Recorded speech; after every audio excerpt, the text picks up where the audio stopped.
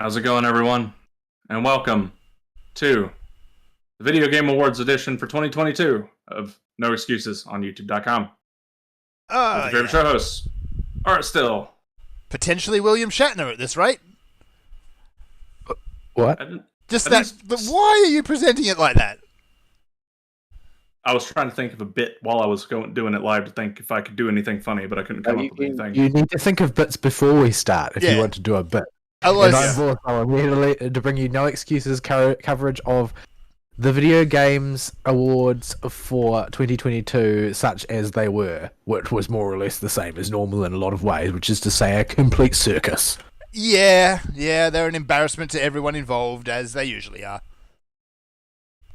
Yes, indeed. But first of all, if you'd like to get involved with the show, you can do so by sending us email at noexcusesvtw@gmail.com, or you can follow us on the Twitter at noexcusesvtw, or you can join us in our Discord server, which you should be able to get to by clicking on the link that will be provided in the show description underneath the show archive on YouTube. Yes, indeed. So yeah, this week's show is all going to be about the annual Nepotism Awards, where the games industry gets together and fillets themselves in public for 3 hours. Yep. We'll save the award winners and what for after we cover the show itself.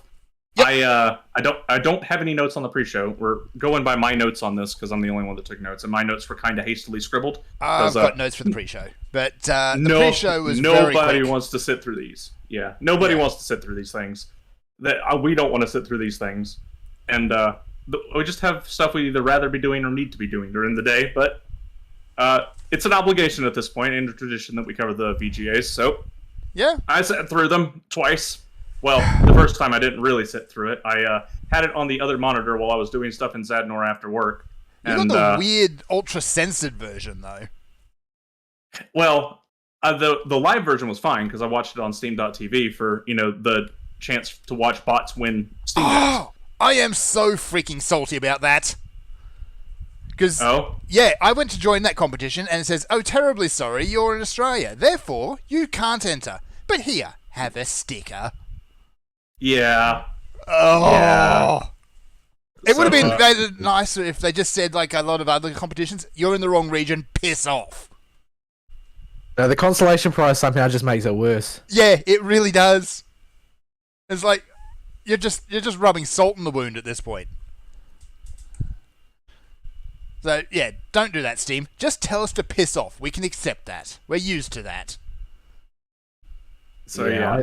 I think it would have generally been better if Keighley had just said, unfortunately, this promotion is only available to residents of the United States," or whatever. Like, we're used to being left out, all right. Just try not to be condescending about it. Yeah, and don't give us your incredibly happy sticker, like getting a gold star that says "You tried" on it. You want to know the best part? It's not even exclusive to y'all. People that just signed up got it. Yeah, which is possibly even worse. So yeah, we haven't even started the VGAs yet, and there's already salt. I love it. Yeah, so I watched it doing Zadnor live, and then rewatched it again. Well, watched is a relative term. I had it in front of me with a skip 5 seconds forward button after the fact to take my notes. Oh, that button got to work out at one point. Oh, it got to work out for a good chunk of it. I don't care what these people actually have to say most of the time. Most of the time, they have nothing to say. So yeah, and it was being in Zadnor. There's a bunch of video gamers around talking in a general chat, and most of them were talking about the VGAs while it was going on. And while some people were trying to pretend they were excited or get excited, for the most part, it was just people making fun of other things coming out in the VGAs and laughing at stuff. Yeah. So let's start. To Keighley, those are all still viewers. So yeah, and eyeballs means money because them advertisers, yo. Yep, I've got to get them bums on seats. That's all that matters. One thing I did notice this year, at least, is they didn't have quite so many sponsored awards this year. Like previous years, it's like every single sponsored award has been sponsored by Nvidia or something like that. Like your credibility is low enough as it is. If you Yeah. actually talk about who gave you money, it makes you sound even less credible. I mean, he was actually gaining credibility with me because of that, right up until the Fortnite event announcement. You know, the Doritos Wow. one. Well, that's a classic. Like, I think it would have been better if he'd acknowledged the gag directly. If he just showed up wearing the Dorito Pote hat. Yeah, he should just donned the mitre of Dorito, Yes. and I think that would have. I think he would have gotten credibility with a lot of people, because if there's one thing Hollywood types can't do, and he's always trying to smooge with Smooge is also right. Hollywood types, is sort of like what people dislike him for, because they feel like it's sort of weirdly disloyal to video gaming by trying to involve yourself with Hollywood. Yep. And he would have gained a lot of credibility if he had been able to laugh at himself and made the gag about being the Doritos Pope. Yeah, I think just embrace it that, at this point, Jeff. Yeah, I think that that's one thing that is specific to Hollywood people, is that most of them just can't take a joke. Yeah. Alright, so we shall dive very briefly into the pre-show, which basically came out of nowhere and immediately gave us the worst dressed person of the night. Yeah, she shows back up again once or very briefly during the main show, but she was the pre-show girl. Yeah. So, And- normally with these award shows, the worst dressed person will show up on the stage about halfway through. No, not this year. Yeah, They will never find the flayed body of that Muppet. Nope. yeah. Nope. We've all called it Big Bird's cousin. My first words were, "It's a dead Muppet." It honestly looks like a toilet roll cozy my grandmother used to have. Why do people think that toilet rolls need to be kept warm? I don't know. Maybe it's just because they don't like the idea of just leaving toilet rolls sitting there undecorated.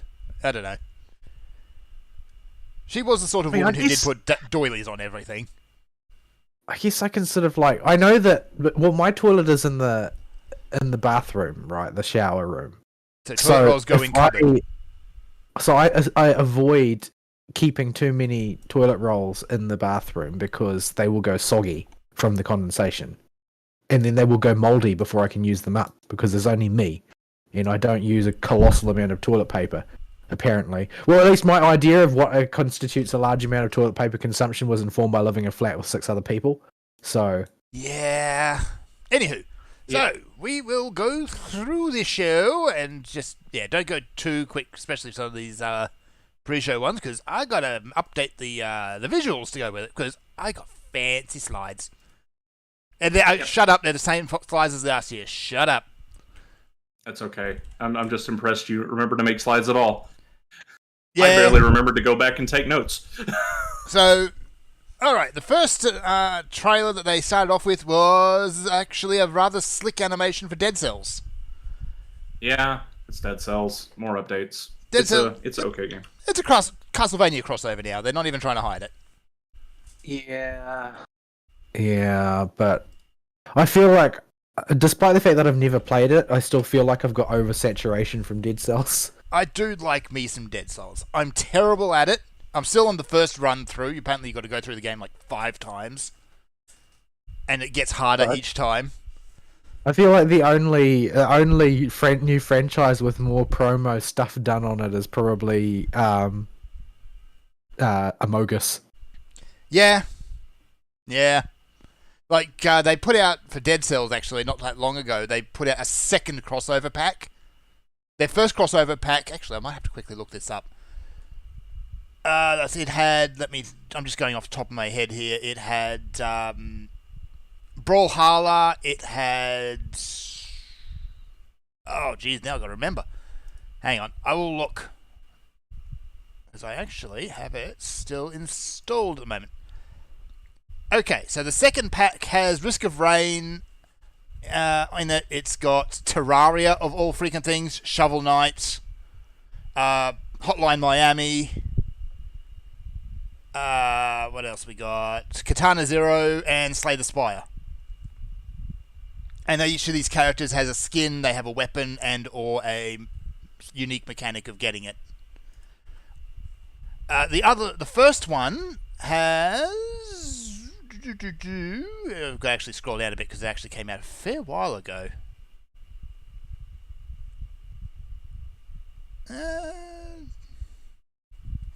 I can't even find it anymore. It wasn't that far long ago. Anywho. So yeah, it's popular and they do like their crossovers. So it kind of makes sense that they've got a Castlevania one. You've got a Dracula boss fight in there by the look of it, and playable skins for Richter and Alucard. No Simon though, but anyway. Oh, Richter and Alucard are the ones from Symphony of the Night. Yeah, that's where they've drawn the Dracula fight from by the look of it too. Yeah, it's so if they're focusing on Symphony of the Night, they're only going to do Richter and Alucard. I'm fairly sure Symphony of the Night is by far the most famous one. Yeah, it's the one that has not even the original has anywhere close to as much impact on gaming or the franchise as Symphony of the Night. Symphony of the Night really kind of cemented what Castlevania was. Well, it changed the direction of Castlevania completely from a side-scrolling whatchamadoodle to the Metroid style that we all know today. Yep. You say we all know, but I've never touched a Castlevania game, and anytime anybody mentions Castlevania 1, I think of it, that's the one with Vlad Berserker in it and the guy with the whip. Like, that's the 100% of my knowledge about Castlevania. And the Bloody Tears song, I know that one too. Yeah, yep. And that one time Dracula murdered Luigi, as is the more recent one. Yes, that happened. What did Luigi do? He was in the wrong castle, so he ran into Dracula. Dracula just straight up murdered him in a Smash Brothers trailer. So yeah, Man, Luigi really has poor luck, generally speaking. he really, really does. But we'll come back to Luigi later. The next game they did was actually, speaking of Castlevania, Vampire Survivors. They're doing a mobile port. That's it. Yeah, not that surprising. Yeah, bit of a PSA by the way. Complicated game in the world, so Yeah, I don't think they're actually using Castlevania sprites anymore. But they're like one step removed. Yeah, even when I started playing, they had already edited the sprites, but all of the enemies are still Castlevania enemies. They're still Castlevania enemies. But it's not inspired by, or you could see them drawing from the same source. They are just reskinned Castlevania enemies. Yeah, they've changed the sprites a bit more now, so they're actually unique sprites, but they're still like things like the Medusa head. It's pretty obvious. Like the wheel lion is the Wheel most lion, obvious yeah. one to me. Yeah, Like, Wheel Lion's in there. I've seen that type of enemy in a lot of games. Named Burr, or whatever his name is. He's some demon's name in one of the famous demonology books. But Yeah, he has a wonky design in a lot of stuff. But Castlevania is the only one that puts him as a lion's head in the middle of a wheel that runs across on spiked feet. didn't SMT do something similar? Or did they not have to... No, they didn't have to feet. I know that much. Yeah, they had the spoked wheel, but it wasn't feet. Yeah, it didn't have the feet. And the one in Vampire Survivors was blatantly the one with feet. Yeah. But all that said, I still like Vampire Survivors, but I kind of like Holocure better now. Yeah, it's a better game, that's why. Yeah, Holocure clearly is the better game when you just line them up. Even though Holocure... Vampire Survivors have established a very core gameplay that they are basically trading on, but Holocure attempted to evolve the concept. I think they did a pretty good job of it too.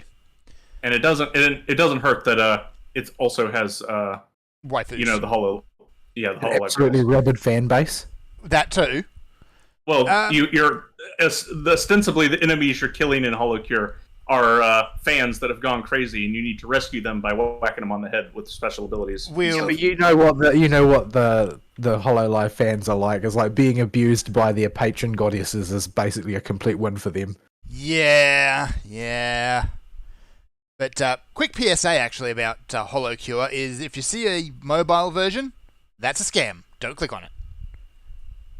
The dev is actually refusing to make, or not, I wouldn't say refusing, he's just got no plans to make a mobile version at the moment. So it's one dude, and he's just trying to make the game. Yeah. He probably has his hands full just trying to get the PC version to work, and doesn't have time to port it to mobile if you want features in a timely manner for the PC version. Oh yeah, I actually did a bit of a rummage through his socials over the week to see what the next patch was going to be, and it's going to be huge. Yeah, well, the last one was huge. This one's even huger. Yeah. And it's got Coco in it, so, there you go. But, yeah, he's adding a whole bunch of game modes, new maps, a whole bunch of new characters, weapons, basically everything. Yeah, well, he has all the crap that he eventually wants to put in the game on his social feed, and we'll put updates about it, but he's not putting them all in at once. No, he's just doing it over time. Like, the 2 content drops he's had, it's only been a little bit of the stuff he's shown working on beforehand. Yet. She's Gen 2, so I think she's either on the docket or next. Yeah, because we've only got Gen 1 and Gen 0, I think, at the moment. For JP, yeah. For JP, yeah, and the English current stable. Yeah, he might throw the ID ones in there at some point. I don't know when he would throw them in there. Maybe. We'll have to see. I can't say I've spent any time watching the Indonesian ones at all. Yeah, wouldn't mind Although seeing I am sort of peripherally aware that Reino has been relentlessly pushing the cursed Vaporeon meme. Oh, which one? The one that the Vaporeon is the most genetically compatible with humans? Yeah. Yeah. That one. Like, anytime she collabs with another member of Hololive ID and they're playing Pokemon, she'll just find a reason to bring it up. Yeah. Also, and she keeps a Vaporeon in her squad with acid armor purely to facilitate the gag. Yep. Yeah. Also, if you want to see something adorable, basically YouTube any of the Hololive girls doing the Iono fight in the new Pokemon game. Coroni in particular starts off trying to collab with her until her audience turns on her. But anyway, that's Hololive. We're not here to talk about waifus. But it's so easy to talk about waifus. It is, actually. And if we talk about waifus, we don't have to talk about Jeff Keighley. Also, He is not waifu material, I'm here to tell you. Yeah, I haven't fallen down the Hololive rabbit hole at this point, but I'm starting to suspect that there's a tentacle out of said hole and it's wrapped in my ankle. No, don't worry, Ina's on hiatus. Oh, okay. Yeah. It's alright then. Yeah, we're the ones pushing you subtly towards the hole. Well, not subtly, explicitly. Not subtly at all. We're more it's not really, I don't think it's really fair to say that it's us, it's more YouTube algorithm. You look at one Hololive clip and YouTube will start feeding it to you. Yeah, somebody at YouTube clearly likes the Hololive girls to give them favorable algorithm treatment. It's the thing is that it's something that's fundamentally bad for you. Like, it's fundamentally consuming Hololive content is like really, really unhealthy junk food. Oh, it is. Like, it's bad for your psychology to consume too much of it because consuming too much of it makes you just consume more, and that's really good for YouTube's metrics, and it's really bad for you for your psychological and spiritual health. There is so you have to do all things in moderation. There is something engaging about watching a cute anime girl hurl abuse at a squirrel for absolutely no reason. Well, if you want that, just watch Muna. Yeah, Muna does it too.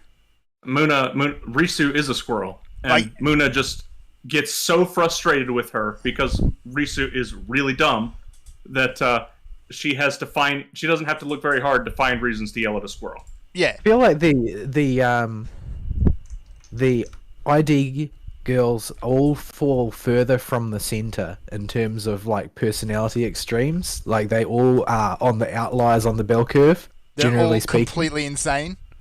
because they're all like, they have the highest proportion of like complete brats and like incredibly disturbing individuals and people who don't know when they've hit the limits of what is acceptable and that sort of thing. Like, all the crazies are in there. What are you doing, Indonesia? Stop it.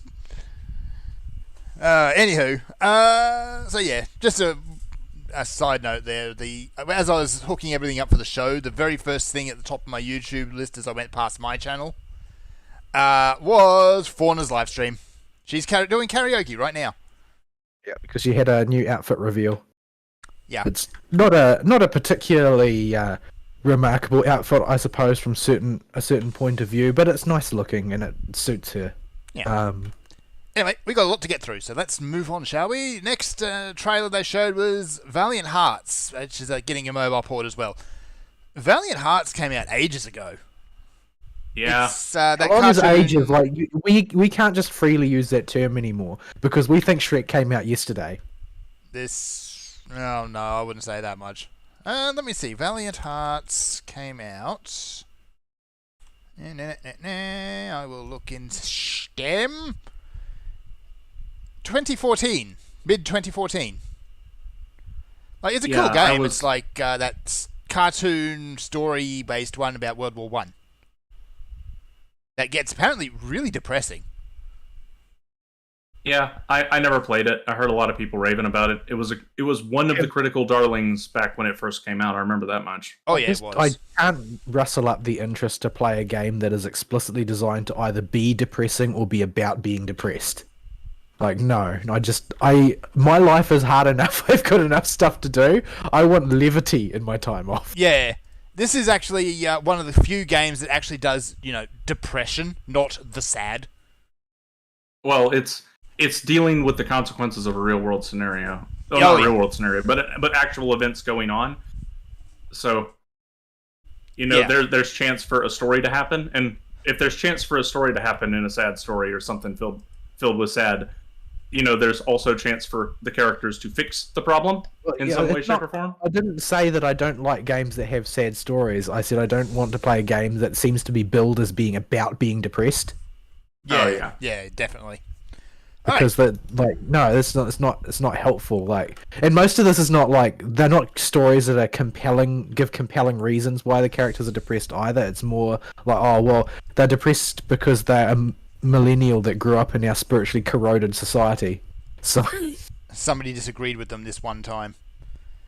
Next game is one I don't think any of us actually care about. Returnal. It's getting a PC port. Yeah, I forgot this game existed. Yeah, the pre-show is all about ports. Or in the case of this next one, Plague Tale Requiem, that game's already out and it's just saying, hey, this game's out. That's all that trailer is. Yeah. I'll play Plague Tale eventually. Just stop beating me over the head with it. They have beat me over the head with it so much, and the critics have been so happy about it that my chances of playing it go down every day. The more the critics show for it. When the critics like something, it's usually a bad sign, which is a bad sign in and of itself, really. Yeah, the big critical darlings can sometimes have stuff in them that's interesting, but I want something a bit more meaty with my free time that I can really sink my personal teeth into and invest into than some artsy fartsy thing or that the critics have really latched onto, because their tastes are almost never aligned with mine. No. I think that's very much the case because I'm very easily won over by aesthetics, whether musical or visual, and the things that the critics make into their darlings on an aesthetic basis have no hooks with me whatsoever. So I guess my tastes are just orthogonal to what they think is good. Yeah. Especially when it comes to video games, because everybody has different types of video games they play and different types of games they can even put up with. And the critics never ever want something that has deep and involved gameplay that you can really sit down and learn and master at all. And I like those type of video games, and the critics hate them. Mm-hmm. Well, they're desperate for relevance at this point because I think that most of them can smell that they've been replaced by a combination of YouTube and streaming. The blood is definitely in the water in the journalism industry. You may have to actually be able to beat the Cuphead tutorial to keep your job. Gasp! You have to learn how to jump and dash at the same time. I mean, you won't have to do much more than that. That'll be enough to make on camera look like you actually play video game. You can actually get through the tutorial. But that's about all you'll have to do. Yeah. Still a step up. There's also, the Doom 2016 demo or whatever it was that the guy couldn't do. Oh On yeah, IGN because he or kept something. looking at the floor the entire time. Yeah, the guy that's never ever played a FPS before. Yeah. All right, and I think this is the last. No, there's still a couple more for the pre-show. Next one is just shameless. It Takes Two, but they weren't plugging the game; they were plugging merch. Mm-hmm. So that was just shameless. All right, let's talk about an actual game that might have some merit to it. Hellboy, Web of the Weird. Yeah. I like Hellboy. Hellboy is a comic property. Yes. And Hellboy in particular, I think its writer has gone off its current writer is off the rails and super woke. Yeah, but that's the comic book industry as a whole, really. So any project right now is going to be influenced by whatever the modern comics are doing, even if it doesn't take the same. Yeah. So it'll be infected in some way, shape, or form. I'm is what I'm expecting trying to it say. to. But Well, Hellboy is another thing that trades entirely on its aesthetics. So if they try and squeeze politics into there, that's going to impede the aesthetics. So yeah, and I'm actually kind of happy to see the return of cell shading. Wasn't expecting that. Yeah, cell shading done well can extend your game's life cycle by quite a few years. It's one of those. Yeah, it's one of those things that's when it's done well, it's done really well, and when it's not, it's really, really obvious. Yeah, it gives your game a very distinct look that ages very well. Because it doesn't matter how powerful graphics are with cell shading. Yeah, and in this case, it can give a really strong comic book vibe, which is what they were going for. So, and at least it's not CalArts. We'll get to that. I know we will. At least it doesn't involve Ron Perlman. It was probably the single most embarrassing person in Hollywood. Oh, that's quite a list.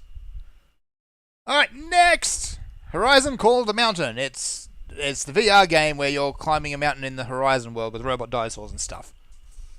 Okay. It does not have Aloy in it and is therefore immediately better. That may be true, but there are a billion VR games and toys that allow you to do the same thing. Yeah, that seems to be like, let's learn how to make a VR game. We'll have a game where you would climb a mountain or explore a forest or something. Yeah, Man, the VR. My reaction was that like, I don't know why they think anybody cares about that franchise, because I don't think that they actually do. Yeah, I don't know anybody that genuinely is ever excited for Horizon stuff. Now, I don't move in the same size circles I used to, so my friend circle could just be smaller now, but I have not heard anybody talking about it. The reason I say that, though, is that because what this game does that is different to any other number of similar games of its ilk is simply to be a Horizon property.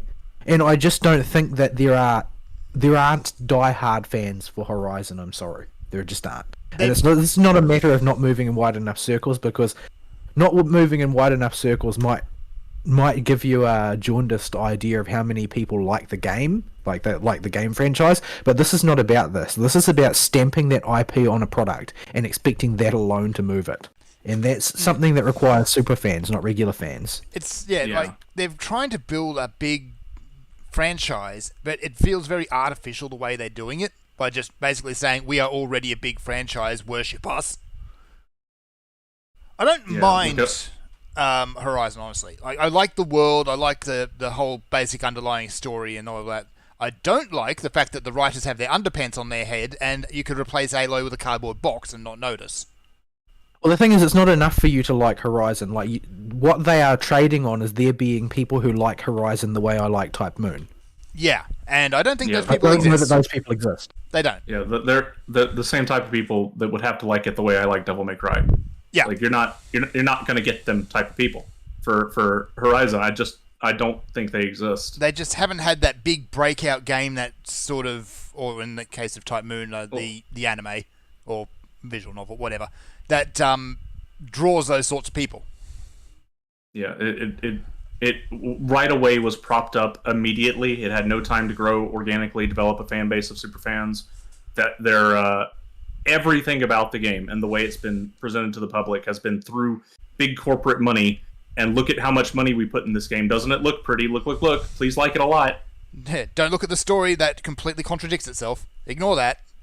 But look at all the money we spent. What's going on here is that they are looking to replicate the Halo phenomenon, where you can bring out a new IP as a system mover. And that's, I feel like, what they're trying to do with Horizon is they want it to be a tentpole. They want it to be something that moves systems and everybody is thinking about and everybody is concerned about, which is why Sony guarded it so jealously as a Sony title for so long, but it wasn't successful, and I feel like they haven't come to terms with that. The problem is at the end of the day, it is still a Ubisoft-style sandbox, even though it's not Ubisoft who makes it. It's the same basic formula. Whereas, What's even better, if you just want the Ubisoft style sandbox and want to just do all the collectible stuff, you don't have to interact with the story at all. No, you don't. You can just ignore it completely. Worse than that, though, because now it is worse than that, because what was demonstrated now and will be demonstrated by this awards show is that actually everybody likes Elden Ring more. Yeah, they do. Yeah, that's going to be a rude wake-up call to a lot of people. We'll talk about that much more at Game of the Year. Yeah, we'll get to that. Yeah, so I want to say most of what we say for that. All right. So, yeah. Next is Post Trauma, the game where you're playing as a aging security guard walking through a spooky building where the walls are suddenly turned into meat. Streamer game off. Yeah. Yeah. Anything. Basically, horror games are made for streamers now. They're not made to be played. The most of them. The old franchises like Resident Evil and that are still made as conventional, old-school horror survival games, mostly. But everything else in the horror genre is made to be watched, not made to be played. Sadly, yes. Any game that's loaded with jump scares and is modern, very obviously is a streamer game. Yeah. Than trying to replicate the Five Nights at Freddy's thing, where that game skirted by because jump scares make for good instant streamer comedy where they don't have to do any kind of pre-planning or thought. Yep. They just the big jump scare happens and all they have to do is as soon as it happens play up their reaction to it. Yep, and carry on like they Yeah, the horror experience is almost dead. It's the not Silent Hills, the Resident it's Evils. expected to be entirely vicarious. Yeah, like there are still good horror games out there, but you really got to look for them. Yeah. Well, I presume that they're going to more or less just be labours of love now, because you're seeing a lot of mass-produced tat in that genre now. Like things that visibly didn't take very long to make. Just somebody with a reasonable grasp of spooky aesthetics and the sort of the cultural touchstones of a particular generation's idea of horror. Yeah. And they can slap together something in no time flat. Yeah, like there's market. Actually, there's not even a market. There's a bunch of YouTubers out there who've made careers basically downloading all these, made in an afternoon in somebody's bedroom games where they've basically gotten a bunch of free assets, slapped them together, put some googly eyes on something horrible, and there's your horror game. The Unity free asset engine game or the RPG Maker game. Yeah. And there's a ton of those. There's loads of them, and most of them are just awful. Yeah, see, the thing is that environment was once a very useful environment to exist because it gave people a way of getting into the games industry. It gave them a way of building a portfolio of projects that they'd done in the past and so on and so forth. But now they have become the ends rather than the means because they make money now due to their popularity with streamers. Yep. I mean, remember the height of Steam Greenlight? It was just loaded with them. Yeah. Steam Greenlight early days had a whole lot of garbage in it, but throughout its entire life it was full of garbage.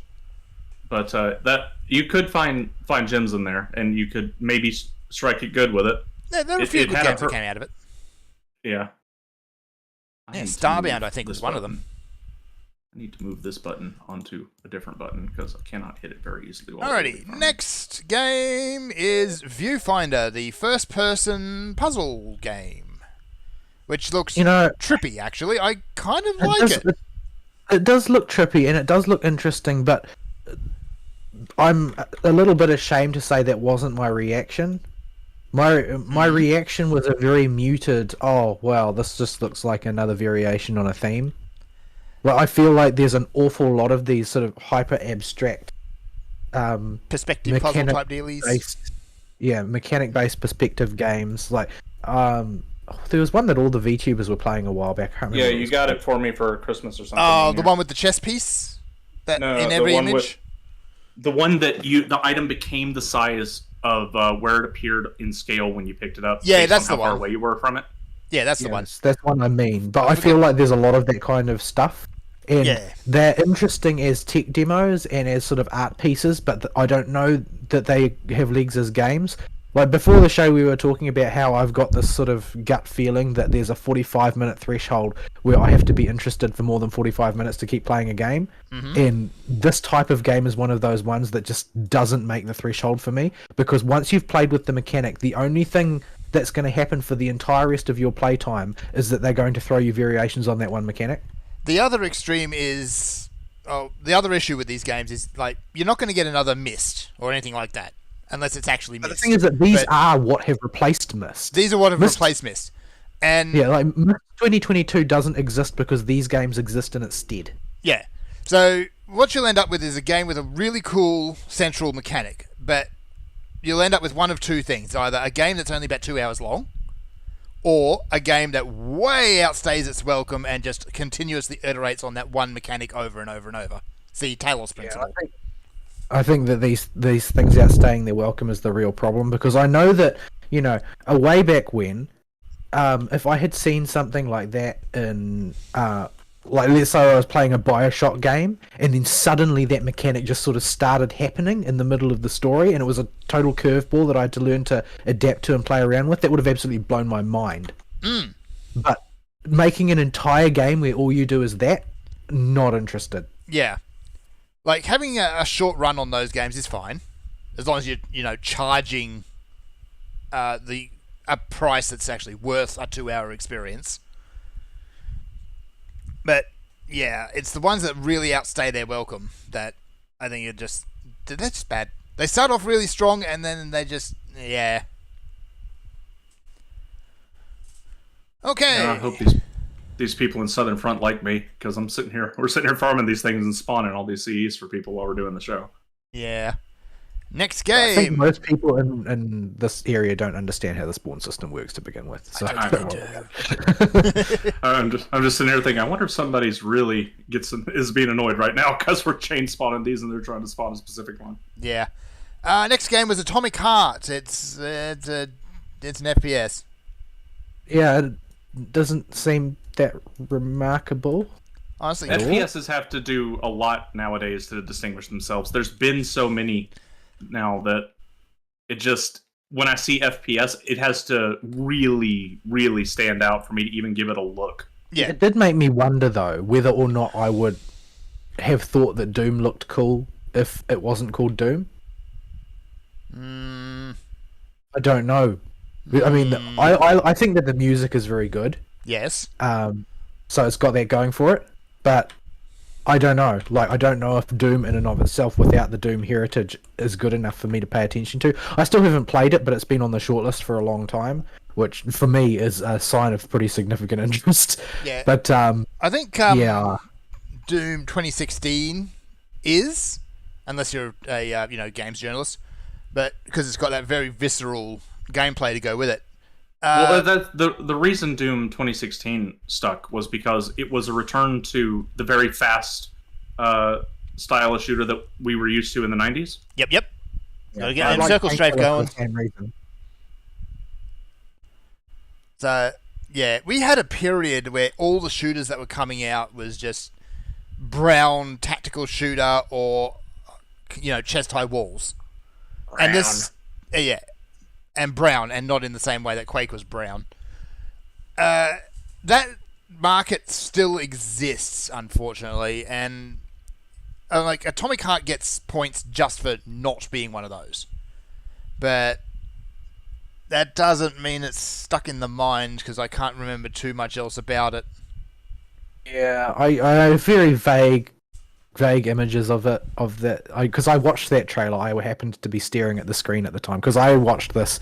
Well, when I say I watch it, I mean I put it up in the overhead monitor in the laboratory while I was working when it was on, and that was the extent of my watching. Yep. But yeah, I don't have very clear memories of this particular entry, because I remember I watched it and it was like, oh well, so it's an FPS that did FPS things, and it seems like most of these games try and generate their character by having elaborate weapon animations, and that's about it.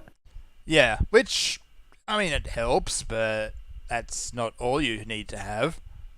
Full mag ejected. It's like I just don't.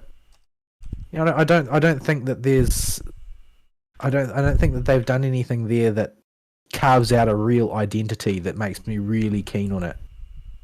Yep. Like when it comes to distinguishing itself, at like, well, what am I going to look for here for it to really get my attention? Well, it has to be something that falls far enough from the Doom 2016 tree that I'm interested in it over Doom, because Doom is what's next for me to play on that list. Mm-hmm. And it didn't do that. It didn't. So, also another game that made absolutely no impact is Scars Above, a third-person shooter thingy. I can't remember this one. This one I can't Yeah, remember no. either. It made that little impression of it. So, we got nothing to say about it because, frankly, I can't remember it. Yeah, I frankly don't have any idea what this one was about. Yeah. Next, game to get salty about, Relic Hunter Legends. Okay, I'm gonna say I really like the twin stick. Oh, is this the looter CalArts shooter. one? Yeah, I like the twin stick looter shooter, but it's CalArts. Yeah. You mentioned the name, and I already blotted it from my memory. Yeah, Until I went, this feels like one I intentionally threw out of my brain. yeah. But the gameplay looks fun, but it's CalArts. Stop. Like, I mean, I don't have anything against a twin stick looter shooter. Like, I think you picked up that familiar again, Ari. I think I think honestly, what I would like to see that would fit with my personal preferences is more like, if they remade Spiral Knights with less microtransactions as a twin stick looter shooter, that would be cool. That would actually be pretty cool. But the thing is that this doesn't seem like it's a twin stick looter shooter that happens to be a CalArts aesthetic. I think it's more like they went to make a CalArts game in that genre because there wasn't one yet, and they needed CalArts everything. I don't know where the market for this is.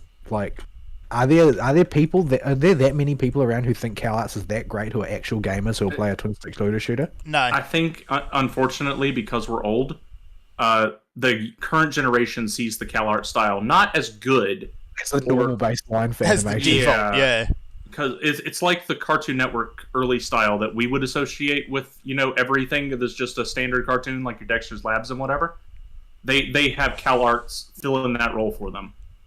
You're making me feel old because that's totally not how Oh, I come feel. on. You feel old with that. I remember the Hanna-Barbera Dung yeah. Ages style. I'm hesitant to call it like, the 80s cartoons style thing, but it's a similar idea there. Your things like your Transformers and your Thundercats, etc. Yeah. Aside from They have a very Transformers, everything distinct- looked the same. I remember watching all that stuff. Like, it was like on the Japanese side of things, it was Battle of the Planets, and it was Voltron, and Yes. on the Western side of things, it was all pretty much Hanna-Barbera and Looney Tunes. Yeah, Looney Tunes at least looked distinct. But, yeah, Hanna-Barbera, no, they made like 20 different there's a lot variations of Hanna-Barbera Scooby-Doo. trash. Even when I was like 6, I would groan internally when another Hanna-Barbera cartoon came on after the last one had just finished. Is it Yeah, I Scooby-Doo? never- Yes, no, is basically what what my Hanna-Barbera pointed down to at that point. Yeah. If Yeah. no, get out. Yeah, what do you mean you don't... I was like something like, what was the one with the bear that liked picnics? Yogi Bear. Yogi Bear, yeah. Yeah, like that one. I felt like I was seeing it into another culture or something because there was nothing about that made sense to me. Oh, it didn't make sense to me It didn't either. make any sense to anybody.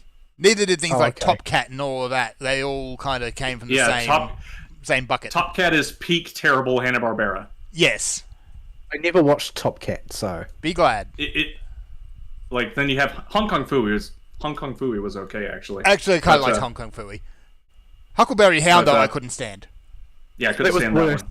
That was the worst. That was like switch the television off. Don't even soldier it on to get to another show on the other side. Just turn it off. Just turn As it off. somebody 2 degrees removed from the culture they were trying to make fun of, I can tell you, even if you understand the jokes, it doesn't help. It does not help. They're just bad. That was like the show that would get me away from the television on on Saturday morning, like, because normally when you're a kid, you get up and you watch the Saturday morning cartoons, right? Yes. Because you don't have to go to school, so you can just sit and watch them.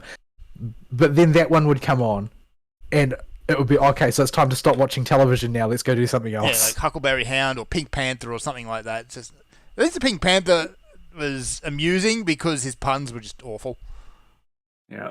Thankfully, by the time I was, I want to say by the time I was about 10, the cartoons had shifted from the old style cartoons to the more modern cartoons on Saturday morning, with the big Saturday morning block of like your new Pikemans and stuff. Your new Digimons would all come on then. Yeah, for the week. A lot of anime crept in at that point too. So you when Saturday morning cartoons happened, you didn't have to dread the inevitable block of Hanna-Barbera cartoons. Yeah, thing is they call that the dark age of animation for a reason, and I think we've gone back to that. Yeah, I do actually feel like I have a non-specific memory of an era when I sort of breathed a sigh of relief that they've just stopped putting those on television now. Yeah, like we had the real high point of Cartoon Network, where you had your Dexters and you had Grim and Mandy. Anyway, Grim Adventures of Billy and Mandy. Thank you. And Kids Next Door and all of that really fun stuff. And now it's all like Teen Titans Go and CalArts. Yeah, well, the ones you mentioned are still later in what I remember from some of them are, Cartoon yeah, Network's life cycle. Especially things like Ben 10. Yeah, like all that stuff came after I was either done watching Cartoon Network or near the end of it. I never saw an episode of Ben 10 even once. I think I was in college. Yeah, yeah. I was. It was really late in the good bits of Cartoon Network, because it started off basically as your fairly generic Monster of the Week thing, and then what I remember is Powerpuff Girls, you know, Dexter's Lab, Cow and Chicken. Cow and Chicken was is Hanna-Barbera responsible for us having Space Ghost Coast to Coast? Yes, I think so. As well as Harvey Birdman. Because at that point they were just taking the piss out of themselves for those two. Well, in the U.S. anyway, they gave up on Space Ghost being airable on regular. It's because his show was just so appallingly bad. Well, they put it on Adult Swim. Yeah. Instead, so that they could go more edgy with the jokes in the U.S. And they go edgy. Everyone still remembers Zorak, by the way. Harvey Birdman actually was a similar sort of thing, but they did a new series. I think Amazon did one, and it was just why you crap on a legacy like this? Mm-hmm. So we're off in the weeds again. We are Amogus. Let's talk about Amogus. They've got a new game mode where the imposters just stop giving a shit and starts murdering people. Have you ever seen Mume play Amogus? That sounds like a terrible idea, and I probably should look that up. It's the most terrifying shit I've ever seen. Why? Like, I just saw her run around the ship and slaughter everybody, and I don't even know if they managed to call a meeting first. But she's a cute little sheep girl. No, that's Watame. Oh, there's Watame. Yeah.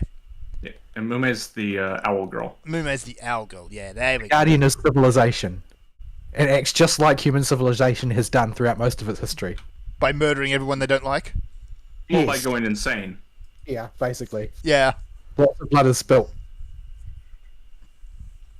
Yep. But yeah, Amogus has done the everything at this point, and as far as I can tell, by the time they're done, there will be no property on Earth they haven't collabed with. Yeah, or infested. They are well and truly into the Struck It Big with via streamers game life cycle.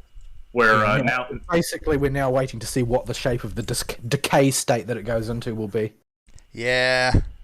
Yeah. All these games will have their collabs and their independent strikeouts with merch, and whatever company was lucky enough to sign the deal, and eventually they will just slowly peter out as they get more and more. What's the right word that I'm looking for here? Like just corporate blobby and franchisey. Yeah. Yeah, once their decisions are decided by marketing rather than creativity. Yeah. Hopefully then at that point they throw everything up and go make another Henry Stickmin or something, I don't know.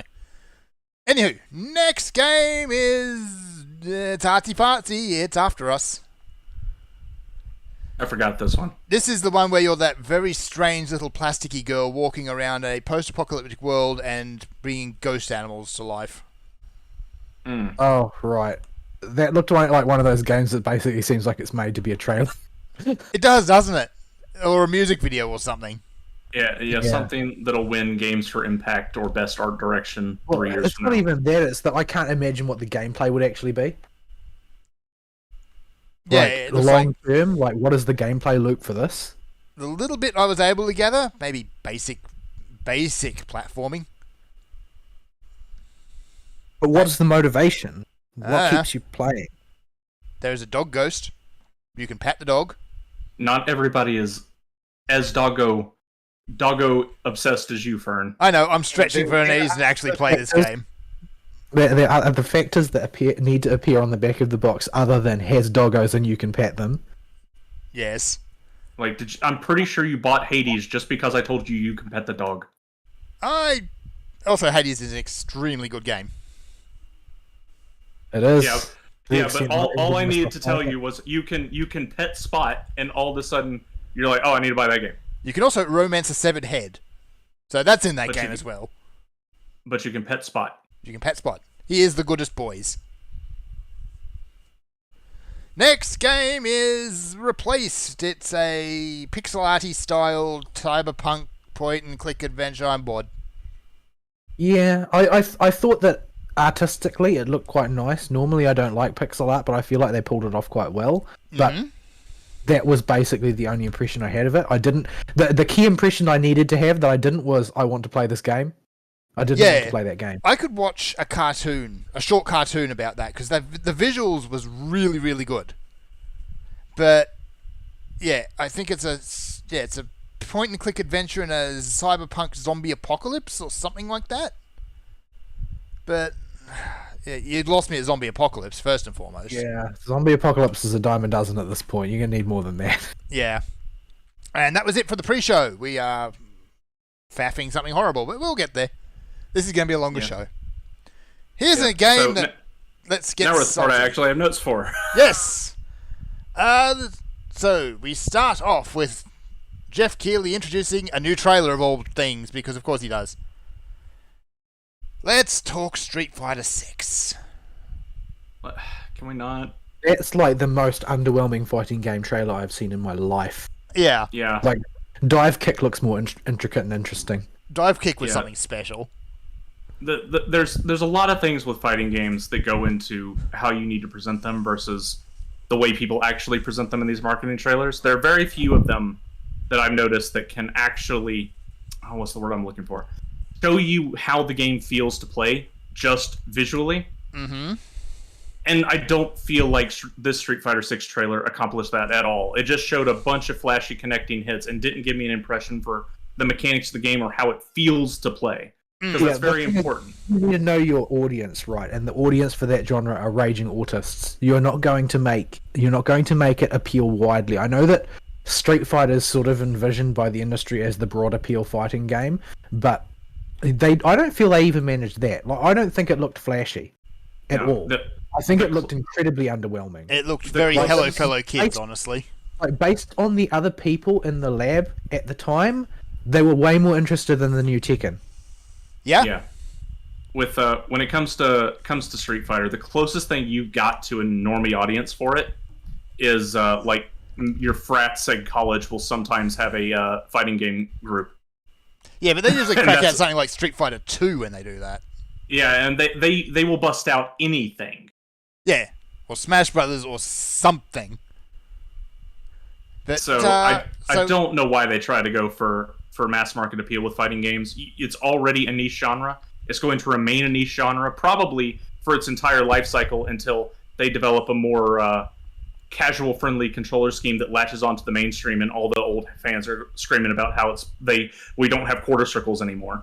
And it's not Smash. And it's not Smash. Yeah, and it's not Smash. If any fighting game was going to go the normie route, it was going to be Street Fighter, honestly. Yeah, and they're gonna keep marching it in that direction, I think. But the marketing engine for that game is not normie though. It's not normies. Like the reason normies are interested in it is because normies aren't interested in it. If you know what I mean. Normies can't play it. the what raises its profile to the point where normies have it on their radar is the fact that the people that play it are not normies. Yeah. Beyond all that, we got like a number of wacky, colourful characters and a colossal missed opportunity, I think. And you got a bunch of... All the new characters just scream Zoomer times. They do, but they were all made me cringe, to be honest. Like, none of them were cool. Yeah. But I mean, there was no Geef in there, obviously. No Geef. You had Ryu make There's like a half-second Rainbow appearance. Mika. Like, all the characters I think are cool were not there. Yeah.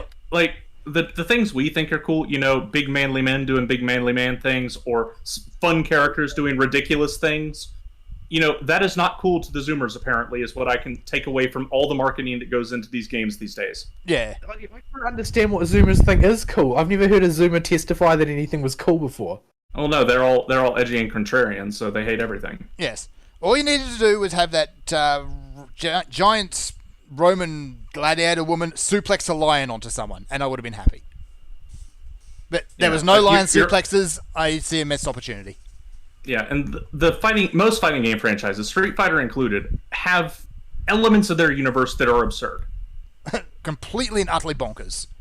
Yeah, and there's opportunity in the game and in the marketing to lean into that and get that kind of appeal, but it's like these companies are just afraid to. If they take it too seriously, bad things will happen or something. Or if they don't take it super serious, bad things will happen rather.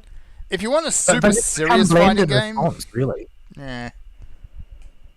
I'm trying to think, actually, is there a fighting game out there that does try and do everything seriously? I don't think it really is. Not really. Not one that's been successful. Yeah, I only said most to cover my butt. I can't actually think of one. I can't think of one either. Like, Mortal Kombat's been serious as... No. They tried to make Mortal Kombat political, not serious. Yeah, and in both cases, either way, it failed horribly. No, the Mortal Kombat is... Mortal Kombat is the game which allows you to have friendships and babalities. Yes, yeah. Yes. The serious is not a part of Mortal Kombat's nature. No, it is At not. all. I mean, when you can pull someone's spine out through their butthole, it's like... Serious just takes a long walk off there at that point. We have elemental ninjas in a multi-dimensional battle tournament on another realm that's being run by a guy with a skull mask for his face. Like, who laughs when he blocks. Like, we're already at 80s cartoon level here. Oh yeah. Well, it was like that game was sort of like the 80s cartoon / 80s death metal album cover sort of game. Yeah. Yeah, otherwise known as not to be taken seriously at all. Very not Zoomer. Yeah. Injustice I think that is probably the only overwhelming serious one impression- I can think of then. Because they took DC and made it frowny. The overwhelming impression that I got from the Street Fighter preview though was number one, that it didn't leave an impression, and number two, that it didn't really look like Street Fighter either. It didn't feel like Street Fighter to me. It was edited so the gameplay looked like it had starts and stops, and I'm not sure how much of that was organic gameplay and they're actually putting those in there. Like, just the game seemed like it slowed down a lot more to show off the big hits when they landed than Street Fighter normally does. That's probably purposeful. Like, they wouldn't have played any game in order to generate that content. They would have just scripted it all. Yeah. I don't think they've actually showed any proper gameplay for 6 yet, have they? No. But that's another one of those things that just tells me that it's not actually a game that can have mass appeal, because you only need to show gameplay to people who care about the gameplay, and they clearly think they don't need to do that. Yeah. But the only people that this game really depends on in order to sell well are those people who do care about the gameplay. So I think they've completely missed the boat on what they should be doing. Especially after Street Fighter V being such a letdown. Like, instinctively, like what I compare it with in recent memory, say, is like the trailers that they showed for, say, Grand Blue Versus, which were very, very focused on showing the way that gameplay differs from the usual Arc System Works games and the things about it that were unique. That was the entire focus of their trailer material. Alright, so, yeah, I don't see Street Fighter 6 doing very well, honestly. Oh, it'll do well enough because they'll do what they did in Street Fighter V. They will release the game in a state where at least the esports people can play it, and they will milk the whales of the game as much as they humanly can with season pass garbage and DLC characters and DLC costumes, and they will Plastic and Easter eggs. and they will just microtransaction the ever living heck out of it, and make the whales and esports players pay for it all, Yeah, sounds and about their right. fans. Like that's the way they got Street Fighter V to be profitable enough where they're still making a Street Fighter 6, and I imagine they'll do the exact same thing. Yeah. I wonder how big the file size will be. Huge. Yeah. Please, Street Fighter team, learn compression. Please. Learn restraint. Yeah, If they had tons of cutscenes in there, I could have understood it, but it was all slideshows. Yeah. yeah. No, it was just. Did you make a new asset every time it showed up? Yes. Instead of just reusing the same box. Yes, instead of applying a new I wonder if texture it to would ask them reuse to goof like bum, they made it give him a new model. I Anyway. wouldn't put it past them to do a goof like that, like when production that they just had everything was resolved separately, and when they compiled it all together and mastered it, they forgot that they can reuse things because they'd all been built separately. Yeah. Yeah. They wouldn't be the first ones to do that. Alright. Okay. Next is the cringe begins. Yeah, Keeley gets on stage and says, "Look at all these people we conned into flying out here physically to come show up for this show." Here's one we paid for. Poor Al Pacino. I don't know Al Pacino at all as a person. Like, I don't know what he's done really. I know his name and that he's a really old actor. And I heard him say that. I wasn't looking at the screen at the time because I was trying to kill something in Zadnor. And I heard him say Al Pacino, and I'm like, isn't that guy like a gorillion years old? Yes. And like the next second I hear Al Pacino talk. Oh, yeah. I'm like, to be oh, fair, yeah. the guy He's a did at dinosaur. least... Yeah, the guy at least didn't get up and pretend to be a character. He just said, look, I don't play video games. But at least I like He might watching as my well kids have got play up there. He might as well have got up there and said, "They paid me a whole bunch of money to come say hello." Yeah, but that's redundant. Because we already know that. that this is Keeley's entire shtick. I only turned up because they had good pastries in the green room. Yeah, he was not shy at all about going, "I don't know what these video game things are. Why you am I here?" youngins Mess with, but here I could tell you about what did he do? I could tell you about performing because I do that for a living. Has he actually been in anything recently? That's an interesting question. Not- Yeah. Probably, but it's largely irrelevant if he has been or not. He's an old actor that was really big back in the day. That's what And you it's need to know. not relevant to our industry in even the slightest. No, Yeah. unless they're making a Godfather video game or something like that. But they're not. So yeah, that was Al Pacino. That was he Al does Pacino. bit- But he kept it mercifully brief and kind of just got on with it, gave the award. Yeah. Now, And here's then- this is the one award we're going to talk about now instead of revealing the winner at the end when we go over the categories. Because I don't have a slide for it Because- either. Yeah, because we have to talk about this because it was such a I didn't get the second group because it was such a dominant feature of the first half of the Game Awards. It took up half the first half of the Game Awards. Yeah, so Chris Judge got up on stage to accept his award for Dad of Boy Ragnarok. Yeah, he's most famous for being extremely laconic and not saying very much other than the word indeed. and Tilk was it such started a cool off. character. It started off like this was going to be a normal award acceptance and be fairly quick. He's thanking his mama and like, okay, yeah, just That's we're all gonna normal get stuff. this and we're gonna move on. And then he just keeps going and And going. This going. is for best performance, by the way. And he just keeps going and going and going and going. I and- think actually like halfway through his initial set of thank yous, the bourbon hit. Yeah, he was definitely sobered. Like, there was no part of him that was sober any longer. Yeah, it just really hit him at that point because off we go. Yeah. So yeah, he would not stop. And like the Energizer Bunny, I muted him about 6 minutes into it. And Oh, was you like, shouldn't okay, have done that I'll though. Because Oh. checking the screen to try and see if Keeley was going to sneak up behind him and like put him in a sleeper hold or something. they'd actually started to bring up the background music, just little bits at a time, just to try and get Yeah. them the point. Because I think they made it like if you hear the background music, it's time to get off the stage. I presume that they tell them before the show if you've got a speech to make, you've got X minutes to make it in. Yeah, and yeah, But the music's your sign to finish and get off. But he just kept going. Yeah, he did not stop. It was over 10 minutes. Yeah. Every So- Game Awards needs a Joseph. There's one every year. And he was clearly drunk or stoned off his butt. But yeah, last year he did exactly what he needed to do. He got up, he accepted his awards, he said his thank you, he said boy, and then he got off stage. Yeah, but this time they obviously put more alcohol in the green room. Yeah, he did say boy at least, but it was like, oh boy.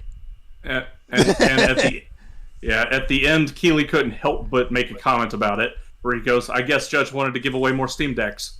I guess. But I kind of get the impression that good bits of the rest of the show were rushed as a result. And Keeley said that on mic, not Oh yeah, not as a like tweet after the show. He said it immediately after Judge was done. I'm wondering Yeah, if he is a little bit. He does tend to snipe a little bit when people don't do what he he wants. does. He gets downright bitchy sometimes. It's great. Well, he's a diva, so or Uh, wannabe diva. But He wishes he was a diva. yeah. But I wouldn't be surprised if Judge kind of woke up the next morning and just looked at the footage and went, "Oh no." He probably does take it semi-seriously from the way he was drunkenly reacting to it. So it probably embarrassed him a little bit once he has system clear. Yeah, we've all been there. All done stupid uh, things and then regretted it the following day. Yeah, so He's that also- was a thing that dominated a huge section of the show. I think even the chat, because I occasionally looked at the chat and they were all just saying, "Get off the stage, Chris." Go home, And this Chris, is in you're drunk. between saying, demanding that he say "boy" and spouting for Sonic Frontiers. Yeah, the chat, by the way, was absolute cancer, as you'd expect. Oh, I didn't even I bother. would looking at almost it. be disappointed if it wasn't cancerous, because that's sort of like I would be very confused about which way the world was turning if all of a sudden the chat wasn't cancerous. Yeah, I'm actually kind of amazed that they even turn the chats on anymore. Well, at this point, people would riot if there was no chat. No, they wouldn't. They just go to Discord. Because they plug that fair bit. Yeah, Discord was one of the big sponsors of this show. They're a Microsoft Corpo company now, so no matter what Discord says, and they have the terms of service policy to prove it, don't trust the thing Discord says, and don't fall for their happy advertising. They can and will ban you for wrongthink, and I fully expect our Discord to eventually either get reported by somebody or get flagged by a bot.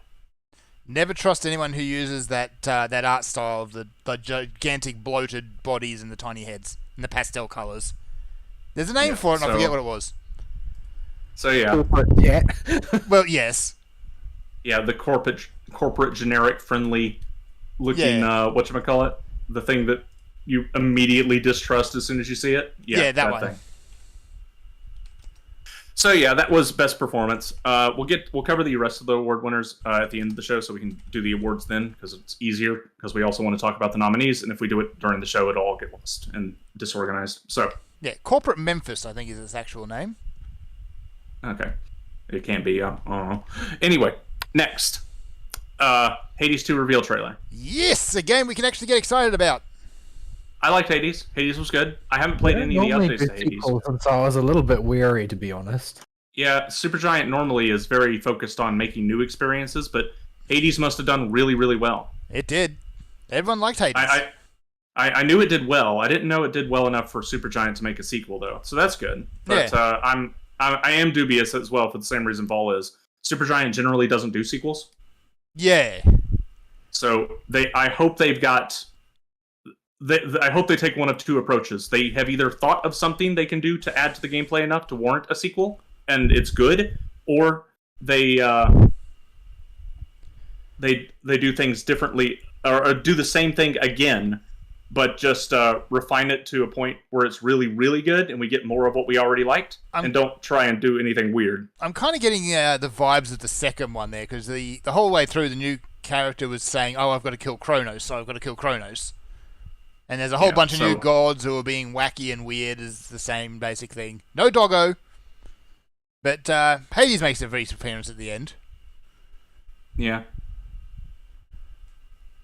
Yeah, So- hopefully they don't have their head lodged up their backside over some narrative conceit that they think that they're going to really blow everybody's mind with, and will just focus on making a good game. That's a good way to scuttle a game, is just get so focused on that one narrative conceit, and it just, Yeah, I've got this really cool twist in mind, just you guys wait. Yeah, Supergiant has fallen into that trap before with wonky narrative mixed with gameplay. They've done that with the football game. Yeah, the football game kind of did that, and I honestly think the Talking Sword one did as well. Yeah, it's Transistor's narrative. But Transistor's narrative was totally segregated from its gameplay and not its main appeal. Yeah, for its gameplay, as far as the game was concerned. Just the narrative doesn't make a lick of sense in Transistor. Good luck trying to parse what's actually going on. It goes zooming off into the weeds and stays there the entire time. But you can get the broad strokes of the story, and you can play the game without having to engage too much with the crazy narrative decisions that it's making. Singer has magic talking sword who used to be her boyfriend. Go kill they ass. Yeah. All right. So, yeah, I mean, I liked Hades. I liked the characters. I liked the way they were written. Dusa best girl for all time, and she probably won't be in the sequel. Yeah. But, so yeah, it's Hades 2, but going by the trailer, it's just more of that. So yes, please. Yeah, something to be tentatively interested in. Yeah, I would not mind another helping of Hades. Yep. Next game. As we jump straight. Judas. It's Bioshock in space, but it's not. Why didn't they call it Bioshock? In space. No, why didn't they just call it Bioshock? They haven't used the Bioshock name in quite some time. Because it's it's the same people. They don't. It's not the same studio, so no, I don't think they have the rights. They don't have the IP. Yeah. But they're making Bioshock, obviously, and everybody's going to call it Bioshock. It's Bioshock. You look at it, and the way it plays, and they're still using the Art Deco art style and all of that. It's Bioshock.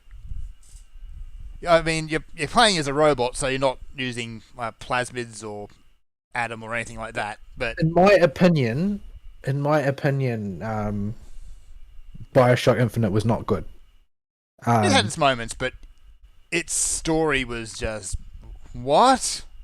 The story was blah. The gameplay was worse than the story, though, in my opinion. The story was merely blah. The gameplay had no gravity to it whatsoever. I didn't use the powers at all. Yeah. I used a rifle and I shot people in the head and they died. Yeah. And it was all that was necessary in order to clear the game. I also felt the powers were, when you did use them, some of them were just too busted in that one. The other thing like I the feel Crow one. With they were busted because they were already unnecessary to begin with. Yeah. The other thing I think Infinite really fell down on is they were going for that big wham moment that the original Bioshock had, and they never got it. They wanted that moment again. I think it was also. I feel like, and this might be me just like inferring something that's not there, but I feel like it was sort of trading on like modernist self-hating America in order for it to gain narrative traction in a lot of ways. Like that environment simply had no currency with me whatsoever. I don't relate to it in any way whatsoever. Yeah, this is the thing, as an American, I was about to say, that the more time goes on between Bioshock Infinite's release and... I'm getting some echo from you, Fern, by the way. From me? A little bit. Oh, no, it's okay now. Weird. But... something is echoing. Hang on, let me fix this. Yeah. Okay. Try that. Hang on. I'm going to talk loud again and see. Yeah, it's coming through Fern's mic. Okay, there we go. I think it's coming. Are you sure it's coming through yours? It could be coming through mine. Could be coming from mine. I'm just getting some weird bumpy bits. Yeah, Let me adjust my sound just in case it's me, because I think that's also possible. Yeah. I think my mic's picking I have my up air movement. But I'm not turning the air conditioning down or anything like that because it's 45 freaking degrees outside. It's not It's very- 45 here, and I've still got my air conditioning cranked. Yeah, I have my microphone in front of y'all's names in Discord, so I can't actually see who's talking at any given point Ah, because I have to move the mic up. Yeah, So- I've got my settings a little bit different to normal, so I've just reset them back to where they were last week. yeah. Yeah. So It just started echoing too out of the blue. But yeah, as an American, the more time goes on between Bioshock Infinite's release and whatever the current time is, the more I hate Bioshock Infinite because it does so much damage to, or it's just so insulting about the way we view America and the Founding Fathers and the way we view America in general, and just is trading on an idea of America that doesn't exist and never existed. Like, I feel like they're deliberately, like, they're using this sort of caricature of the worst of America and deliberately juxtaposing it with sort of like classic nostalgia America to try and make them both look bad yeah, due to their proximity. Like they're attempting to tread all over history in this case. Whereas like in the classic Bioshocks, like you're talking about this sort of like bizarre Randian dystopia that never existed and couldn't have existed. And that's what they're dealing with there. They're not actually pulling something treasured out of the past to ruin for the purposes of the narrative. Yeah, Like- I think it actually hurts it as an American going into somebody that's historically literate. They're trying to present an America that doesn't exist to the audience as though this is totally how America existed and exists and is influenced today by hint, hint, wink, wink, nudge, nudge. Sky Race. But yeah, the reason why I launched us down this rabbit hole is because my faith in the studio has been marred pretty significantly by Bioshock Infinite, because what they wanted to tell was a story that would achieve a particular goal in terms of influencing the way people thought, more than they wanted to just tell a story and have good gameplay, because the good gameplay was not in evidence. The gameplay was extremely rudimentary. What it reminded me of was, this is an unfair comparison, but it's the best one that I can come up with, the way it felt to play combat in Mass Effect 1. Ugh. Like, it didn't belong. It was combat that was put in there to be one standard unit combat, and didn't really blend with the environments. It didn't really blend with the setting. It didn't really quite fit in any way. And I felt like in terms of like raw gameplay mechanics, it felt more like playing Call of Duty 1. Like, it was that sort of like just the fundamentals of point rifle, fire rifle, move to next guy, point rifle, fire rifle. Like, Bang, it was really, really underwhelming mechanically, very bare bones combat and not very interesting. Like, they had added all the spice of all the special powers in there, but I didn't touch them because they were so unnecessary, and most of them were very unrewarding to use. Like, they didn't feel cool. Yeah, and we need to clarify for our audience. I think you're talking about Call of Duty, not Modern Warfare Call of Duty. I haven't really played Modern Warfare. I only know Call of Duty as a World War II game. I play Call of Duty 2, not Modern Warfare 2, but Call of Duty 2 a lot. Yeah. So yeah, I guess, like, I'd like to see them do something cool with Judas, but after Infinite, even though they're out from underneath that Corpo umbrella, we'll wait and see. Yeah, that might make things better, or it might make things a lot worse. It could go either way. It could go either direction. Yeah. Especially because these people now have shown their what are basically woke colors with the way they want to tell a story with Infinite.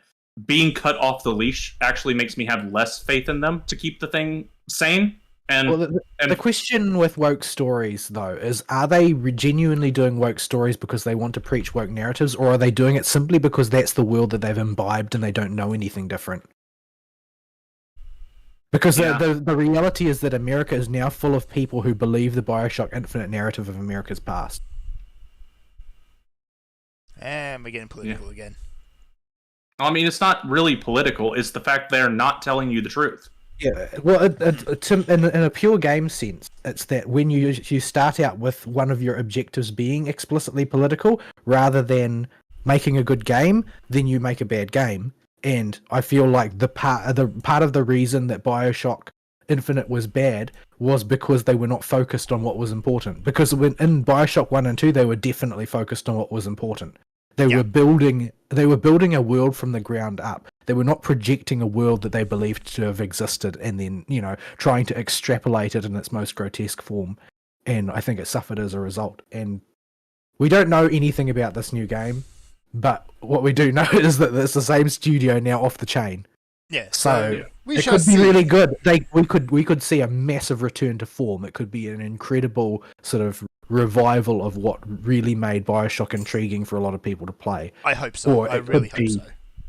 Or it could be sort of the paint by numbers tat that we got in Bioshock Infinite that was nevertheless praised by everybody. Yep. Next So- is... I Yeah. accidentally minimized VGA because I pulled up Discord to check whose mic was echoing. Yeah. So next game is, of all things, Bayonetta Origins, Cereza, and the Lost Demon. And Okay, I'll talk about what this is. I'll just say that my reaction was, lol, what? yeah, that was pretty Okay. much mine, because hang on. The- Which Cereza are this- we talking about here as well? There's background here. Oh, no. So this ties directly into Bayonetta 3. Yeah. In Bayonetta 3, there is a secret storybook mission you can do that supposedly reveals a bit about Ceresa's past and is presented in that same art style, but there is no combat gameplay, and you play as little Ceresa, and you just solve like 2 stupidly easy puzzles and beat it, and you get the outfit that has Bayonetta's hair done up so it looks like she has a cat tail. Okay. And that's it. There's nothing to it, and it said to be continued at the end of it. And Okay, what so that's everybody what this thought is. was, yeah, that's what this is. Everybody thought it was DLC. It might be DLC for all I know. I didn't actually think to check if it was still DLC or brand new, or they're doing a whole spin-off game. There was no indication that it was DLC. Yeah, because I remember when it was happening live, meaning to check that and forgot to check it on rewatch too. But that's what this is a continuation of, is the little storybook bonus mission that you have to really go out of your way to unlock. It's like old esoteric video game nonsense to unlock it. Like return to these levels after beating the game and jump out into the middle of nowhere, off the beaten path, like hit holocron finding and SWTOR levels of dumb. Oh, boy. Like run around this section of the map 3 times and then go back to the center, beat the combat encounter that you deliberately don't engage after beating the game, and then beat the encounter, and then double back 2 squares inside the Dreamworld area before the encounter happened, and you'll find it hanging off the edge of the map. So Yeesh. they really went out of their way to hide this garbage, and once you get all the keys, you just unlock this little storybook mission that's done in the same art style. That's just a cryptic story piece telling you to be continued. You'll learn a bit about Ceresa's past, So and then it ends. all of that was ultimately for a teaser for this game. Yeah, and when it said to be continued at the end, everybody thought they're going to add more missions to this as DLC. Yep. But Nope. even that was weird because of how obtuse it was to unlock it. But no, I guess that was just a prelude to this thing. Yeah. I wonder if it was a DLC that the development got out of control, so they decided that they would just release a spin-off, or if it was always intended to be a spin-off. I can believe that. Yeah. That the B team needed something to do while the normal team was working on something, so they just they developed this. Yeah. I mean, it looks cute enough, except for the fact that this little girl's going to grow into a strange giraffe woman. But the question is whether anybody will buy it. Yeah, Bayonetta 3 has. I am not alone in my opinions of the game. No, you're not. A lot of people feel the same way, and my faith in the series has been completely shattered. The games now have to prove themselves before I will buy them. I'm not going to buy Bayonetta on release anymore, and this is a consequence of making a not very good video game. Yeah. We should also point out that this is not Bayonetta gameplay.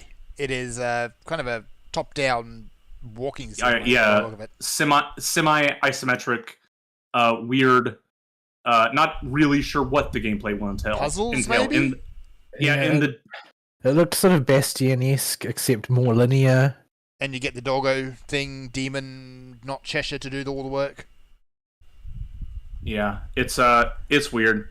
We'll see. Not a whole lot to say about it. I've already railed about Bayonetta at length the last several weeks. So when more information comes out, if anything catches my eye, I'll let y'all know during the show. If not, then I just won't talk about it. So Yep. I'll keep my eye on it for y'all. Okay, next game. They had a music performance next, but I didn't care, so I skipped it. I think was it the one tied into Callisto Protocol? Maybe. The game that is it's Dead Space, but it's also more Dead Space. Isn't that the game where they sell dying animations as DLC? Probably. That seems unnecessarily grim. Oh, it's unnecessarily corporate. Yeah. Well, also that. Okay, so yeah, we got some a music performance there. We got another award given away in there. We also got a look at a, let's face it, somewhat cringy Ghostbusters VR game. Oh, I forgot about cringed that. so hard. I cringed so hard. Whoops. It's one of these trailers where it's everyone's acting like real people, and by doing so, they're not even remotely Acting like quote real people, unquote. Yes. Hello, fellow human. I am Real Boy. I mean, the gameplay is about what you'd expect from a VR Ghostbusters game. You get the laser and you shoot them with the ghosties. Yeah, They made any good Ghostbusters game? Is that a thing? Yeah. There's been a couple of good ones. The one that came out on, like, what was it, the 360? People liked. I didn't play it. There was one more recently as well, which is actually apparently pretty good. I forget what it's called. It's the one where they Ghostbusters. It was a Ghostbusters Origins, or one that's basically a history of the Ghostbusters, except they deliberately ignored the existence of Ghostbusters 2016. Yeah, well, people. Yeah, that's not canon now. Yeah, because that's all I think about when I think of Ghostbusters now. Oh, it was the major movie franchise that got infected the most blatantly by wokeness early on, and wokeness's crusade through our favorite properties. But they've also probably one of the few franchises that has actually purged that now. Feminist screenwriters on Suicide Watch. Yep. It performed that badly that they purged it from the canon. Yeah. So yeah. All right. There's best debut indie in there, so we'll come back to that. Next is Destiny 2 Lightfall. Why is everything neon? I don't know. It's more Destiny. Destiny DLC. Like, the people who care about Destiny DLC, they're already going to buy it. Yeah. Destiny. I don't think they're going to win any new players at this point. No. Yeah, they had 3 expansions ago when they had that one where they brought some people in when they changed the monetization system, and the ship sailed now. People are either playing Destiny or they're not. Yeah, like I played a little bit of Destiny. I had some fun. I think that was the one. I think that was it. Yeah, the one where they killed the only good character. Yes. Oh, Cade, we miss you. They probably have brought him back by now. They probably have brought him back by now because that's just how hack writers go, I suppose. That or they just didn't want to pay Nathan Fillion's salary because that guy's expensive these days. That's probably why they killed him in the first place. They bring him back with a different voice actor. Alright, so yeah, it's more Destiny, and Destiny's fine, I guess. I have no opinions on Destiny anymore. Yeah. They have gone off the rails with their monetization, got back on the rails, and then went right back off them again. So the game has had its shot at redeeming itself with me, and I'm not willing to give it another one. Yeah. I played it, I had my fun with it, I put it down.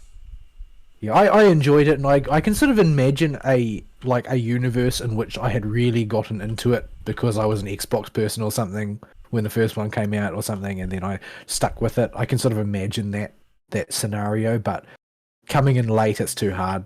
Yeah, it's too hard to adopt. Yeah. Next game is the Suicide Squad one. Kill the Justice League, because, everyone's got to have their inevitable kill everybody else plot. Oh, yeah. Please stop trying to make Suicide Squad a thing. I'm not interested. Yeah, I'm really not. When Suicide Squad started to penetrate into the Hollywood mainstream, it was because of woke, and they could market Harley Quinn. And the fact that the real villain of their reason. movie got away scot-free. I didn't watch the movie. Yeah. Or if I did, I already forgot it. I mean, the movie was fine. Was it I a DC movie? Yes. One standard unit DC movie. One standard unit DC movie. And they had that was the one with the really weird Joker with the tattoos and the filed teeth. oh yeah, that's why I thought it was terrible and Yeah. never gave it a shot. Yeah, nobody But, likes that Joker. But yeah, from inception, the Suicide Squad has been manufactured in its current incarnation as a way to push the garbage woke ideology. As look at our strong female Harley Quinn instead of actually telling an interesting or good story. It wasn't really about the Suicide Squad. It was just a Harley Quinn movie. Yeah. Harley Quinn and some other guys. Yeah. So I do not care about any Suicide Squad thing that comes out, and it's going to have to prove itself and have people come back to me to get me to even look at it. Yeah. I mean, yeah, I don't mind the whole kill everyone plotline because that's an inevitability in comics, and I mean the trailer did show them beating up that walking plot hole that's called the Flash. Yeah, well, the alternate universe where the hero team goes off the rails for either because of corruption or they just go crazy for one reason or another has already been done to death, especially since one of the most done storylines. Literally everyone has done it, except ever since Injustice. It just is a thing that's been done, and that's the other thing. Injustice already happened. Yeah. With the DC. Now that was mostly just Superman, but he had plenty of allies from the Justice League. Well, I think that was universe as credible. well. I think that was a credible one because Lois Lane dying in his arms and sent him right off the deep end. It was modeled as a sort of a civil war of sorts. Like not everybody joined that side, or not everybody joined one side or the other. Like the Suicide Squad idea is that you're basically just going to invert the sides because everybody involved in Suicide Squad is a scumbag. That's sort of the point. That's correct. But Injustice had actual like meaningful stakes because it was like, well, Superman is this real force to be reckoned with because his only real enemy is when somebody can exploit his moral compass. And then what happens when you take that chain off? Like that's the sort of the conceit they're exploring there. It is an exploration first and foremost of Superman, and what perpetuates as a result of Superman needing to be reined in by somebody else using force. How do you actually bring that scenario about, and so on? Yeah. Like that's been pretty thoroughly examined, and because of that, there's not really any good way for Suicide Squad to look like anything other than like a knockoff. Yeah. Like, so well, this is just they're doing that again, except now they've got a different set of characters they're doing it with because reasons. Yeah. So let's try and pick up the pace a little bit. By the way, all right. Well, here's a nice easy one. Party Animals. It's one of those party games where everyone's made of rubber and you wobble around doing stuff. I didn't care, and I thought this game was already out. Next, Last of Us. It looked edgy as crap too. Like Party Animals. Yeah. Did you see them doing horrible things to each other and all the swearing in the trailer? That sounds fairly standard for that sort of game, honestly. Yeah, it was like Happy Tree Friends edginess when I kept glancing over and seeing it. Now that might have just been the little bits I saw, but it looked like those poor animals were getting absolutely destroyed. Oh yeah, you seem to be more sensitive to this stuff than most people though. Like I like you. That was the first thing you noticed in Mume's music video. The abuse of small fluffy animals. Well, the abuse of cute things. All right. Next is Last of Us Remaster. It still exists. I mean, I didn't even put this in my notes. No, you did not. It's just like, okay, they're making remaster because I guess they want to milk some more money out of the Last of Us franchise. Sell that game as many times as Todd has sold out Skyrim. Yes. Next is a game that's actually got some meat on its bones. It's Star Wars Jedi Survivor. So we got a sequel to Star Wars Dark Souls. Yeah, Fallen Order, I think that one was? Or was that a different one? Yeah. Yeah. I think that's right. I think that's it. It was a good game. It was also one of the more blatant Souls copies that I've seen. It's also original trilogy. Not New Republic, not Old Republic, not High Republic. It's original trilogy. Yeah, early original trilogy. I would be excited for this game if it wasn't for one thing. What? Star Wars has been just driven right into the ground. Well, they also don't do sequels very well, generally speaking. A lot of the times their sequels are just worse than the original. Because it's like, oh, we're onto a good thing, let's do it again.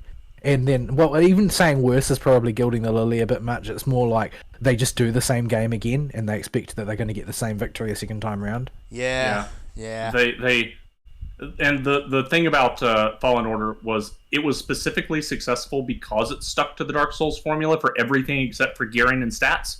Yep. And I don't think they'll be able to do that again.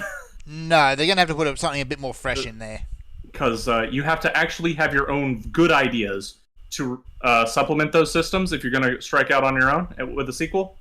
And they haven't proven that. What they've proven is that they like fairly challenging combat where all the enemies respawn when you rest at a checkpoint and you can only level up at a checkpoint. Well, they also have to deal with the reality that we live in now in a post-Elden Ring world where the genre has moved a little bit. Mm-hmm. Yeah. So we'll see, but like as a game, okay, it'll be great. But because it's Star Wars, I used to absolutely adore Star Wars, and these days, most of us did, I think. Most of us did, but these days it's dead. Star Wars is dead. Yeah, like Star Wars is a thing that exists in the background. Unless they pop up tomorrow and say, we're not working with Disney anymore, we fired Kathleen Kennedy into the sun, and everything from that point on is non-canon, then yeah, Star Wars is going to continue to be dead. Yeah, it's a thing. So, next. Next is Earthblade. It is a pixely Metroidvania from the Celeste people. Okay. That's I play most of these type of games, but the Celeste people.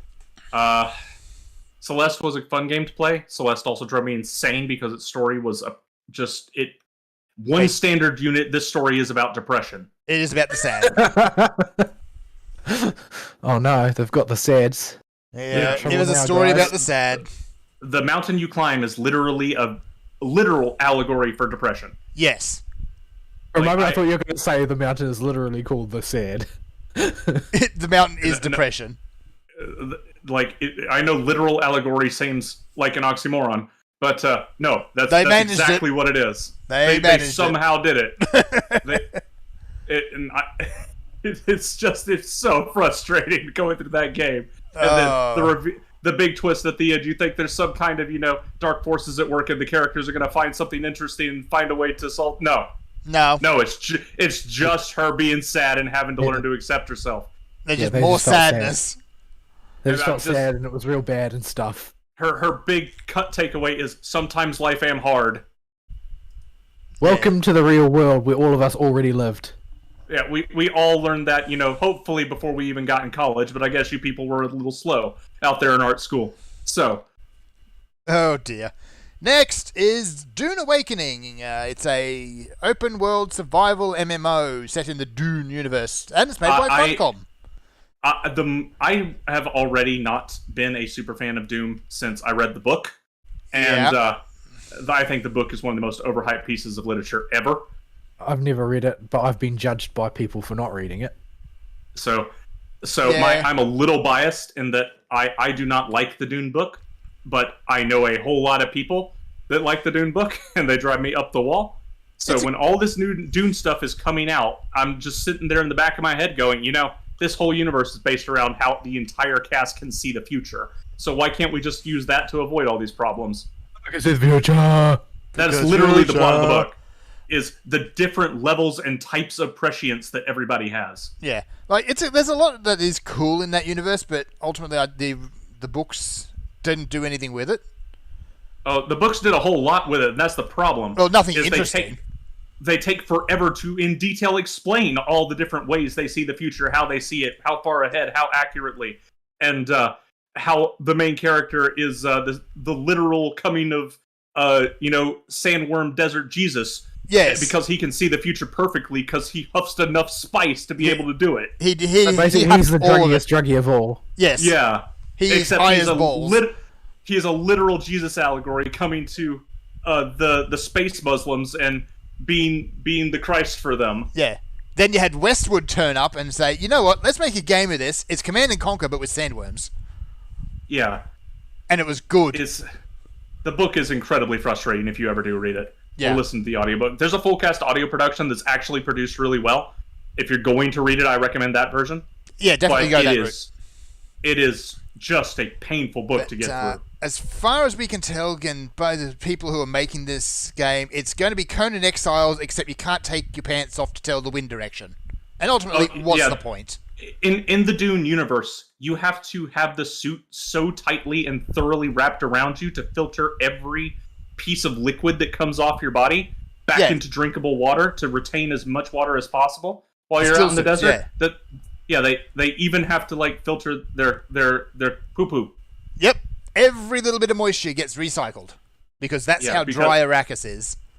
Yeah, water just basically can't exist on Arrakis. The thing is though, is there's a lot of really cool places in the Dune universe, but nobody ever really shows them for longer than maybe 5 minutes, and then it's all back to Arrakis again. Yeah, it's the whole point of the Dune universe is that spice screws with the way people live their lives. Yeah, basically it screws with everything to the point where the universe now revolves around it. And the spice only comes from Arrakis. It's worm poo. Well, it's not just worm poo. It's like the worms excrete it or something via their skin when they die and stuff too. Yeah. Like every bit of worm becomes the spice. It's worm. Can the worms see the future? Yes. Probably. Not more than that, the worms can actually retain the consciousness of any individual that used to be composed of worm cells. So you turn into a worm. I forgot about that. Spice? You don't just turn into one worm, because if you cover yourself in worms and become a super deity and die from touching water, because if the worms touch water, they explode. When you explode, your consciousness is spread amongst all the worm babies that your body turns into. Yeah, congratulations. You are the hive mind now. Yeah, you are now mini worm. You are all the worms. And all the worms are you. Enjoy. Try not to scream. This book series is really weird. Yeah, it really is. Let's move on to something overhyped. cringy, shall we? Yeah. Cringy. We got Forspoken. The game that nobody asked for and nobody wants. It's that isekai one, but I'm glad actually. This trailer, the protagonist doesn't say a word. Thank goodness, because that was the cringiest dialogue I've ever heard from a video game. When the protagonist keeps her face shut, it's all very high fantasy, and it's not bad. But then she opens it up, and everything's totally radical, dude. Maybe this is what Zoomers think is cool. I don't even freaking know. One stock unit isekai. I mean, I'm not accountable for what Zoomers think is cool. Zoomers don't have a concept of cool from what I've seen, at least not the way we envision cool stuff. So I think this is more like, the type of marketing we got geared towards us as 90s kids that we would make fun of. Post-irony. Post-irony. Yeah, like the how do you do fellow kids, totally radical, man. Skateboarder. Post-irony? Yeah. It's the equivalent of that, except for the Zoomers. The Zoomers have a different problem, where they don't... because they don't think anything is cool, the marketing team doesn't have anything positive to spin their characters with. So they just default back to using modern lingo with the old 90s totally radical man style. Yeah. I'm hoping, at least for Forsaken, after that disaster last year, they've gone back and rewritten the protagonist's lines. Please. I hope so, but if somebody just decided, no, that's toxic fans, as happens so often. Yeah. I mean, we've got exactly one example of people reviewing such a thing because it was received badly, which is the Sonic movie, and in every other case it's, this toxic fans. Toxic fans. The thing is that toxic fans are also the ones that pay for the product, so you need to make the toxic fans happy. No matter how toxic you think they might be, no matter how toxic they might actually be. Like, if you want to sell something to, like, the League of Legends fan base, they have to like it. Oh, It doesn't matter if you think it's toxic or not. Those guys are so very, very anal about their lore. Yeah, but they're also incredibly toxic. Oh, they're, also like, genuinely unbelievably toxic. Yeah, it doesn't matter that they're toxic. You still need to sell them a good product. And when they are really aimed at that, you get things like Arcane. Yeah. Speaking of toxic, there was a trailer for Genshin Impact. Yeah. Genshin Impact is sort of a subject of sorrow for me. It really is. It really is. I liked it. This I is liked so it a lot. good, but it's so evil. Yeah, it's deeply evil, and it funds evil people, with evil money obtained by evil means. Like every facet of this is evil, and they've got such a a sweet golden fruit dangling in front of you in order to draw you into the evil engine. But you It's know, so if you mean. bite said fruit, then you're going to drop dead. It wouldn't be tempting, or it wouldn't be temptation if it wasn't tempting. Yeah, Yeah. That's the thing. That's the whole problem is that the game is great. The game is great. I love it, except that I can't play it because I know it's evil and wants to destroy me Yeah. and take everything in my wallet in the process.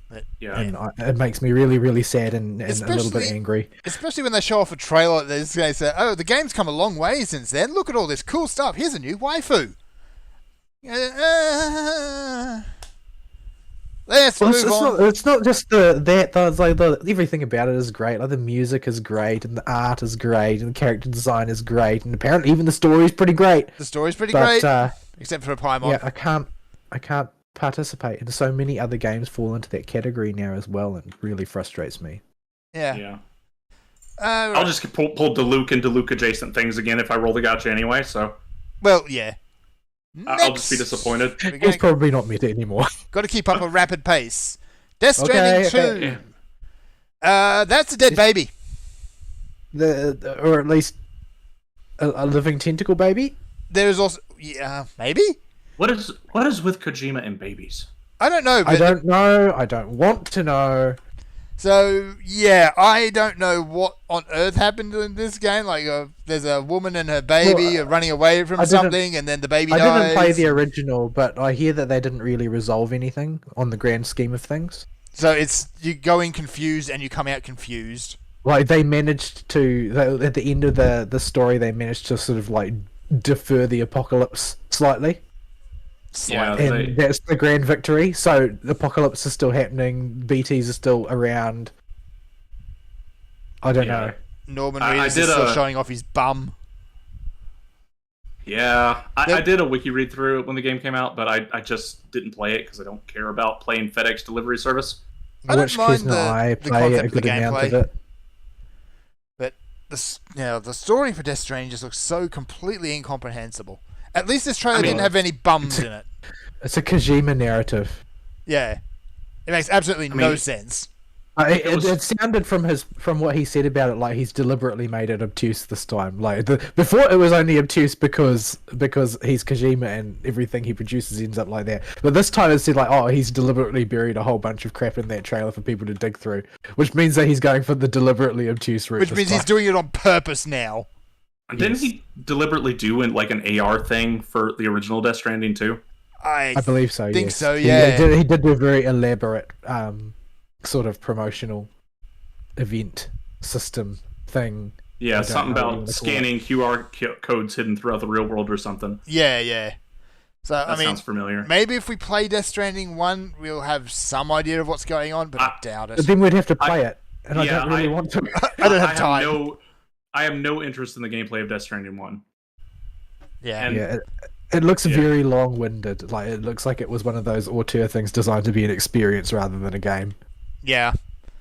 And yeah, Death Stranding 2 looks much like just more of the same. It's confusing, it's completely obtuse, it's Kojima. Well, there Yeah, are people who just love whatever Kojima puts out. That's mean- just their thing. It's totally their jam. More power to them, but I think they might have a knot in their brain. Oh, they almost certainly do. But yeah, If they this can game understand is his plots. this game is below a fourth complete S rank of Devil May Cry 5 on my 2 playlist. Isn't like S ranking Devil May Cry 5 like your default now? Oh, it's my fallback plan after it's been long enough for me to actually, not have the entire stage completely memorized. Yeah. So yeah, Kojima got up and he waffled on about it a bit, but he didn't say a whole lot really. Yeah. That's Kojima. He He won't- deliberately evaded every question that he was asked. Every question just nah. No straight answers, you don't get any of that. Next is a game that they didn't show a whole lot about him. It's Immortals of Aveum. I couldn't make heads or tails of this, so I didn't write It's- anything down about it. It's like I a don't know what to first-person think about it magic 'em either. up, but that's about all we know. I'm hungry for that. I am, but I want it to be done well, which basically means I want a modernized Hexen. But I mean, I'll take yeah. Hexen or I'll take Arc Fatalis. But I'll take Magica. Just give me something, man. Magicka sounds like a terrible idea to do in first Magic person. in first person would be brilliant. You shut up. I mean, it's still a terrible idea, but it's a fun, terrible idea. Think of all the accidents you could have in first person, setting traps for your friends. No, it's not my fault. I couldn't see behind me. Oh, yes. Accidents. The best part of Magicka is that most of the things that do happen when you're just playing normally are accidents, but it's nobody ever thinks they are. Yes. Yeah, but they're the Bob Ross type of accident. They're happy little accidents. You accidentally turned your best friend into stone. Just, happy accident. Like, most of my party killing is accidental in Magicka, but I will play up like it was intentional if it was cool enough. Yeah. I mean, you can... Well, that's what everybody is doing, though. Everybody is trying to act like whatever they managed to accomplish that was cool was actually something they did on purpose. Yeah, I mean, you can take out your entire party completely by accident in some spectacular ways. Oh, I love Magicka.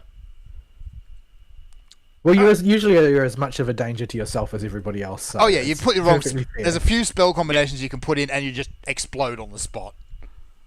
Game devs, make friendly fire great again. Alrighty. So yeah, Immortals of Aveum. We don't know much about it, but you're doing magic-y things in first person, and that's about it. Yep. All right. So Tekken this 8. narrative award happened, and then Yeah. Tekken 8. Tekken 8. I remember thinking, oh right, Tekken had some kind of story, didn't it? Yeah, it's Well, I don't completely and understand utterly any of bonkers, is what that story is. The Jin's family is nuts. That's the story. Yeah. Yeah, Heihachi's idea of child rearing is throw child off cliff. No, it's throw him into a volcano. I mean, yeah, that too. Well, that's how Like the a- Emperor does it. He did both. So, I mean, you can go into, elaborate details about the intricacies of throwing your kids into a volcano. But at the end of the day, you're still just throwing your kid into a You volcano. just threw a baby And in you're a telling volcano. You're telling a story about the kid that got thrown into a volcano and his crazy family. And he comes back and he's a ultra angsty demon guy who looks like he's holding in a fart half the time. I mean, yeah. I mean, it is cool. At least I can get behind that idea for an off-the-rails story if you're just going to keep expanding that. But I can if you're going to go that route, at least they've doubled down on it and have just kept going more and more ridiculous every single game. So Yeah, I can say so- that for it at least. So what you're telling me, Fern, is that all of that martial arts mumbo jumbo about controlling your breath and holding it in your solar plexus and whatnot is all about holding in a fart to be tough. Sphincter control, yes. Okay. There probably is a school of martial arts that teaches this somewhere in the world. There's so many of them. Unfortunately, yeah, all that holding in a fart stuff just tends to be how Jin's model looks half the time. Yeah. But, I mean, No, I choose to believe that he's developed it as a school of martial arts. he probably has. So, I mean, they did show a little bit of gameplay, a bit more than Street Fighter did anyway, and it looks like Tekken. Though I'm not the most versed on Tekken, admittedly. The only 3D fighter I have any sort of knowledge about is Soul Calibur. Battle Arena Toshinden. Also Soul Yeah. Calibur. Yeah, do not play Battle Arena Toshinden. That game is awful.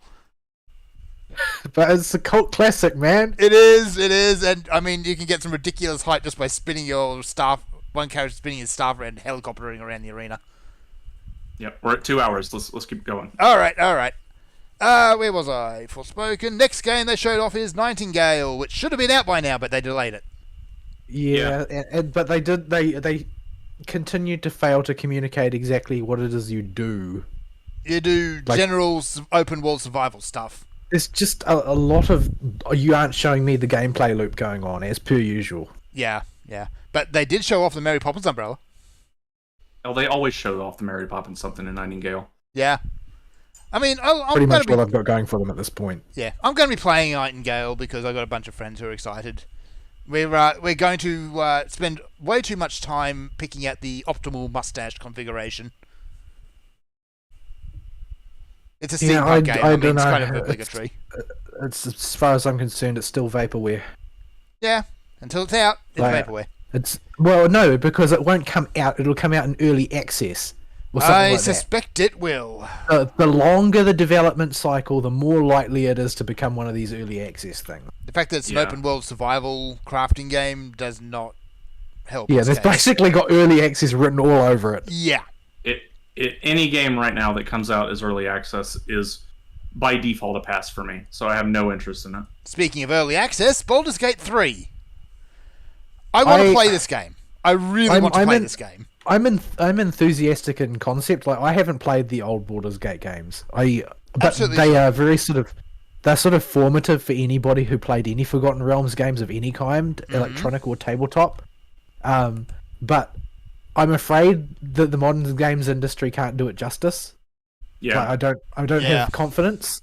Like when I see Minsk crawl out of a mimic, I'm like, oh yeah! But then I realise that Minsk is going to be put into a modern game, and what are they going to do to him? Yeah. Make him a woman. Make him a different skin color. What else could they do to him? Turn him into a woke hamster. Don't you do dirty to Boo? Oh, he'll need to be Boo's girlfriend. He kind of already is. But yeah, it's like I in concept I am enthusiastic, but Minsk became a thing mimetically, and the fact that he is now front and center means it is no longer a meme; it is forced. Yeah. It's like they're just writing it this way, and that leaves a very sort of suspicious feeling in my gut.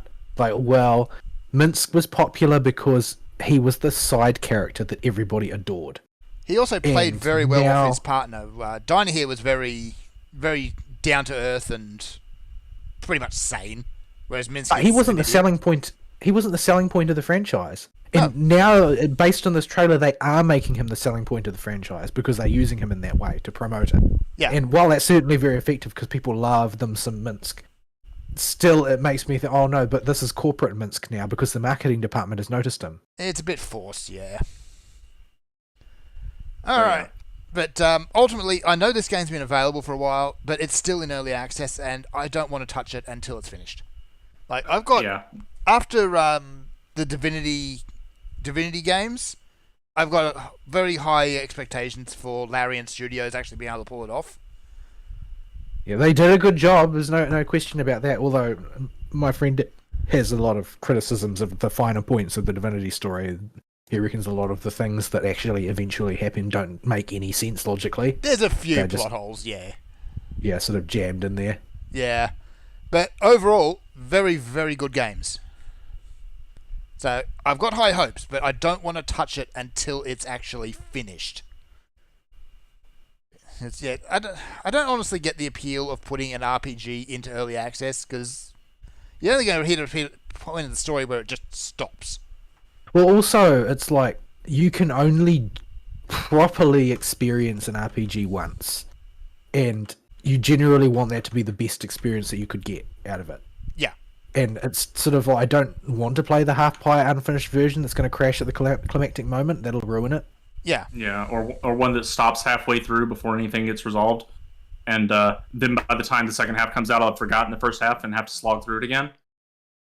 Yep. Yeah, it's like the same reason everybody hates episodic games except with extra technical issues. Yes. Alright, keeping on moving, because, yeah, unfortunately I could happily talk about Minsk for a while, but let's not. Wayfinder! It looks like I don't a remember what is this one? hero MOBA game, probably with gacha. I honestly thought it was like another game that already exists, like Heroes of Runeterra or something like that, when I first saw it. I couldn't honestly find a single thing in it to engage with whatsoever. Yeah, I already forgot it happened, so let's move on. Moving on, Fire Emblem Engage. They're putting out a DLC pack which lets you bring back a bunch of previous characters. Next! What's this? Exploiting the install base by a Fire Emblem game? No! They wouldn't do anything cynical with their DLC. Never! Oh, they've been going right down the DLC rabbit hole since Fates. Oh yeah, they have. Anyway, Like next. Fire Emblem. I feel like they're possibly one of the worst on the market for being Yeah. exploited. They Yeah, seriously are. I don't like the idea that you have to buy the end of the game makes me feel physically sick. Yeah, ever since that, just I give, what's a good way for me to put this? Give zero fucks. No, wait a bit before you buy anything Fire Emblem to be sure that the whole dang game is there. Yeah.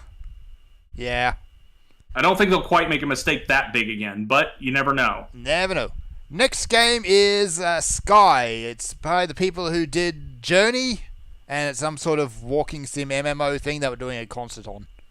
Journey was novel when it first came out, but nowadays we have a billion of the walk and explore type of games.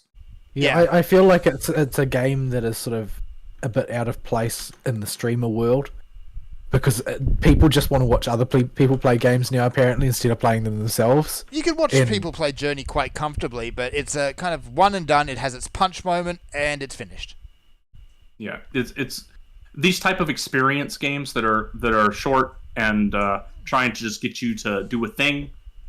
I don't think they have as much play with the modern audiences because of the streamer phenomenon. Yeah. Because they don't care about the experience. They're too busy looking at the face of their streamer and how they're going to pretend to be surprised by stuff. Yeah, well, people will just go online and they'll look at compilations of reactions to Scene X or whatever, because that's what it's about. Alright, so yeah, some big concerty thing. I don't know. Okay, we got a quick little nugget about Google Play Games, which seems like just some way of playing Android games on your PC. Okay. Yeah. There are lots of those starting to emerge. It seems like people have recognized that the mobile game to PC game barrier is so blurry now that people are perfectly happy to play one on the other, but a lot of projects don't have the time to go back and do a port. So there's lots of sort of like official emulators coming out. Mm-hmm. I've noticed this to be the case, and in fact, I believe Punishing Grey Raven has actually particularly endorsed one, which is really unusual for a mobile game. Yeah. The maker will actually come out and endorse and do like promotional, like cross promotion with a particular emulator. Mm-hmm. Or they go simply to not do a port. Yeah. Or they go the other route and actually just do a full PC port like Genshin did. But that's more expensive. You need to have the capital for it. And Genshin also planned the PC port from the beginning. But more importantly, if you can do emulation well enough, you don't need to bother with the port. You can just build the emulator as a frame in which to build your game. Yes. Next game.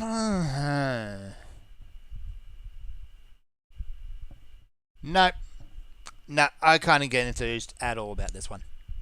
What is it? You know what it is. I don't remember because I'm killing gunships right now. It's Diablo 4.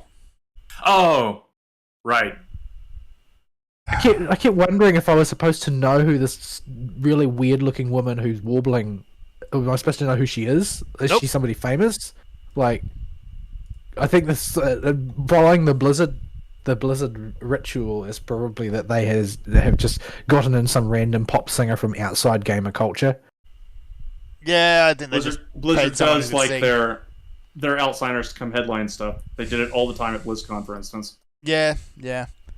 So, didn't they bring in like Metallica or someone? Yeah, they did. Yeah, they did. They'll shill big money to get normie recognized. I think they did Blink-182 one year or something, wasn't it? Yeah, especially their musicians to come out and present their crap. I wonder if anybody's ever bothered to do the numbers on whether this actually pays off in any way. I don't know. It just seems like a very hard gigantic gimmick. Yes, it's too hard to run with the types of events they do it at. I'm sort of surprised that they still do it, because it feels like the sort of thing that once the bean counters get control, they'll just cut, because it seems like something that will have emerged from like old Blizzard Rockstar culture. Yeah. Oh, I'm sure there are people there that either are delusional enough to believe that Blizzard still has that kind of image, or people there that want to keep pretending as long as they possibly can that Blizzard still has that image. I think that market is shrinking rapidly. Oh, I mean people in the in Blizzard itself. Oh, in Blizzard itself, yeah, okay. That's well, I mean, a lot of them have sacrificed a lot to get to that. That is their dream job, I guess. Yeah. I mean, yeah, and a few, maybe 5, 6, 10 years ago, they would have been well and truly justified in doing so. So Yeah, a decade ago, when the first digit of our ages was one lower, yeah. So sorry it guys, still had but a two. It still had a 2 there. yes. So yeah, sorry guys, but your dream is dead. And we are old. We are old. Do we actually have anything to say about Diablo 4? Nope. No, because they didn't give us any information. They So showed what could we possibly they say? showed an animation which was okay, kind of cool, but Blizzard's animations are always kind of top notch. It got a release date. That's the most we can say. They got a Yeah, release date. that's pretty much all, and I don't think that that's really enough to hype people. Yeah. There's just a lot of games to play, and Blizzard Star is not ascendant right now. It's not really. You got to dig it out of the outhouse first. Well, Blizzard Star right now is firmly fallen and created a crater in the back lot. Well, you've forgotten that we're at the peak of the Dragonflight shell cycle right now. Yeah. Oh, right. I have not been getting the usual levels of shill I have for previous WoW games. I have, as I always do, kept tabs on what that world is doing, and they are definitely shilling in full force the same way they do every time, but most of what they're saying is the same thing they do every time. And the things that they are saying is like, oh, this is a great return to form for Blizzard. Look at them bringing all the MMO back in. Like, to me, it sounds like they're just describing Bosnia. Yeah, Like, how much oh, hopium are they Blizzard huffing? Blizzard has invented Bosnia, except that Except it's they now in didn't. World of Warcraft. Well, So- yeah, that's the thing. Everything that they are trying to sell is either stuff that they already had in the previous expansions, and look how that worked out for them, or stuff that's already in FF, so there's not really any good reason for people to leave it. Yeah. And See, that used all to of be... the Yeah, that used Go to on. be WoW's real strength, is taking stuff that other people did and making it their own. But the problem have you is seen their UI system, the new UI system? I heard that it did completely redo it. They did, and it looks completely identical to the Final Fantasy UI construction Yeah. system. So that's the other Like, side of isn't- the coin. Is the thing is now is the people they're copying from are already doing it better. Yeah. Like, Final Fantasy's had enough time to refine all the options you can do in their UI system that even the cheater add-ons, all they can really do is add timers. Yeah. and they didn't they announce they're adding those timers? I hope so. That would be I great. think so. Yeah. Yeah, I'm pretty sure that they showed. I'm pretty sure I saw screenshots, in fact, of an internal build where they've got seconds remaining under the buffs on the party frames. That should be very useful. Believe me, as an Astro main, it is going to be the greatest thing ever. All right. Next game is Horizon Burning Shores. The next one. Don't care. The only thing I'm happy about this game is they smashed Hollywood. Good grief! People don't care about Horizon. Learn the lesson. Like they're more or less just breaking even on these now. And well, actually, I'd say that if you really, really ran the numbers, like collectively as an edifice, not like independently as Sony and or Ubisoft, I think as an edifice, money is being lost on these because they're being used. Horizon is being used to move systems, except it doesn't move enough to pay off the system subsidy. There's got to be systems Yeah. to move first too. And Yeah. I guarantee you, all the money, the potential wasted by wasting marketing time on Horizon instead of literally anything else is gotta be astronomical. But there's no way for them to easily quantify that. Honestly, not- I'm just deeply incredulous that they've managed to make robot dinosaurs uninteresting. That's actually quite an Yeah. achievement. I remember when Horizon's first trailer came out, that was the thing I noticed was, oh, robot dinosaurs. Yeah. That's Yeah, it's freaking like, sweet. Why is this a Ubisoft game instead of a Monster Hunter game? What are you doing? That should have been the way they went, actually. Robot dinosaurs in a Monster Hunter game would be incredible. Anyway, next was another piece of very high-quality cringe content. They brought out the cast for the Last of Us TV show to present an award. And aside from the girl who is acting as Ellie wearing a suit that's like 10 sizes too big for her, she looked perfectly square. It was actually really uncanny. They all Like tried that weird to... Kanye music video? No. Well, actually, yes. Oh, the two girls that were on stage doing it? Was it 2 of them? No, just Or one. is it my thing? Okay, just one. Just one. Well, there's 4 of them all together, but yeah, they were all different, various actors. So they got up, they plugged the TV show a little bit, not that they really said a whole lot about it. And then they tried to present the award by all talking in unison, and it was very, very strange. Oh, right, I remember seeing that, and it was really cringy. Yeah. Yeah, it was just... Don't do that. Please don't do that. Talking in unison does not work, ever. Unless you want to be creepy and weird. Well, they weren't really in unison either. No, they Like, were actually completely out of whack. They were so out of time that I had difficulty understanding what they were saying. Which might have improved things, I'm not sure. I think it did improve things a little bit. When people are perfectly in unison, you get, like, the delightful children from Kids Next Door. Who are genuinely creepy. Alright, so yeah, that was a cringe fest. They actually put out the new award this year, which is Best Adaptation. So we'll come back to that later. Where were we? We did a Best Action Game in there as well. We got a look at Blue Protocol. Yeah, this game seems like... I thought it came out already. It's been talked about for years now. It seems like its development just keeps getting pushed back. Yeah, like, it looks cool. It's, like, very action-y, very anime and all that, but it's got a big old bugbear hanging around its neck. Which one specifically you're talking about? It's being produced by Amazon. Yeah. Amazon has produced 0 good games. Well, not 0. That's not fair, actually. Lost Ark is still good and fun. There are still people who are convinced that any day now New World is going to be great. Yeah, there's a good amount of copium being huffed right there, but like, New World's carved out its very small niche, not the enormous niche they should have had and could have had. But yeah, as long as Amazon's tying their name to a game franchise, I'm going to be very skeptical. I think Lost Ark did so well is because they were basically smacked Amazon's hands away from it all the time. So it's still very much a Korean MMO hacky slashy business with boobs. Plenty of boobs.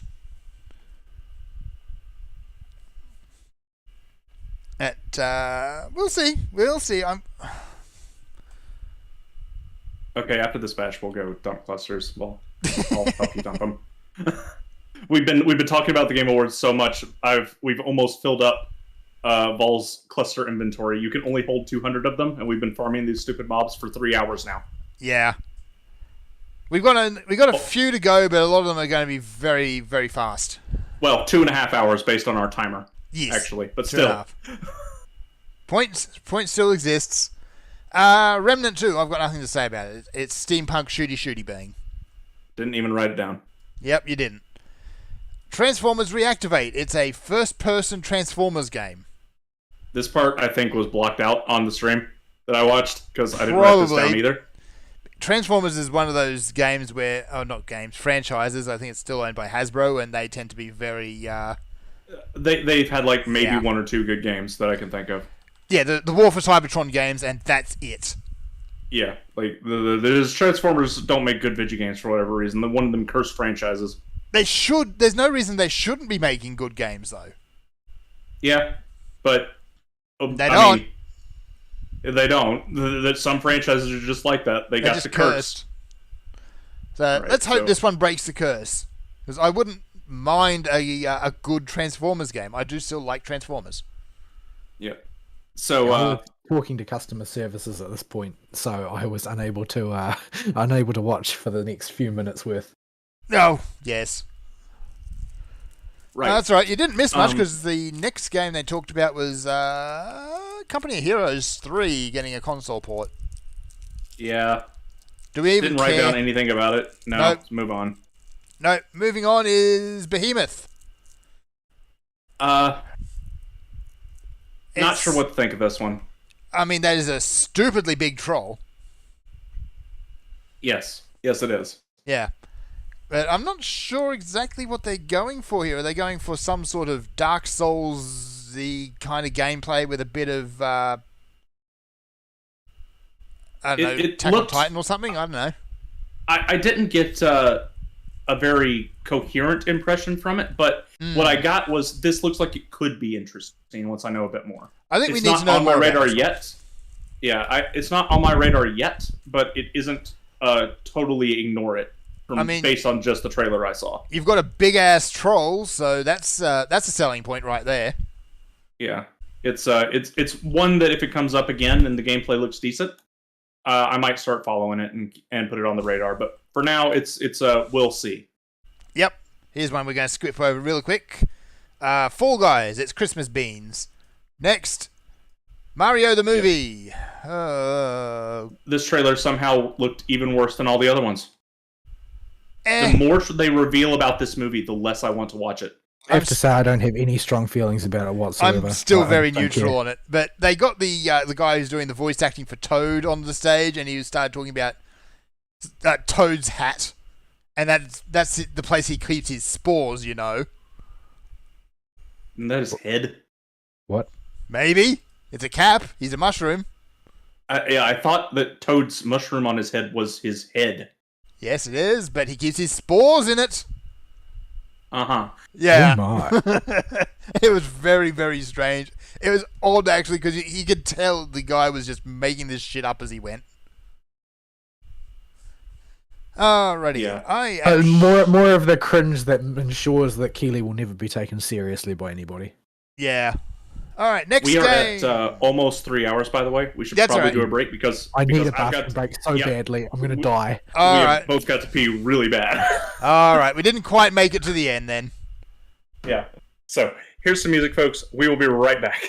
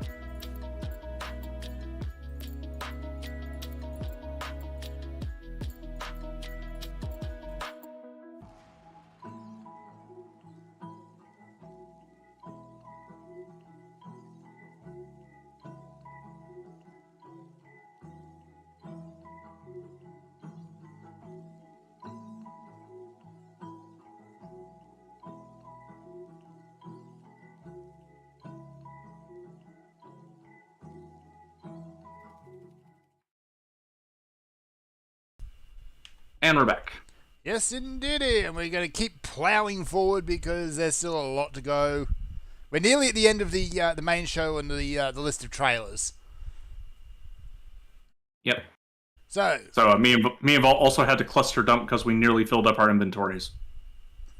that's a poor choice of words. Yeah, that sounds really gross. Oh dear, oh dear. Next game, then. Let us move on with Banishers. Oh, I gotta pull the notes back up. It is done by the Life is Strange people, and it's about I'm going to call at this point Berout of Nivea, who goes around banishing ghosts. Yeah, if it was the fact that it's done by the Life is Strange people immediately puts it off my radar, and I don't care. That Life is Strange makes absolutely no sense to me. But Well, it's just woke garbage. So the priority. It seemed to me like a game whose popularity was largely astroturfed. Like, I've never met anybody who actually cared about it. yeah, My I did actually sister meet someone loves who's it. played through the entirety of it, and even she has absolutely no idea what this plot was, or what the games were Your about. sister is like the opposite of a real person. Yeah. Like, Ari's sister's like your standard empty-headed fine arts school graduate. Alright. So yeah, this doesn't look... They haven't shown any of the usual woke trappings that they put onto Life is Strange with this, at least. It looks, I don't know, maybe Celtic origin or story, something like that. I don't know. Celtic. Man, don't ruin the Celts. The Celts have a lot of cool stuff. If it's the Celts, then it's only going to be a matter of time till Cú Chulainn shows up and ruins everything. Ruining things is pretty much what he does. It is what he do. Alright, next, Meet Your Maker. It looks like one of those dungeon construction and assault games. These games, they come with a lot of cool ideas, but they never do very well. Basically, you have your MacGuffin at the center and you build a dungeon around it, or a maze, or whatever, and then other players have to assault it to get your MacGuffin. And ultimately, you also go and assault other players' bases to get their MacGuffins. And there's been a few of these over the years, but again, none of them have done very well. For a second there, I thought you said McMuffin. I mean, yes. It can be You're a willing McMuffin. you're willing to accept McMuffin? I would be As willing to MacGuffin. accept a McMuffin. Slightly disappointing. So, yeah, I mean, it could be fun. It's like Robot Samurai or something running around a maze or something like that. But, yeah, I don't know a whole lot about this one. Next is a game we can actually be interested in anyway. Blood Bowl 3. I don't know. I think I've mentioned about Warhammer games in the past that I will believe it when I see it. Like, when they come out, they're usually bad, so... Yeah. That's the problem Yeah, with Warhammer I- games, is you need to actually play them and know if they're good beforehand. Because I most will of them give aren't. Warhammer games. Yeah, I'll give Warhammer games a shot when my friends inevitably come to me and go, "Hey, this one's good, my dude." Yeah. Blood Bowl I'm willing to give a bit more of a leash to, since they've already done 2 of them and they're basically working with the established formula at this point. That's not to say they won't ruin it.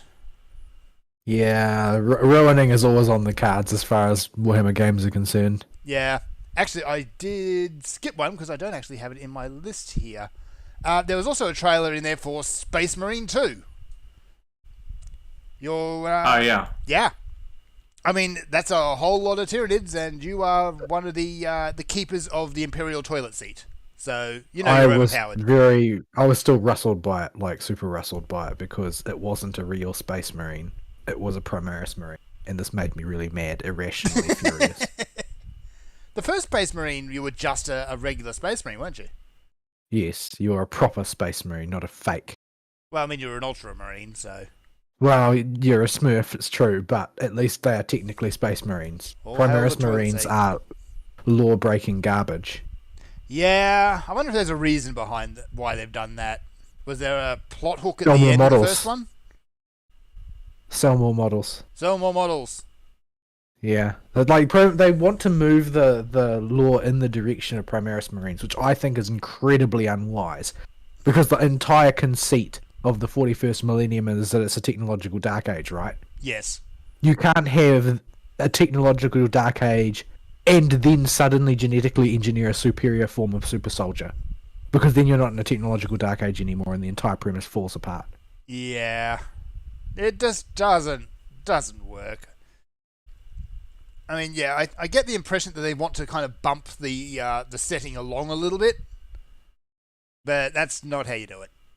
Yeah, they're undermining the setting, though. In the 41st millennium, things are supposed to get worse, not better. What are you doing? They're getting worse. Speaking of worse, they had a crash on the stage. So, a surprising amount of people didn't know this crash. Well, I guess it's not surprising. It's old as dirt now. It's old as dirt. In the 90s, there was a commercial for Crash with this guy in the crash suit, for those that are unaware. I don't know if it aired outside the US, but that's the whole point of the dude in the crash suit. Every gamer knows it. Every gamer's seen it. We choose not to because it's embarrassing. But it is what it be. And they had him get on stage and do a cringy pre-canned presentation to present what looks like, I'm not even sure what type of... It's Pokemon Unite wearing a Crash hat is what it is. Why yeah, is it looked Australian anyway. Yeah, I thought at first, because it had Bash in the title, it'd be like the Mario Party ripoff they called Crash Bash or whatever it was. Oh, don't swear. How dare you? Huh? Yeah, those guys were appallingly bad. Oh, yeah, they were pretty bad. But that's what they were. Making me stop and think for a second, Fern. Yeah, I gotta break your flow of thought. So yeah. So I expect Crash Team Rumble to do well, but I don't expect it to be good. I don't know. I think Crash is probably approaching not the end of his life cycle, but the end of his hype cycle of his comeback. We need a proper Crash game. Another one. Yeah, I don't think he'll be able to make quite the impact he has been with his more recent games, just because the whole point of the whole reason Crash was successful when they brought him back very recently was because he had been gone for so long, and I think that's finally going away. Yeah, I don't think people are yeah, I think that's kind of gone. So they can try and milk it, but the only people I know that were excited about the new Crash games were people that had already played the Crash games, and that nostalgia itch has been scratched. Yep. So if we'll we see. Get a new Crash game, a proper Crash game, I think we'd do a lot better. But this is going to be a MOBA, and it looks, from what I was able to gather from the trailer, it's Pokemon Unite except with floating platforms you can jump on. Yeah, it's part of standard franchise milking at this point. Yeah. Well and truly on its way through. Don't forget what they did to Crash Team Racing. Oh, you mean the Battle Pass? That is the worst Battle Pass I've ever seen in a video game? Yeah. It's the second worst that I've seen. Because I ground quite a bit of that first Battle Pass just to get an idea of how terrible it was. Yeah. Chocobo Racing actually did the same Battle Pass, but somehow made it even worse. So, have that happy thought in your head. Is everybody competing to be bad? I don't know. This doesn't seem like a good strategy. It's a race to the bottom. Stop it. Maybe I'm a terrible strategist because this seems dumb. I'm going to keep up my string of tangents and, terrible segues. Speaking of awful, Lords of the Fallen. Yeah, for those that don't remember, the original Lords of the Fallen was a terrible Dark Souls clone. I actually had to do some digging on Steam to find the original Lords of the Fallen because... What time frame are we talking here? Because I don't really remember. 2014. That long ago? That long ago. Yeesh. So if you actually want to see the original Lords of the Fallen, you have to search for Lords of the Fallen 2014, specifically. Otherwise, it doesn't show up in Steam. Yeah, because they call the new game the exact same thing as the old game for some reason. Yeah, just to annoy people, I think. Yeah, they did that. Yeah. So, I mean, it's possible that they've learned. We'll see. We'll see, but... As with all games that have a history of being influenced by Souls, that formula is very delicate and can be busted really easy. Yeah. And if you don't do enough of it while still trying to ape it, you just get a weird gimmicky mess. and if you try to ape it too hard, you just make a Dark Souls clone. Yeah, like you had Lords of the Fallen, and there was another one, The Surge, fell into the gimmicky mess category. Yeah, The Surge worked. You could play that game, and it did kind of have the same type of feel to it, but its universe was terrible. Its gameplay had a whole lot of clunky mechanics that went with it. It was like Dark Souls, but not as fun. Yeah, and the original Lords of the Fallen had a whole mess of issues that made it just bad. It had enormous shoulder pads, though. It did. Like Space Marine on a shoulder pads on a regular sized human shoulder pads. Yeah, they were huge. I don't remember if I ever played Lords of the Fallen. You did. I think. Did I? You did, and you did the exact same thing I did, where you played it up till maybe the first boss and then refunded it. That sounds like something I would do. And then scrub the memory. It had such a non-influence on my brain that it's one of those games where I have to go, did I play this? I don't remember. You did, and it was bad.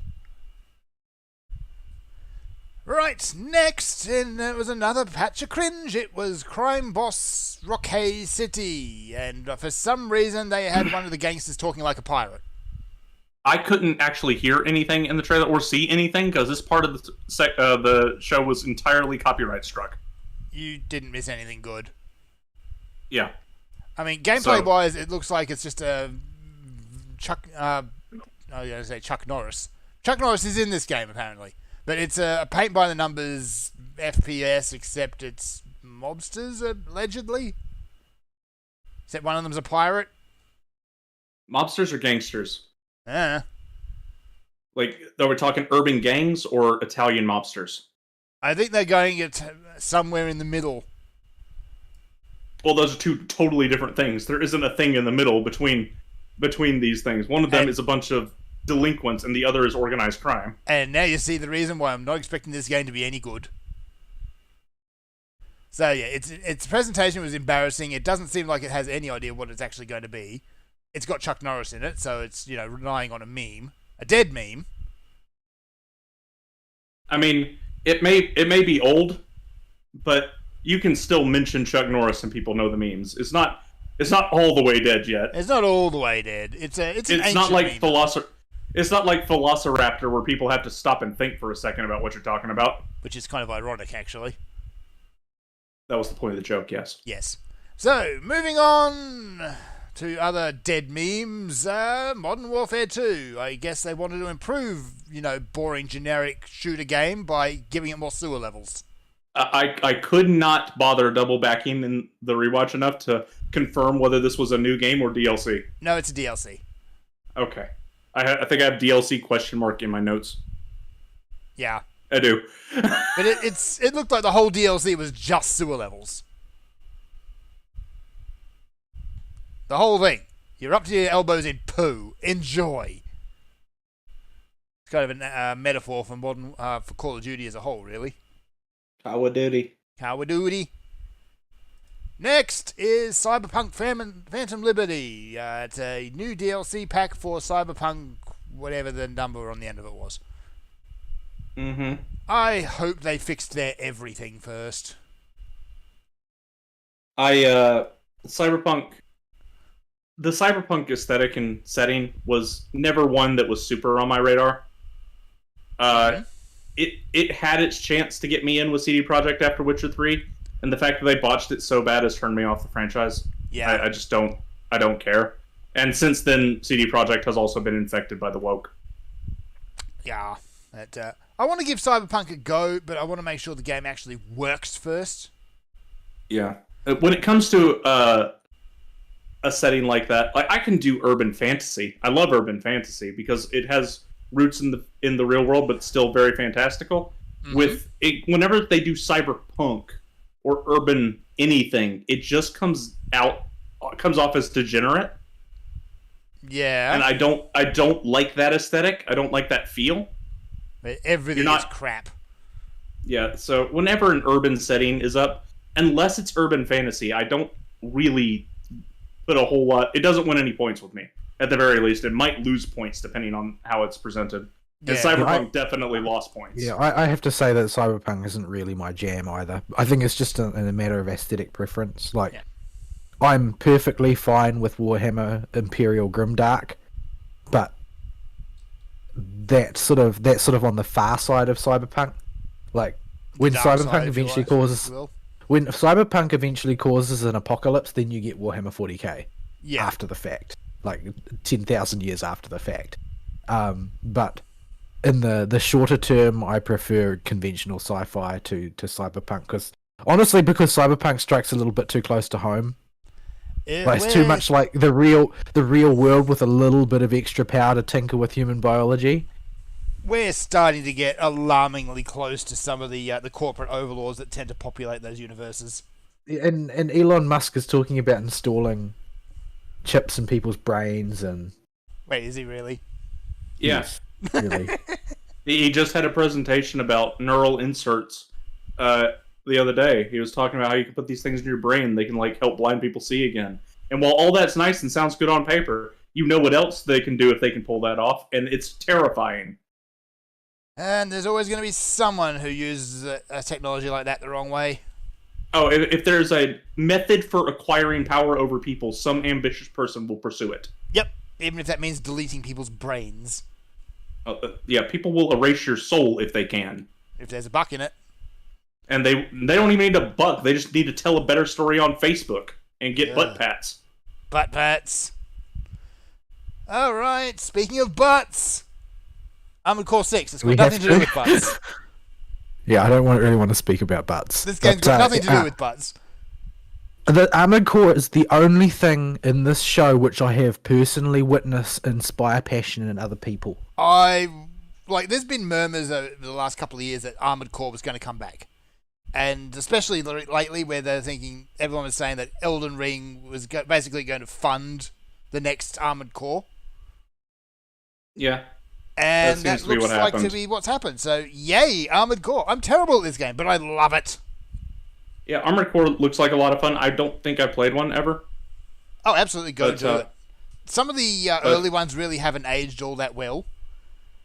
But, this is what FromSoft was doing before they made Dark Souls. Yeah, they their Souls and Souls spin-offs, I guess we'll call Sekiro and Bloodborne, seem to have consumed FromSoft for the last decade. Yeah, they And they leaked have out not- the they haven't touched occasional it? Armored Core, but yeah. I think 4 Answer was the last one, which is actually pretty good too. Yeah, but this is Armored Core 6. Are you going to actually get Dark Souls in a mecha though? Probably. Is that what you're gonna get? That's kind of what the, Armored Core really is. Just with a hell of a lot more DACA. They did another franchise that didn't make as much public traction. I forget what it's called, Kingsfield or something, maybe? Something like that, yeah.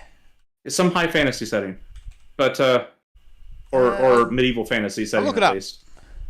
But anyway, Armored Core's coming back, and that's cool. If it's FromSoft has shown that they know what they're doing and how to make gameplay fun, at least. Yeah, They know how to Kingsfield. stick. They know how to stick to a formula and turn that into something that's at the very least playable all the way through. So I'm Well, willing to give Armored Core a shot. They've had the opportunity to pick up an awful lot of different lessons since the last time we saw them. Yeah, Elden Ring could be really good for FromSoft or really bad. I'm a little scared of the lessons they'll learn from Elden Ring Yeah, because they could easily learn the wrong ones. yeah. We'll see, but Armored Core's always been it's been about the highly precise mecha gameplay, but it's also been very heavily about resource management as well.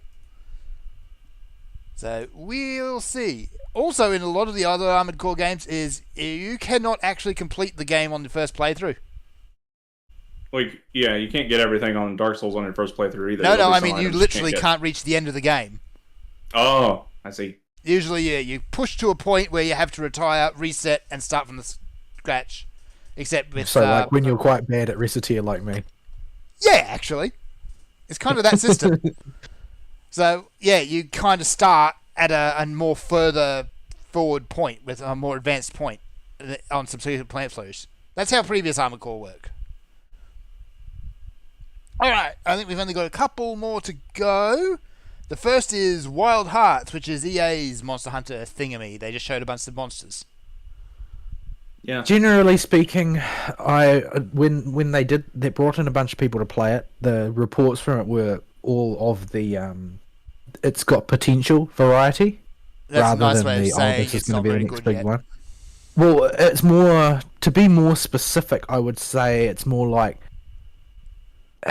the gist I got from it, and this is me reading into what people said about it, was that they were saying it felt like an immature Monster Hunter.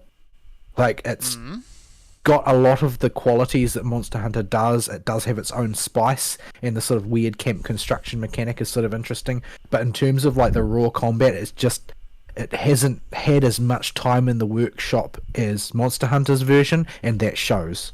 Yeah, so basically it needs more time in the oven. At least... Yeah, well, I don't mean just in a development. I don't mean in a development way either. It's not just that, oh, well, they need to develop it for another year. No. What I mean is that it needs to go through the generational cycle that Monster Hunter is. It's not climbing onto the train at Monster Hunter World. It's a few generations back.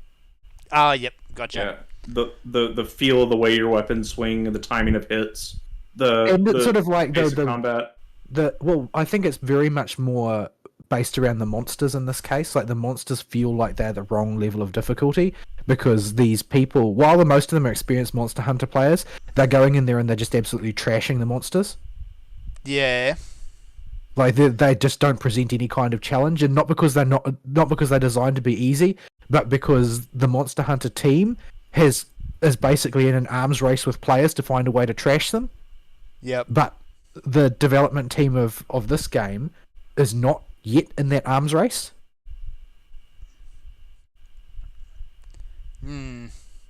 We'll see then. Yeah. I mean, I like the aesthetic. It's all very cool and slick looking, but the gameplay is going to be what makes or breaks this game, honestly. Yeah, it looks really good, and if I can get like some testimonies from Monster Hunter players that I follow online who say, yeah, this is a really credible challenge and I had fun overcoming it, then I'll be interested in taking a look at it, because it does look cool. The monster designs are cool. It's got its own sort of look to it that we don't really see in Monster Hunter, because Monster Hunter is much more sort of comic book style. I feel like they generally go for simpler designs because they are also aiming to make them translatable across multiple platforms, some of which have very low power. Yes. But these are just like, they've been designed to be gorgeous from the outset. Like that was the objective. Yeah. So we'll see. I'd like for them to succeed. I wouldn't mind another entry into the kind of the Monster Hunter genre. Dauntless certainly doesn't count. Yeah, there's been a few, but all its other pseudo competition has petered out. Your soul sacrifices and your whatevers. Yeah, and They're all gone now. There's been some interesting attempts, but yeah, it really needs, I think, the right kind of team to get in there and learn how to build a game like this. It's not something you can just go and make. Yeah. So that's Wild Hearts. That's Wild next Hearts. up, we have our boy. Yoshi P. He actually did this in now it's clear he rehearsed this, but he came up and he did this in English. Yes, his accent was so thick you could carve it, but props to him. Yeah, he tried. He did an okay job. He did a good job. He got up and showed off the new Final Fantasy 16 trailer, which showed lots of flashy stuff. Another dead kid. Yeah. At least this one, well, at least it wasn't a dead baby. Yeah, there's a kind of just dead child. Although apparently he gets better. I don't know. But yeah, my eye's still on Final Fantasy 16 from the very little bit we've seen. It's got Yoshi P and Soken. Like that's enough to have. That's me enough. It's very flashy. It's going back to a lot of Final Fantasy's early roots. They're kind of going more of a fantasy route, which they haven't done since 9. The worst thing I've seen about it, the worst thing, is that there are a lot of scenes in the trailers that remind me of FF15 in a way that I'm not really that happy with. There's a bit of edge showing as well. I mean more in the way that combat is designed. Like it looks like FF15 combat, but yeah, I'm not like I'm not going to be repelled from it on that basis, but it's more that I didn't feel like it was good. Like I didn't feel like it was a good thing last time. Yeah.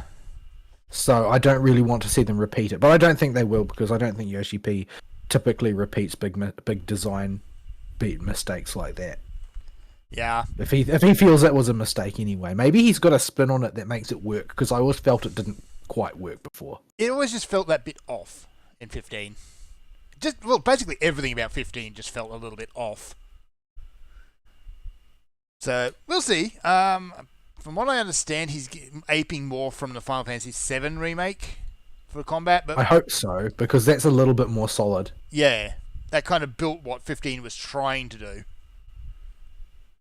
Yeah, but I haven't played that yet because every time I go to, I get sticker shock. Yep. It hasn't dropped in price. Actually, has it on Steam? Let's see. Final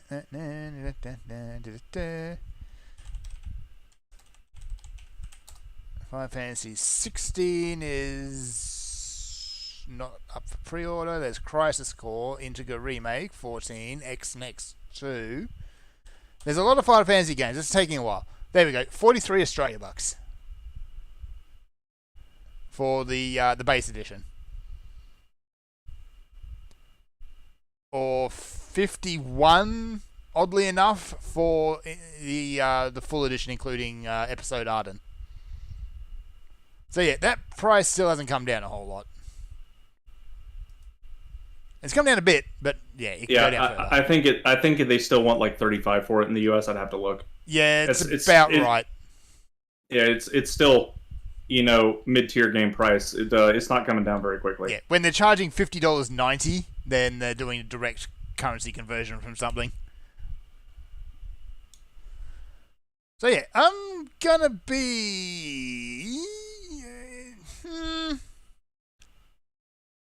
I'm gonna reserve judgment for 16 until I actually play it. I think it's got Yoshi P and it's got Socken, and they did amazing things with 14. Despite the fact that I didn't like 15 overall, I don't really feel like I wasted my money on it either.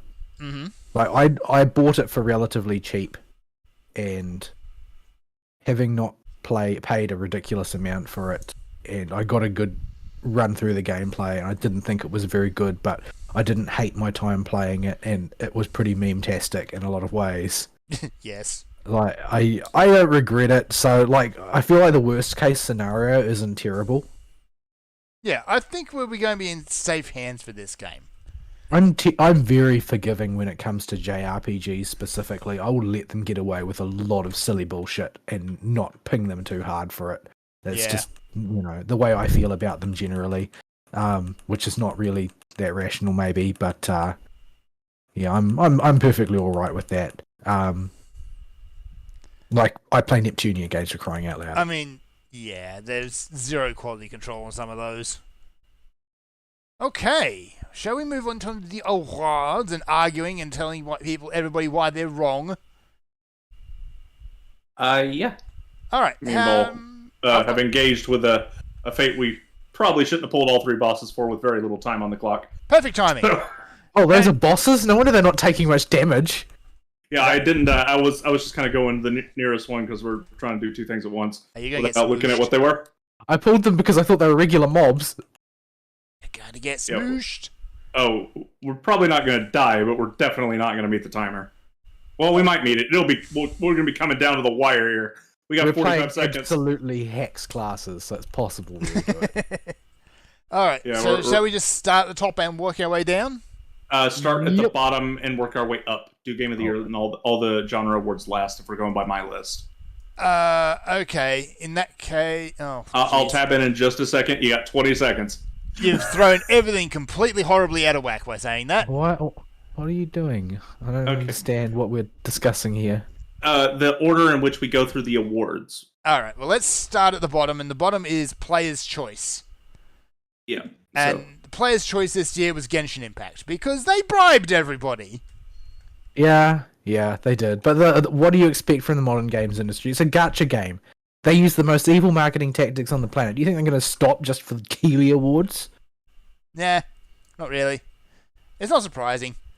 But other games that made it up there were Sonic Frontiers because bots and I guess memes. Keighley made a special note of this one when he presented the award because this was done as part of one of the lightning rounds where they just kind of shell out awards really fast. Yeah. But he mentioned they had to remove the bot notes, and after looking it up, apparently overnight, some 2 million votes had just appeared nearly instantaneously for Sonic Frontiers. That's not at all suspicious. Yeah, it was the most blatant botting you could think of. So it's But probably Finn, everybody loves Sonic games. People are trying to make it sound like this one is decent, but they just ain't convincing me. I think we've got a nice solid brick of cope piled onto this game. Yeah, it just literally looks bad. Yeah, it does look a lot better than those original videos we saw, but let's face it couldn't look any worse than those videos.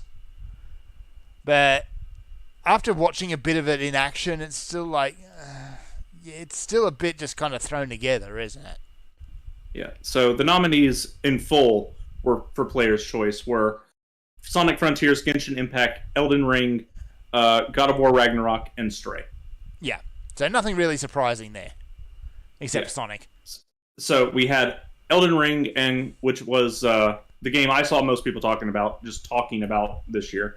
You had Sonic Frontiers, which is Sonic, and you had God of War Ragnarok, which, as we'll go over later, is the critical darling this year. Boy. And and then Stray, which was the big streamer game this year that got all the attention, especially from all of the female streamers. Well, it's a nice tech demo.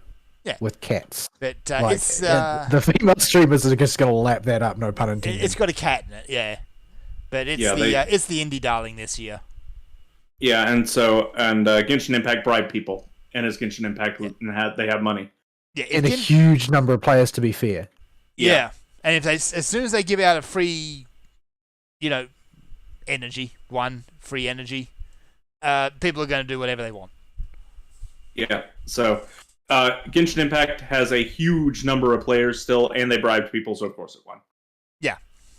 They didn't post the results in full, I don't think, but I would be willing to bet that it's actually a hard call. It could have been Stray or Elden Ring that was second. Yeah, it could have even been God of Boy. Yeah, I don't think Sonic Frontiers was second, even with all the attempts at drumming up enthusiasm. Yeah, that's probably why they didn't actually show the percentages, because it was just so completely out of whack because of that botting. Well, they never do, so... Yeah, so... all right. So, yeah. Next is... which one? Best Adaptation? Best Adaptation. So, yep, Best Adaptation. So this is a new award this year because I think over maybe the last couple of years, video game adaptations are actually not awful. Well, there is adaptation, right? And when I hear the word adaptation, it's in the context of, taking something from one medium and moving it into another. Yes. What comes to my head, and I don't know if this is true for you guys, is them taking a property, an actual video game, not just the franchise's name, and turning that into something, like taking Uncharted and making it a movie or something. Yeah. I know this isn't strictly what adaptations have been, but that's what always comes to mind. Well, you might say that. What comes to mind for me is Uwe Boll. Yeah, let's not. So, but over the last few years, we've actually got adaptations that are watchable at best, at worst, and in some cases, actually good. You'd like to Monster Hunter that much, huh? Why you do this? Why you bring back horrible memories? He's already suppressed it. Why would you do this to him? It's Diablos. It's Diablos. Yeah. So yeah, the nominees were Cyberpunk Edge Runners, The Cuphead Show, Sonic the Hedgehog 2, the Uncharted movie, and Arcane League of Legends. Which one? Yep. Or rather, Arcane League of Legends won, I mean. I'm not asking the question which one won. Arcane won, and that's kind of kind of a no-brainer, honestly, considering the amount. Well, of I've hype had it lots got. of normies tell me that they thought it was a great show. They've never Yeah. played the game and don't care about it, but they still think It- the show was great. It penetrated into the normie market and still had positive reception. I still haven't watched it, but I'll get to it eventually. Although I feel like I can't understand LOL lore, so there's not much point. honestly, And though, I also didn't understand what they were driving at in a lot of cases because it's like they describe Noxus, like Noxus is portrayed as an evil place, but none of their philosophy seems all that bad. It just seems like a meritocracy. there he is. But Yeah. Arcane, I think, is actually reaching a point where it's kind of got hype overloaded now. yeah, As for our It's- pick on this, did you guys actually watch any of this? no, I haven't seen any of these. Okay. I've watched a It little wouldn't bit of be fair. Cuphead, and I've watched Uncharted. I actually really Yeah, liked Uncharted. Well, Well, the only Uncharted- only thing I can really say is the only one I have any strong interest in is strong as using it as overselling it is Arcane. Like, I just don't really care about the others. If I want Uncharted, I'll just play Uncharted. It's already a movie. Mm-hmm. Yeah, It that's basically the is thing a with movie. Uncharted. The game can easily be watched on YouTube as a movie. Yeah. And it'll work just fine. And it does work just fine. So, as far as adapting to a movie for Uncharted, it wasn't a big leap. Yeah.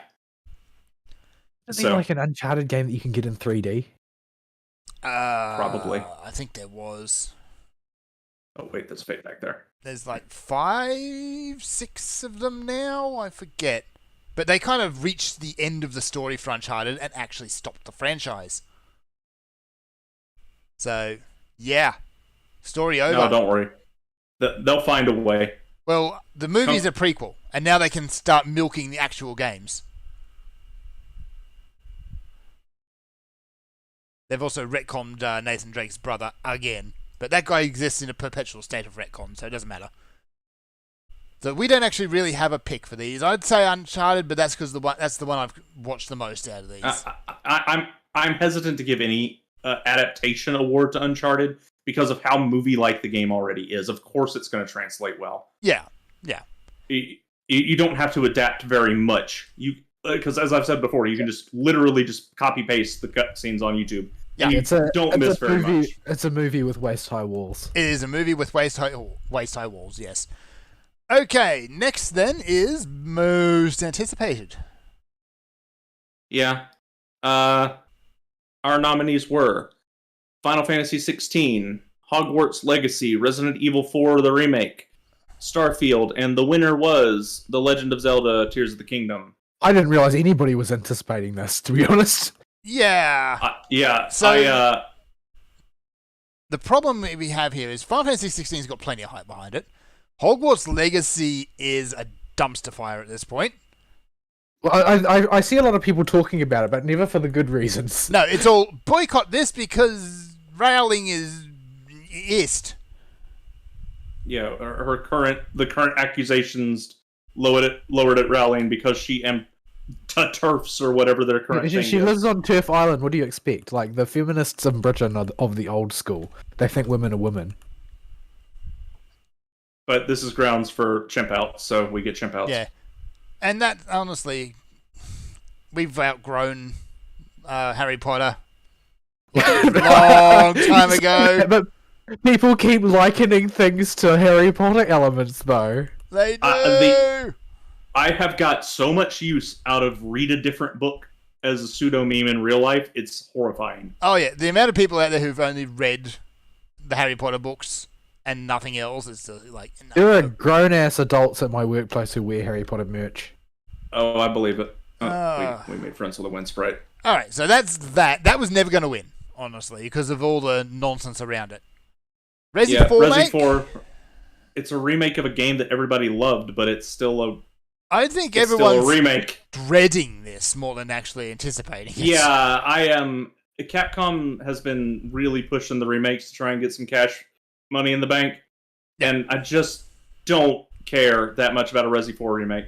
And honestly, Resi 4 is in such a perfect position of like camp and horror and ham and ridiculousness that changing it came anything out at will the- ruin it. Yeah, it's also a product of its time, where it came out at the perfect time in the PS2 generation cycle and was just revolutionary enough with its graphics and all that fun stuff that it really made an impact when it came out. Yeah. The problem is that time has passed, long past, and I don't think it's going to have anywhere close to the impact it did back in the day, and it's just going to be a nostalgia trip for people, if it's even that. We've also seen the Resident Evil cycle happen, and we know where it goes. Because, like, Resident Evil 1 happened, and it was great. Then 2 and 3 happened, and they kind of sold out and ruined everything. 4 happened. They breathed in the fresh breath. 2 and 3 were okay. People like 2 and 3. They're okay. 1 through 4 are generally well liked. Yeah. And it's at 5 where we start to go off the rails. Yeah, and all the spin-offs. Yeah. All the spin-offs. At 5 is where the gameplay starts to fall apart, and the setting is weird, and where we get, Albert Wesker and his black worms. Yes. And the story starts, well, it was already a silly camp horror story about a crazy old man that's doing bioexperiments to find the secret to immortality and running an evil company. Now we got that plus crazy governmental conspiracy theories, and it just goes off the rails. And 6 was, boy. The less said about 6, the better. We have turned it from a horror franchise completely now into an action franchise. Although they might have crossed that line in 5 when Chris punched the boulder. Yeah, I think they did. Well, basically, Chris Redfield, in and of himself, kind of negates horror. Yeah. Just because of how ridiculous he is. Yeah, he seemed like more or less a normal person originally, but now he looks like he's been ingesting anabolic steroids on the regular. Yes, he's like someone's put a... Like he's got Zangief spilled at this point. He shouldn't really be afraid of anything. Yeah, if you put a muffin on top of a fridge, you have Chris Redfield. Chris Redfield was one of the characters released in Ultimate Marvel vs. Capcom 3 as the Resident Evil one of the Resident Evil representatives, and he looks like he's more jacked than most of the superheroes. Yeah, I mean Zangief is actually comparatively normal. Well, Geef isn't in UMVC 3, but he should be. He should be. He absolutely should be. But yeah, Geef has the excuse though of being cartoony. Yeah, but the fact that there are literal comic book superheroes that are less jacked than Chris Redfield, should be a red flag that you're somewhere, you left horror behind a while ago. Yeah. So that's Resi, and then we got Starfield that doesn't exist. Starfield, it's Todd Howard. At the end of the day, Todd Howard. Yeah.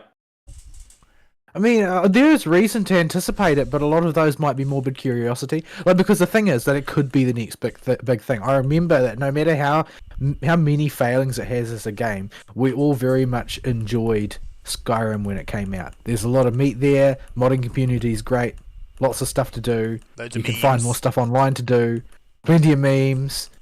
Some of which seem to be evergreen and keep coming up again and again. Everybody knows Skyrim. Even the most fringe of gamers know Skyrim. Todd may not really be responsible, but he was, the face of a phenomenon in that sense. Yeah. Starfield could be that again. It could happen. It's not impossible. Starfield, I think its biggest problem at this point is they announced it way too early. Like, years too early. The hype train has come and went. Yeah, well, they announced it early because they had to deflect from the disaster that was 76. Yeah. But the problem is they've just scuttled all the hype of Starfield. No one really cares at this point. Yeah, so most anticipated, it needs to have, something they can present before it would have a shot of winning on most anticipated. Yeah. As for our most anticipated, FF16? Of this list, it's easily 16. The new Zelda game is just the new Zelda game. Of course, people are going to be hyped for it, and there's trailers and stuff. I thought it was actually not anywhere close to as near done as it was, apparently. Is it following the Breath of the Wild formula? Or? I believe it is. Yeah, except it's now in the sky. Is that just going to be a thing now? That's just all going to be Breath of the Wild from here on out? Yeah, I think Breath Probably. of the Wild made such a impact on the sales figures that we're going to see a Castlevania style pivot in the gameplay. Yeah. Until the next big Zelda shift happens. Well, this happens sometimes with franchises where you'll have a formula. Like Castlevania is a real good example for this, where you'll have a formula that works and sells pretty good, but then you strike on a formula that people really, really like, and you just marry yourself to that new formula because it sells. Yeah. We've seen franchises do this all the time. Yeah. All right, let's keep going. Because this show's already going long and we still got ways to go. So all the esports stuff I have Sleepy Faces next to because we don't care. Yeah, we don't frankly care, and neither did the presenters doing the actual announcements because they just rattled through them that quickly. Yeah, so I'm going to take all these Sleepy Face ones. That includes Content Creator of the Year because we don't know any of these. No, nobody cares about them. All right, so best multiplayer game. I gotta find it in my list. Do I even actually have it in my list? No, oh yes I do. Here it is. All right. Ignore the fact that I've gotten wallpaper paste written on the list. You know what game that is. The nominees are Call of Duty Modern Warfare 2, Multiverses, Overwatch 2, Splatoon 3, and Teenage Mutant Ninja Turtles Shredder's Rampage. That's a 9. So that's, from what I understand, that Teenage Mutant Ninja Turtles one is a Turtles in Time pseudo clone. Basically, yeah. Where they take the arcade game and they roll with it as best they can, and just update it for modern games. Okay, whatever. Turtles in Time is a fun game. It's a lot of hype because it was a arcade cabinet that was all over the place, so people know it.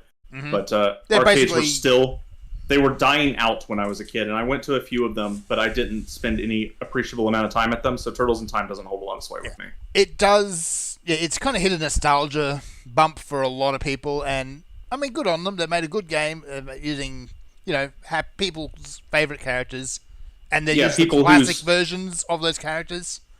People whose age either starts with a 4 or is nearing starting with a 4. Why you do this? Because he's a bully. Yeah, you are. Yeah.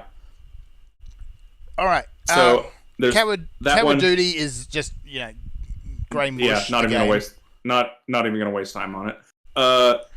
Overwatch 2. We've talked at length about why Overwatch 2 has shoes. It has shoes. Yeah, it has shoes. Multiverses it's a Smash Brothers clone, but it's a Smash Brothers clone with personality. Unlike that it's got Cartoon Network one that came out. It does have a bit of IP strength behind it. It appears to be a semi-competent game. Its monetization is terrible, from what I hear. Oh yeah. But it's also free. But it is a free-to-player, so it's got its contingent of players. And but the winner for this one was Splatoon 3. Yeah, because Splatoon has figured out a formula that works, and they just run with it. Yeah, and it's fun. Yeah, people seem to enjoy it. I don't play Splatoon, so I don't know. But okay. Yeah, I played Splatoon. I liked it. It's fun. It's goofy. That's really basically what you really need in a game. Is it to be fun? Yeah, I don't have any objections to Splatoon winning here. Yeah, so we'll keep with that. Yeah, I've seen a lot of people having fun with it, so it seems reasonable. Yeah, so fun beats all, honestly. Yep. So just cut that one out and move it to the completed list. Next up is Best Sim Strategy, which this year, to their credit, are actually sim strategy games. How about that? Yeah, in past years, this one has been pretty iffy on the titles they stick in it. Yeah. So I only know 3 of these. I don't know anything about the Victoria 3 or 2 Point Campus. Victoria 3 is one of these really autism-y games where you're managing an empire in a medieval town. And it's all about the numbers and the micromanagement of your various subjects and all of that. Got it. Autism Simulator. Yeah. 2 Point Campus, however, at the other end, it's basically Theme Hospital, but on a university campus. Why should a sovereign care about the level of filth on their peasants? I mean, they've got shit on them. They're peasants. I mean, isn't that just, being a peasant in medieval times? It's just being a peasant. So you've got Dune Spice War, Mario and Rabbids, Sparks of Hype, Total Warhammer 3, 2 Point Campus, and Victoria 3. I see what you did there. Yeah, I know. And I've even written on there because it takes up less room. It's Total Warhammer, and I know Sega hates people calling it Total Warhammer. Tough. Because they wish they thought of it. Probably. I tell you what, though, that game has done wonders for the tech community as a benchmark. It does. Because it looks phenomenal. And Yeah. the thing is, it's more that the settings just go to a ridiculously high, like much higher than any sane game would bother doing. So if you've got like a 4090 or a 3090 Ti and you just want to see how much you can crank it, that's the one that you need to measure performance, because most things will cap out. Especially when you've got several hundred characters on the field, all fighting and doing their own unique things, and the game still looks great. Yeah, but the Total Warhammer benchmark does not cap out. No, you it just does load more animation in there. So be warned, if your computer starts to smell ozone-y, you might need to turn your graphics down. Yeah, when it sounds like your computer's about to take off from your GPU's fans kicking on so fast. But that you won't be using air cooling. I'm sorry.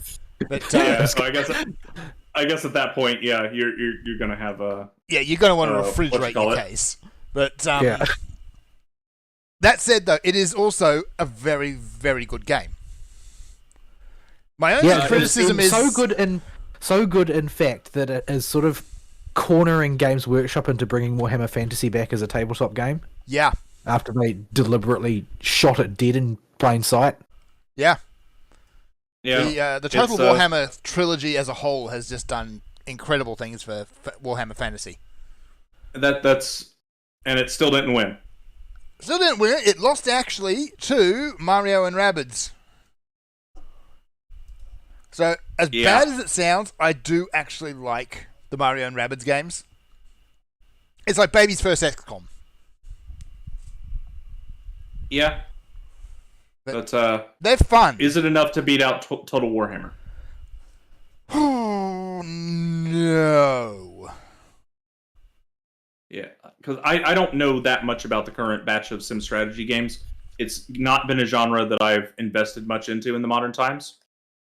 Yeah. So other than what other people tell me about them, I don't actually know that much about them. So as much as I like 2 Point Campus, because it is dumb and goofy, it's basically 2 Point Hospital exactly the same, except it's just wearing a different hat. I'd say our pick is probably going to be Total Warhammer. But this is just not a genre I have much modern experience with, personal experience, that is. The big thing with the Total War series as a whole, and to a lesser degree, like Total Warhammer tends to be a bit better on this regard but Total War as a whole has a vertical cliff in terms of learning progression.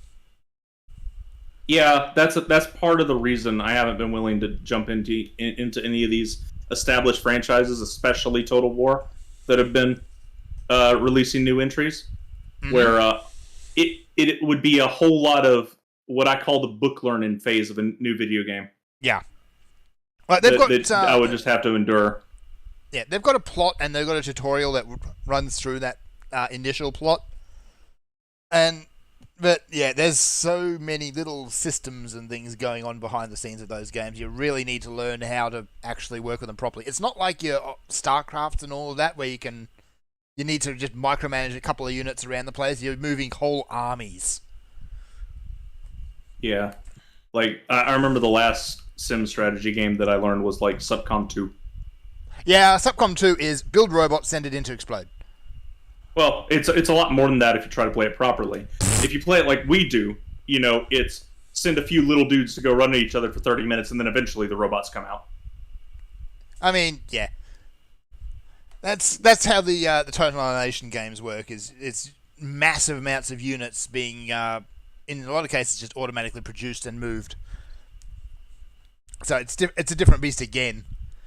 Anyway, next is Spurts. Do I have a sleepy face by this one? You do.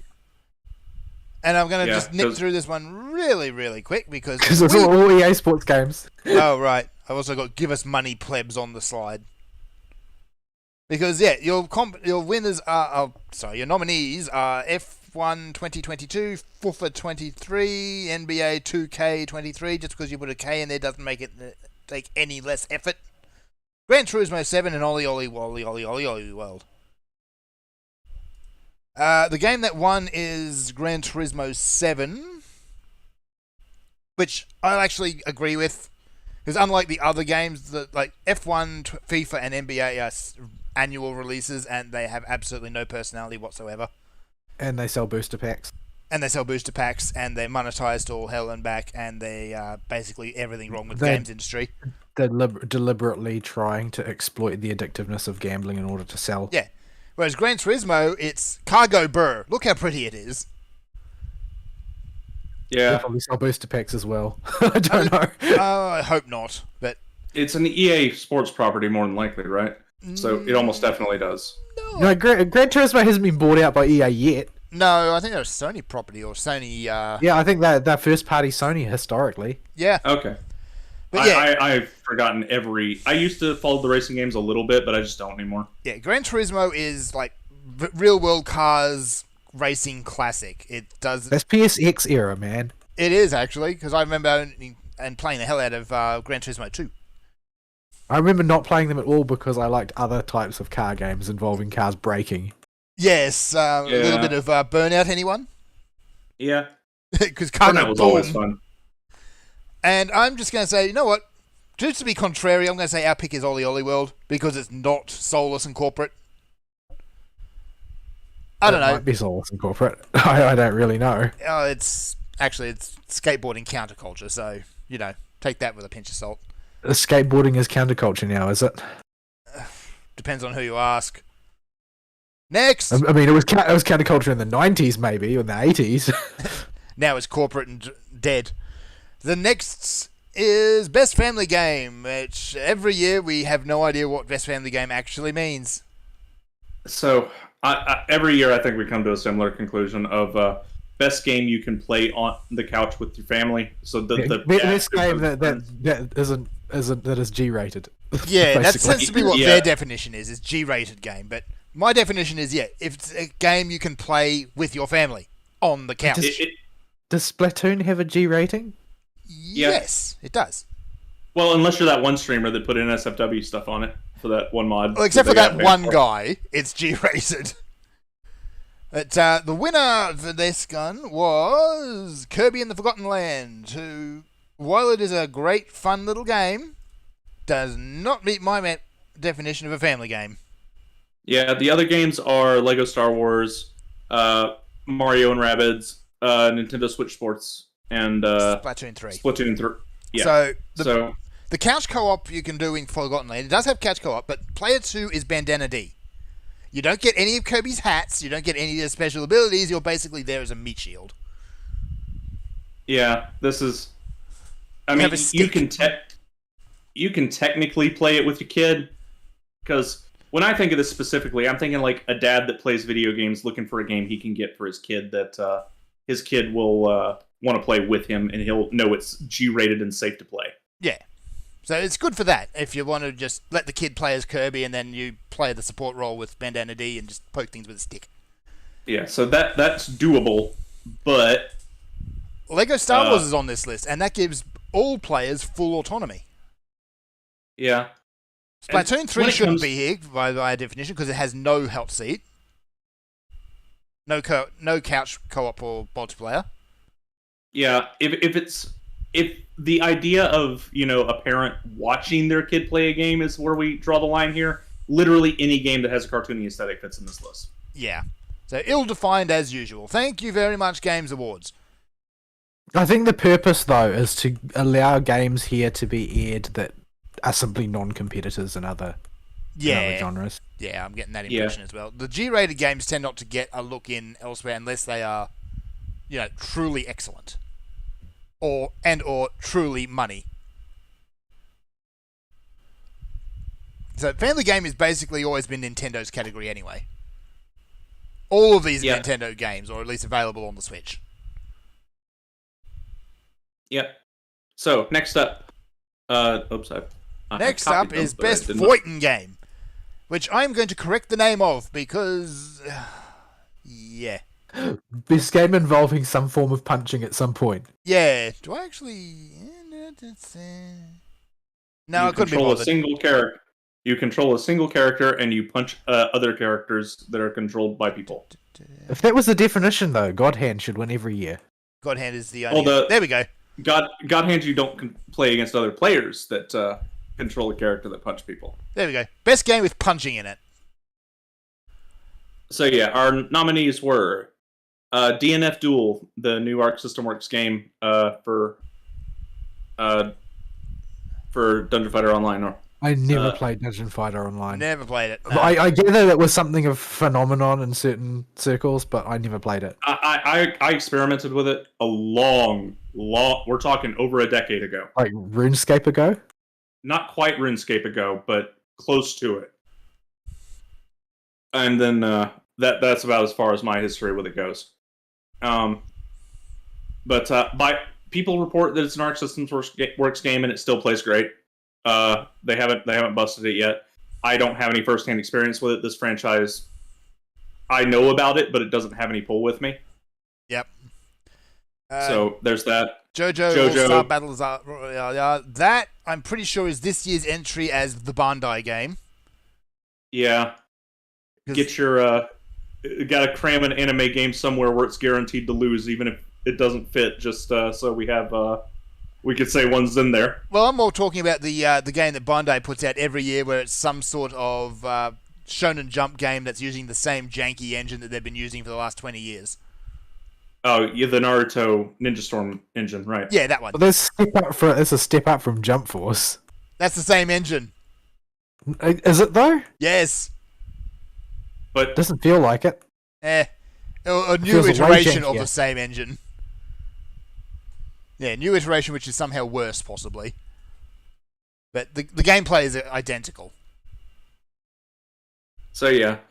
Then we have King of Fighters 15, an established fighting game IP that had a new release, but has been kind of in a lax the last few years.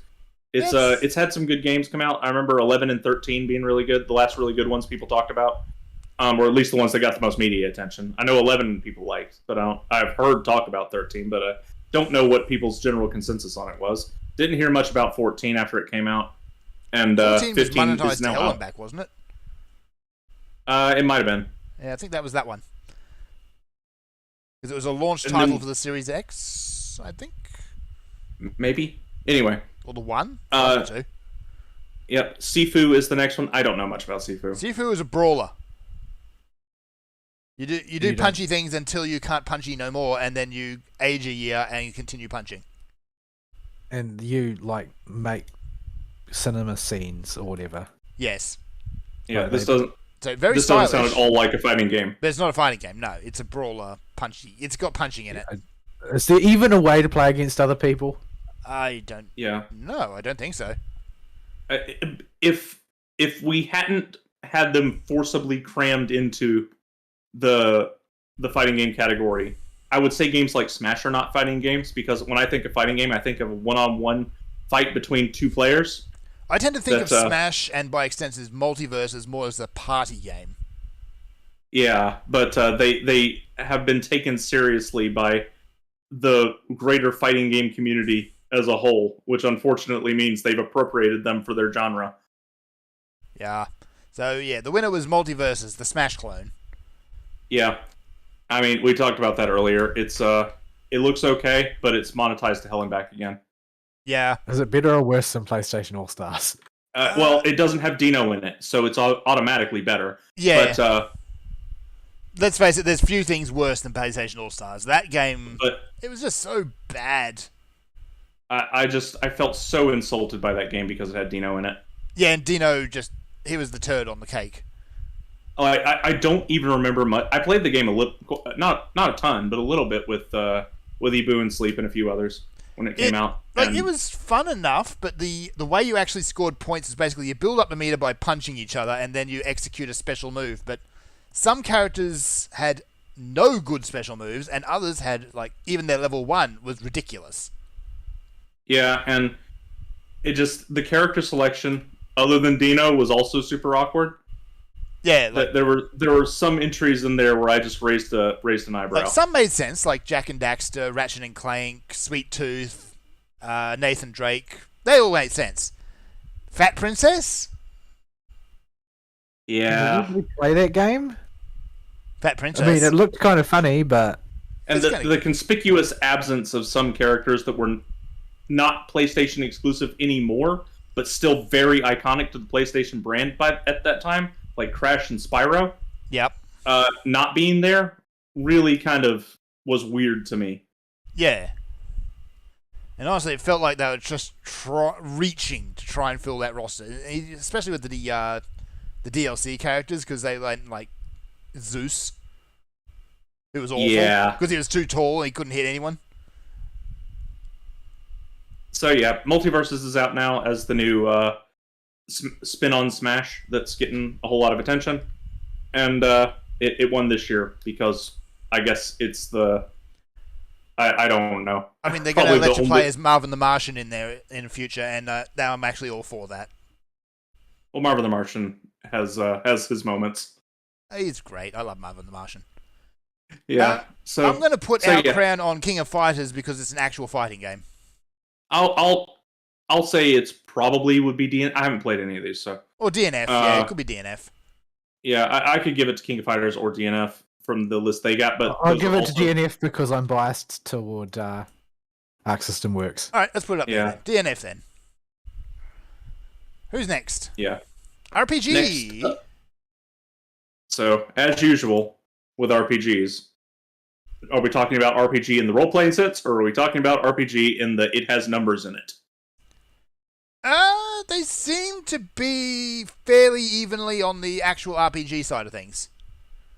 So Our nominees are Elden Ring, Live Alive, Pokemon Legends Arceus, Triangle Strategy, and Xenoblade Chronicles 3. Honestly, Pokemon Legends Arceus it seems really, really weirdly far away from I mean, RPG because there's not really any role playing in it. You're No. only very vaguely in control of the stats in any way. Like it honestly, if you're comparing it to the rest of the Pokemon franchise, Legends Arceus is head and shoulders above them. But compared to the rest of the JRPG market, or just RPGs in general, yeah, it's still kind of eh. yeah, and then you got I don't know what Triangle Strategy is. Triangle Strategy is a traditional Final Fantasy style one, I believe. Final Fantasy Tactics, I want to say. Let me just sounds like quickly the check name that. of a tactics game. Yeah, Triangle Xenoblade is I mean the Xenoblade franchise is It's Japanese action RPG. is this It- an anime it is- trope? How can we get this in here? Yeah, it is one standard unit Japanese action RPG. Yeah. I played through Xenoblade Chronicles 3, and it's got a good story and got some great character moments. But the combat, oh boy, the combat. You're controlling up to 7, potentially 8 characters in your party at a time, and they're all shouting out the names of their special moves when they use them. Constantly. Hey, don't knock on special move shouting. Yeah, but when They're 8 people are scary. doing it at the same time, Like the best part of any Tales game is when all the characters shout the names of their mystic arts in the most hammy way possible, yeah. while the big elaborate animation plays. Yeah, there's not a lot of ham going on with the Xenoblade ones. There is, however, a crowning moment right at the end of the game where this nice, dignified queen turns out to be a Scottish bruiser. She starts carrying on with this ridiculous Scottish accent. It's great. Yeah. That's So, that's that- Xenoblade for you. Is also watch out for the Australians because they're bastards. Well, yes, you would know. I would know. So yeah, that covers our action JRPG contingent almost. Almost. And then there's another one. And then let's see, we have is that all of the Live Alive? I don't know what this one I is. don't know anything about Live Alive. It's a remake of Tactics. I keep thinking Live Alive, but that's an anime. I'm pretty sure it's a remake of a really old Square game, I think, but I'm not 100% sure. Yeah, probably. I might be thinking of something else. I'm just going to say it. The winner and our pick as well, is, of course, Elden Ring. Yeah. Elden Ring has... I would be much happier about that if I thought it made any sense to put it in this genre. Because I think of it as an action game. All that you are thinking about all the time in this game is the action and how you're going to execute. Yeah, the numbers take a second. It is only an RPG insofar as it has a leveling system, and you can pick a role to play. It has a lot of attached RPG elements, and I know that that's true. The discussion around builds is very important. Like lots of these things that are very traditionally associated with RPGs, but what you do to play the game is not RPG-esque. You don't play a role. The RPG stuff supplements your ability to play the action game. Yeah. It is not the well, it can be the core of it if you just focus on outnumbering everything. The game comes down to your ability to play. If there was ever a game that deserved the subgenre action adventure, it would probably be Elden Ring.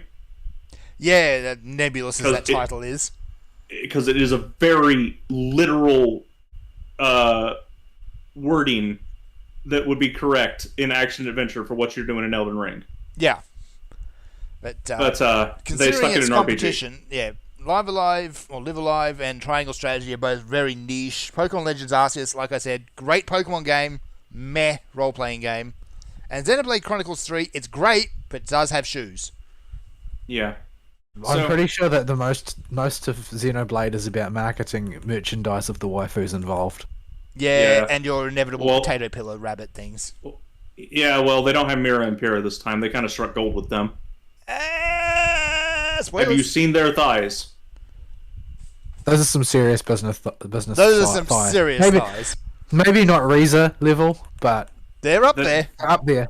They're definitely up there. I mean, Riza is the undisputed queen of thighs. As much as Riza and Mira and Pyrrha sell figures, you'd think people would realize this by now, that this is an easy way to make money?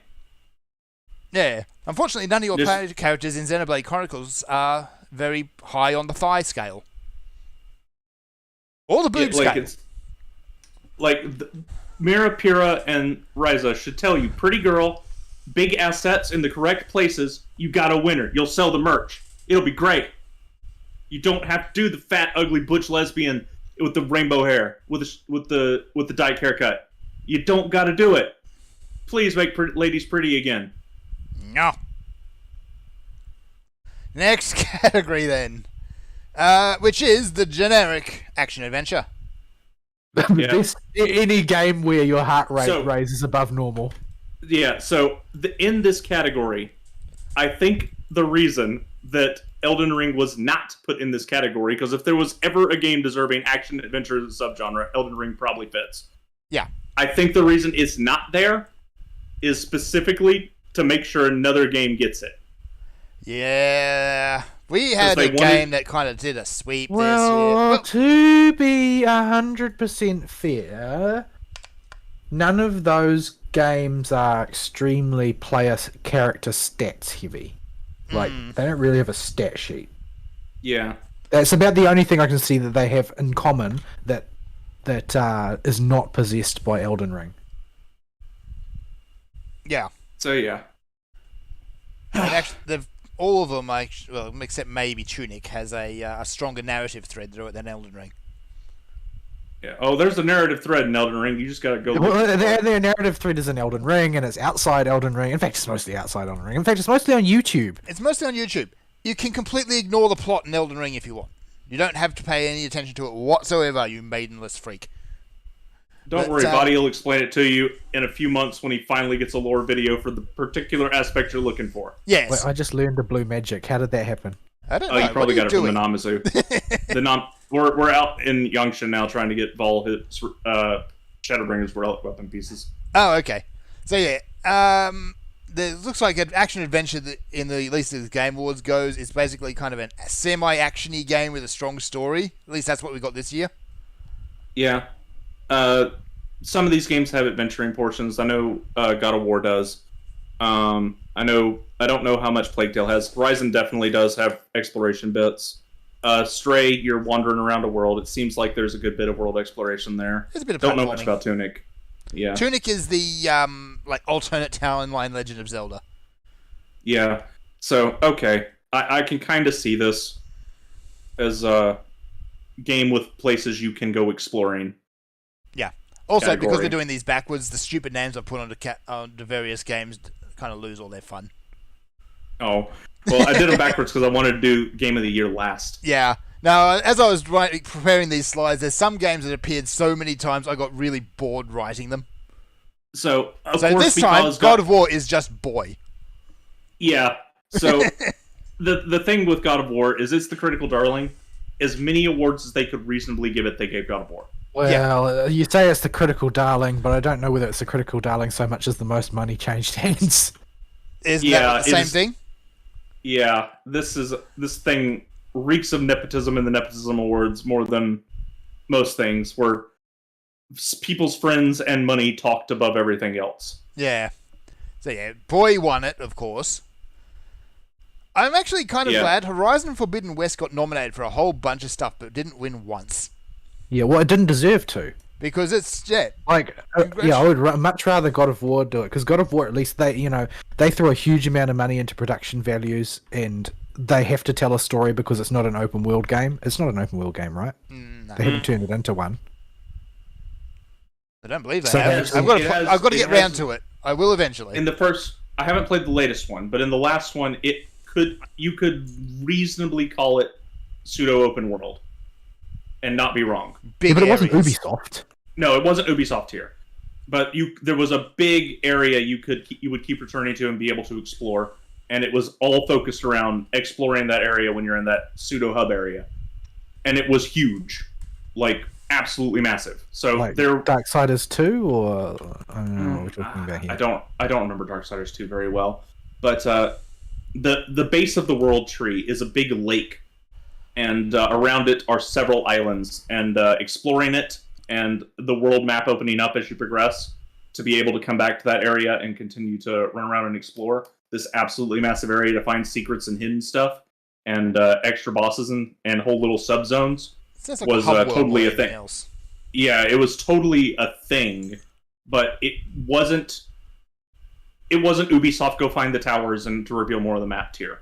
It was a step below that, but it was still definitely a lot of exploration going on. Well, the thing is that what is characteristic about Ubisoft is that most of the things you can do in your open world are padding to make the runtime really, really long if you try and do everything, or at least lots of things. Whereas in God of War, ultimately, it's a framing device for a narrative, Yeah, first and it- foremost. So they actually it- have to write one. Yeah, it all served a purpose for expanding the narrative, and it was all optional stuff that you could do with the exploration, but it did all pay off with more. What's the word I'm looking for? More insight into the universe. All right. Yeah, and then in the case of the Horizon one, it feels more like, oh well, this is a standard open world Ubisoft game, and we're going to embed some story in here that basically the environment doesn't really need to facilitate the storytelling. It's pretty much you can slot the story into the world. Yeah, I am more forgiving towards the God of War sequels that have been coming out recently because I didn't super like the first game, but I didn't hate it. I also So- feel like it's got an identity of sorts, and Kratos is sort of a person after a fashion. Like Very he shouty clearly person. has had. He's a very angry person for sure, but he's had He- to go through character development at least to some extent. Yeah, he's a character with an arc and a history that we've seen go through gaming. Well, So- ultimately, it's because he at least, I don't know if he still is, maybe he is. He was a bad person, generally speaking. There were worse people around, but he was still a bad person, and And he was played like an absolute fiddle. it's important to the people who make games like Horizon that Aloy is never depicted as a bad person and never has any flaws. She never has any personality either. Yeah, because she can't have any flaws. So how can she have a personality? Nothing can be allowed to develop. Yeah. Because if you make a female protagonist look bad, the entire industry is going to come down on you and condemn you. Whee! Alright, as far as these games though, I don't have any strong opinions on any of them. I haven't played any of them yet, though I do want to play Yeah. most of them. Yeah, I feel like Stray shouldn't really get it because it's kind of a walking simulator. Yeah. I don't really know much about Plague Tale. Everybody seems to be talking about it and have been for some time during this year. But I think I it's don't really know more of a what it's all about, to set-piece be honest. puzzly type thing. Yeah, it does seem a bit David Cage from what I've seen of it. Not quite that bad. I'm being mean to it. I'm needlessly mean to it. That is unnecessarily cruel, sir. I'm trying to pull it away from. I'm trying to pull it away from straight up walking simulator and from actual game. Yeah. Because it looks like it's very heavily invested in just having you execute the one thing they want you to do. Yeah, follow the story. Yeah, it's very hard for me to put coherently into the reasons I haven't played Plague Tale.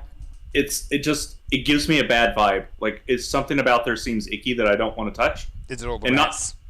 Rats are fine. All the actual literal ickiness is fine. It's just a general feeling I got of this game just seems like it wouldn't be something I would like. It feels like its objective isn't quite to be entertaining, but maybe something else. Not really sure. Like Yeah. it's designed to be more artistic than fun. Yeah, that's close. Like, the story close they're enough. telling is grim. Like, I mean, really bad. grim story fine, yucky story fine. It's just a feeling I get that something about this game doesn't sit quite right as far as a product that I want to give money to. Mm-hmm. Like, I feel like something's wrong somewhere, and if I play the game, I would find that out. And there are too many other things I want to play right now. There's So, a plague story. I figure I can just play Dishonored if I want a story about a plague. That is even more rats. Yes, they have a lot of rats. got As a many lot of rats as you rats. possibly want. If you run out of rats, you can just conjure more up. Yeah, I mean, the little boy in Plague Tale can do that too. It's kind of his superpower. It's a pretty crap superpower. Although, oh my goodness, these are man-eating rats, so I don't know, maybe. Anyway, best action game. Let's get It's salty. different from best action adventure game. Yeah. So So its action takes place, but no adventure happens Yes. at any point. Nominees it's- are Bayo 3, Kudido Modern Warfare 2, Neon White, Sifu, and Turtle Shredder's Revenge.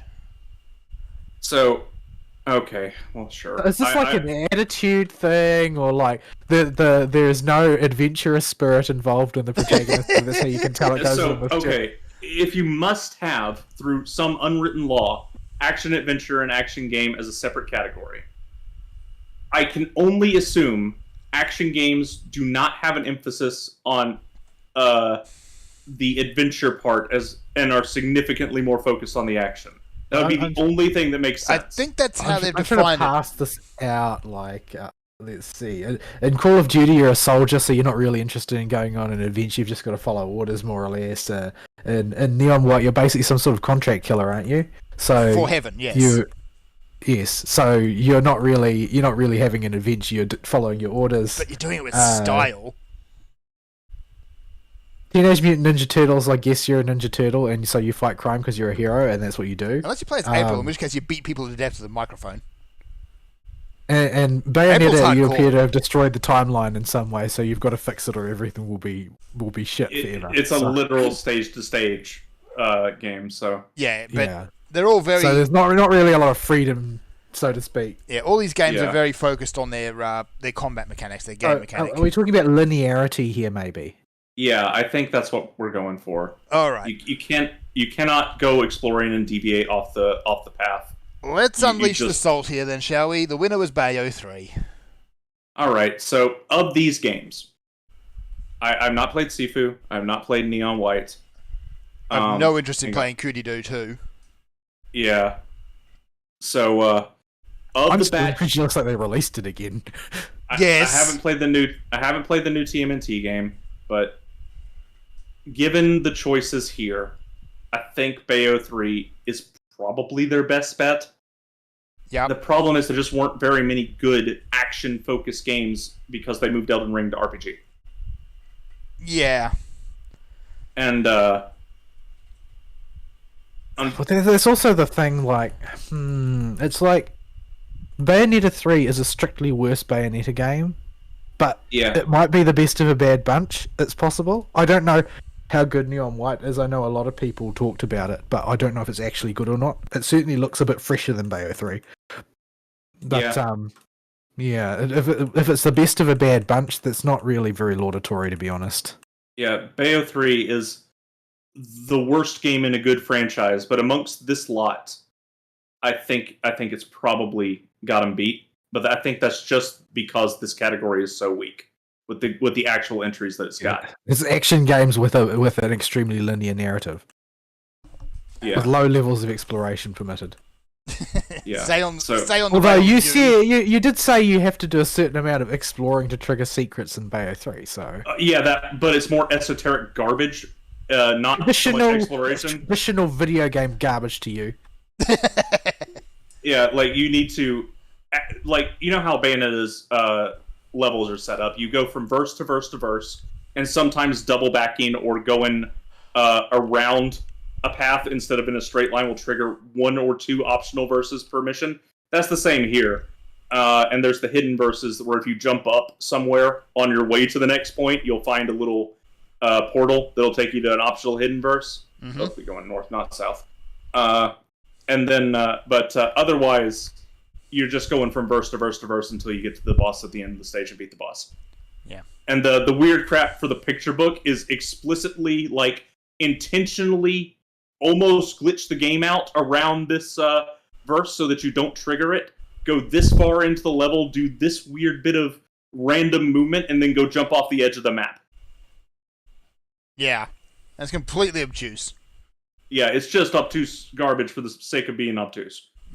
All right, we need to move on, and we've still got another bunch of awards. So let's zoom through the next one really quick, which is innovations in accessibility. Which, Yeah, it looked Yeah. this looked like colorblind modes and stuff. yeah. Yeah, like, Unfortunately, this year no one really came out with anything particularly actually innovative. Nobody had a cool arachnophobia mode, is what you mean to say. Yeah, like every year it's out. Well, not every year, every other year I think someone has a really cool idea to kind of bring things forward in this regard, but I just didn't see any of that this year. Like, Yeah, Monkey Island's got a guidebook in it. It's got a help menu. That's its innovation. That's for accessibility, is it? Yeah, apparently. You know, I can get behind making games easier to play for people that have physical disabilities, but it just Yeah. seems a little weird to give an award for it. Yeah, it seems very virtue signaling. Like, oh, does a bit. we think about people who have disabilities. We want to try and shill for companies to make accessibility options for them. But the reality is that those companies will not make accessibility options for a particular audience because they get an award for it. They do it because those people have money, and their money is as good as anybody else's. And there's So- a guy with no arms that beats Sekiro without taking a hit. That guy is awesome. Yeah, he doesn't need no lazy accessibility option to do it. Like the fact that that's doable shows that, you know, with enough determination, you can get over some physical handicap. And that guy is better at Sekiro than you ever will be. Oh yeah, he probably is better than me. I can beat Sekiro pretty dang fast, but I can't do it no hit. Yeah, and you've got hands. Yeah. So That's yeah, your weakness if you just cut them off. that guy does it no hit with his feet. Yeah, that's If your that's not mistake, baller, Arsenal. I don't know You were what trying is. to use your hands. So yeah, If Gotta you be just like- if you just practiced using your feet, you would have been able to do it too. so yeah, Yes, it's like it's something I Yeah. think accessibility progress is something that should be celebrated, but not really needed an award, especially when there's no Yeah, big jumps I forward don't- that year. Yeah, I think that they should just highlight ones that are really cool in a special segment if they want to do that. Yeah, like rather Yeah. than- yeah, like they did for like people who have had a big influence on the industry. They usually do a segment like that or something like that. yeah, I'd do something like that. They can still Yeah, have but an giving award you if they an get award that, is just but- kind of weird. Yeah, Yeah. especially because the award has contenders and a proper, voting. No, just Nah. give a little special sticker to the guy that comes up with something really cool. If you must give an award, don't make it a competition between games. Just be like, hey, this game did a cool thing, so that colorblind people can see it perfectly this time. Our colorblind is better. Or look at this foot controller for the guy that played Sekiro. He can now play it even better. Here's a trophy. Yeah. Here's a sticker you can put on your box. Yeah, so that's yeah. Anywho, they gave it to Boy. Yeah, it had a really robust colorblind mode, is all I saw. But I don't think that that's really that special anymore. It's really Yeah, not. that's- Games have something like that. To be fair, I started playing League of Legends in colorblind mode because it was easier to see green and purple than blue and red. Fair enough. I'm not sure what the Quarry had in terms of accessibility mode. That's a game about hunting down and murdering idiot teenagers in a quarry. I mean, I can get behind this. It's a slasher. It's basically a slasher film, a video game. Okay, now I'm not behind this anymore. You're the murderer. Okay, I'm back behind this again. Actually, I think it's multiplayer. You can play on both sides. But why would you not be the murderer? It's a girl streamer game again, isn't it? Yeah, it is. Yeah, probably. Anyway, It's Dead by For some Daylight reason all over they love again. that stuff. I don't really understand, but Oh okay. my goodness, my sister will not stop playing Dead by Daylight. I think she's at more hours in that than I have in Final Fantasy XIV now. right. And my number in Final Fantasy for raw hours played is quite big because I idle a lot and leave it open while I'm at work. But Dead by Daylight's got zombies. So anyway, Anyway, yeah, moving. then this next category I'm going to just go ahead and spoil for you all. There was no VR games this year. No. VR is effectively on hiatus. It's too expensive to produce for right now, with the recent silicon increase in price, and people just don't want to put the time in for it to do it. It is dead in the water until it becomes cheaper again. Yeah, and potentially Yeah, well, until Facebook gets out of the market. When Zuckerberg announced their price point for their VR equipment and then Sony announced their price point for their PSVR 2, they basically killed the market. Yeah, it's not Yeah. going to go anywhere for a few years at this point. Yeah, it was already a super luxury product, and with the recent price pension we've had to do because of inflation, there ain't no effing way we can afford something that expensive. Nobody can. Yeah. Okay, moving. So, yeah, Yep, moving just gonna- on. Time. Best community support. Now, here's the thing about this category. This is exactly the same as last year's. They even used the All the same games? thumbnails. All the games, same order, same thumbnails, exactly the same as last year. Including same winner, which is Final Fantasy XIV. Yeah, same giving Fortnite an absolute fisting and causing all the fanboys to freak out again. Fortnite doesn't deserve any awards. Well, because Fortnite's not doing community support. They're starting their own pet lawsuits with Epic and going off and doing corporate collabs. Yeah, for Fortnite is a marketing engine, and Fortnite is like the modern version of the commercial breaks during children's cartoons. I mean, they had a Grubhub crossover during the Game Awards where you could get a car skin with Grubhub written all over it. The heck is Grubhub? Grubhub is It's, Menulog or Deliveroo, basically that sort of thing. It's a food delivery service Oh, in the okay. US. As well as, yeah, the unnamed extortion engine. Yep. So you got that. Final Fantasy 14 one. No Man's Sky, yeah, okay, I could see that being on the list. Destiny 2, I mean, we've talked about why they keep dropping the ball. Apex Legends has notoriously bad community support. The all I hear from the Apex Legends community is how much the developer hates them and won't listen to their feedback. So probably not them. Yeah. So the only two real choices in this category were No Man's Sky and Final Fantasy 14, and 14 just has clearer communication with the player base. No Man's Sky disappears under their rock for a few months, and then they pop up with a giant bowl of candy. And then they go back under their rock. They usually listen to the player feedback, but there is no communication. So No. hard to do support if you're not actually you're only engaged in a one-way conversation. It is very interesting to find out what is going on under that rock, though. I Yeah, think we'd all like to know. They're usually pretty transparent about it when they do release new stuff, but while they're working on it, Yeah, they keep all very hush-hush. you don't have a clue what they're doing. Alright, next So- category is best. No, I'm not going to say best. Hang on. I'm just going to edit this. Mobile game. It's just a mobile game. There's no best. So We all lose. what? Yeah, which mobile game got the most money from whoever? The was one showing that it? came out literally last week. That was Yeah, Marvel Ben- Snap. So Ben Broda, I noticed, was featured quite a lot at the Game Awards. He's got them Disney monies. Yeah, and his game won this and got a whole lot of marketing and extra shilling. It's almost like he's friends with Jeff or something. Yeah. Almost as if it is. Yeah, so nepotism awards being nepotism awards, we know how that goes. We know how that goes. The other Legends, Apex Legends, I mean, same thing as the community support. They've got the same issues going on there.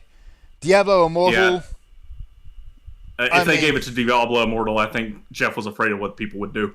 Oh, yeah, I think there may have been a There might be riots. I mean, He from, should an, have just troll. from an Genshin industry Impact is- standpoint, Diablo Immortal made all the money.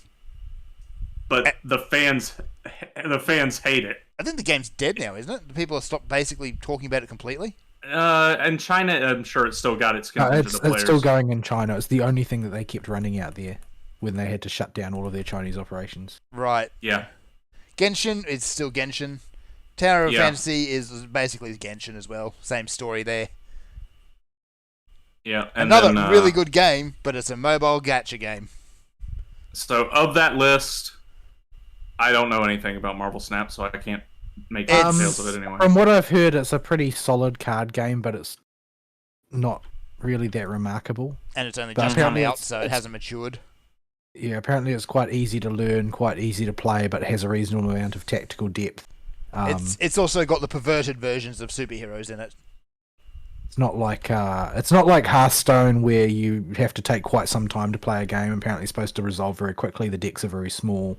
Yeah, I don't know a huge amount about it, but it's relatively well received by people who care about that kind of thing. But like most such things, the proof of these things' value come in how it develops over time, not it being new.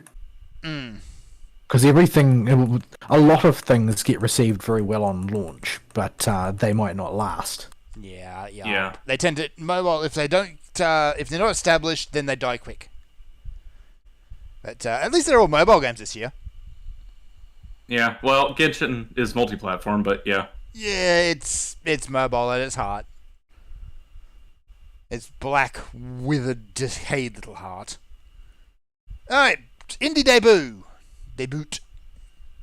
So Debut. indie game that came out this year, For or the- in this year period. New studio this year. And of course, it went to the Kitty Cat Simulator. Yeah. So this. Yeah, well, that was going to happen. That was going to happen. Stray had to get something.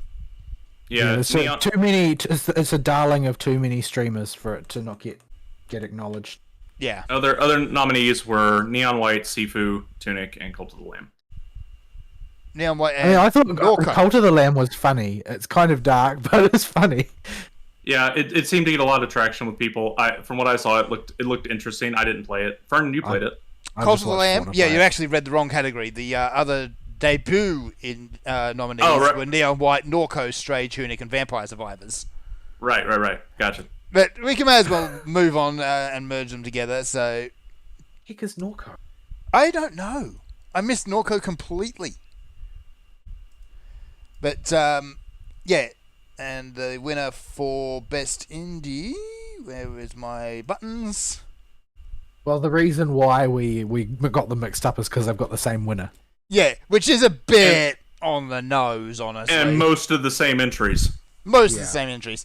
But, There's like one difference. Vampire Survivors is on debut indie, and it's swapped for Cult of the Lamb in regular best indie. Neon Yeah. White and Norco are also. Yeah. So, Cult of the Lamb, I really liked Cult of the Lamb. It's got some issues, but it's, basic, mechanically anyway, it's all classic dungeon crawly, kill all the things in a room to progress type gameplay.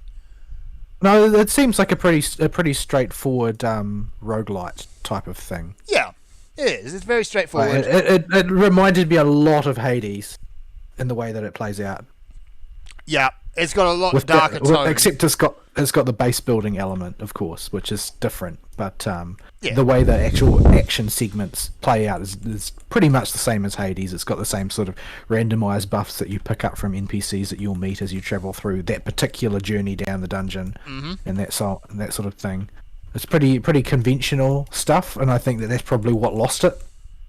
Yeah, Is that it's very conventional in a lot of respects. Like the town maintenance and building thing is like an extremely dark sort of Animal Crossing. It is absolutely, because you can, sacrifice your happy little minions to You create can technical cook dog. poo for your minions to eat. You can also cook poo, and Yeah. if with the right blessings, you can make them like it.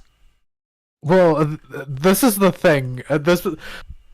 Like I said, I only watched Fauna play it, but her first follower had coprophiliac, Oh dear. and this just became a thing. And so every time she would check her list of like, what are your followers thinking or whatever, Gregory would show up again, and he'd be like, I saw some poo today, it really made my day, it was the happiest thing ever, type of thing. She's a plant. She eats poo. Apparently she does not really think that it is suitable for suitable material for public discussion. Yeah, I suspected he might not. Stupid dryad. But yeah, Cult of the Lamb is CalArts, but it's one of those few cases where I think CalArts actually works. Well, the thing is that the CalArts is so buried in the rest of the aesthetic that you really can't see it.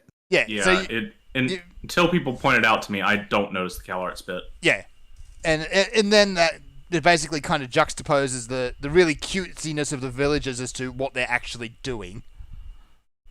Yeah, I think that the reason why CalArts is not offensive in this context is it's purposely playing against type.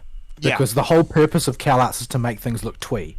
Yes, which it does here as well, and right up until it doesn't. Well, the thing is that it's a aesthetic designed to make things look twee, except that the things that it is attempting to make look twee are often cosmic horrors of some kind. Yes. All right. So I feel like graphically that works quite well, but I think that it's the conventionalness of the gameplay is what caused it not to be successful here. Yeah, it aside from maybe a few little bits and pieces, it doesn't do anything really new. All right, next game, best ongoing. So we have Apex Legends, Destiny 2, Final Fantasy 14, Fortnite, and Genshin Impact. I mean, Final Fantasy 14 1. duh. Fortnite fans on Suicide Watch. And that was our pick as well, because, Final Fantasy 14. Well, it is a game that has gone from strength to strength and has continued to develop over time instead of resting on its laurels. Like, it's an entirely reasonable recipient of this award as far as I'm concerned. Mm-hmm. Speaking of, how many memories are you at, Vol? Not that many.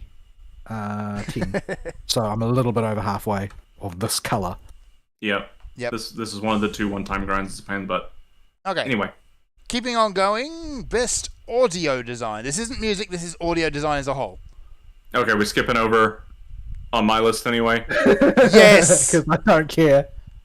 Okay, that's because we already talked about best performance with Judge. None of the other ones are worth talking about. I don't know them anyway, so I can't do it. Although Boy was also nominated, but Dad won instead of Boy. Audio design, I think, for this particular slate, is largely about how much money did you throw at the audio direction. Yeah. Yeah. To be This fair, year, most of these games threw an awful lot of money at them. yeah, that we don't have a real horror game like Resi 7 or 8 this year to really showcase audio design. Yeah.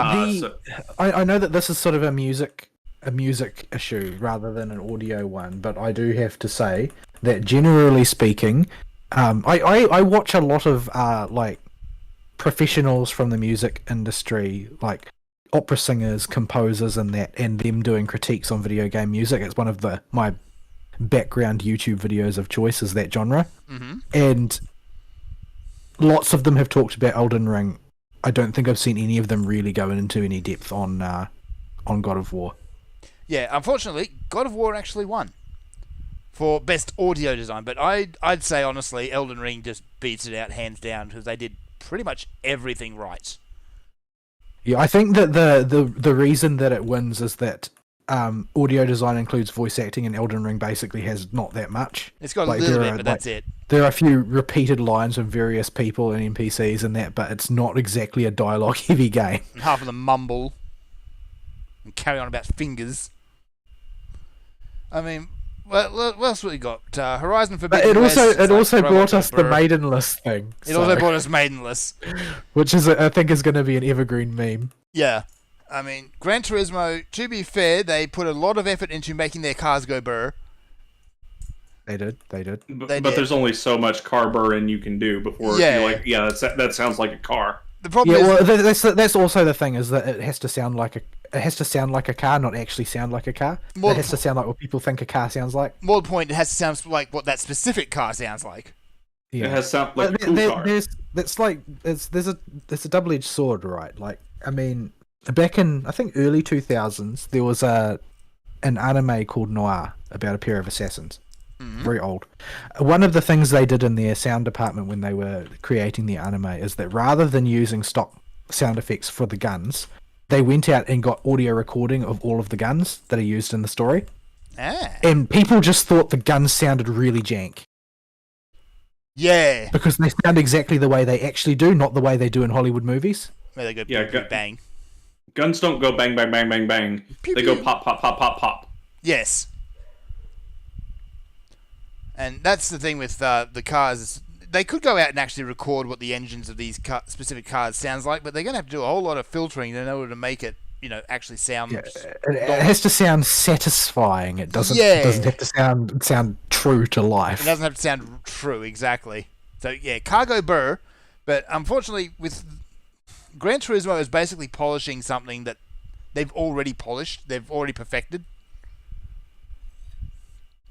There's not really a whole lot more you can do with realistic car racing. Yeah. You can make it shinier, and they've been doing an excellent job I of that think it's in this category because it's essentially a sin. because it goes burr. Of all, we've been dropping Chocobo meteors with no Chocobo for a while now. Oh, right. Yeah. You need a chocobo out for that to be effective, don't you? I thought this boss was dying awfully slow.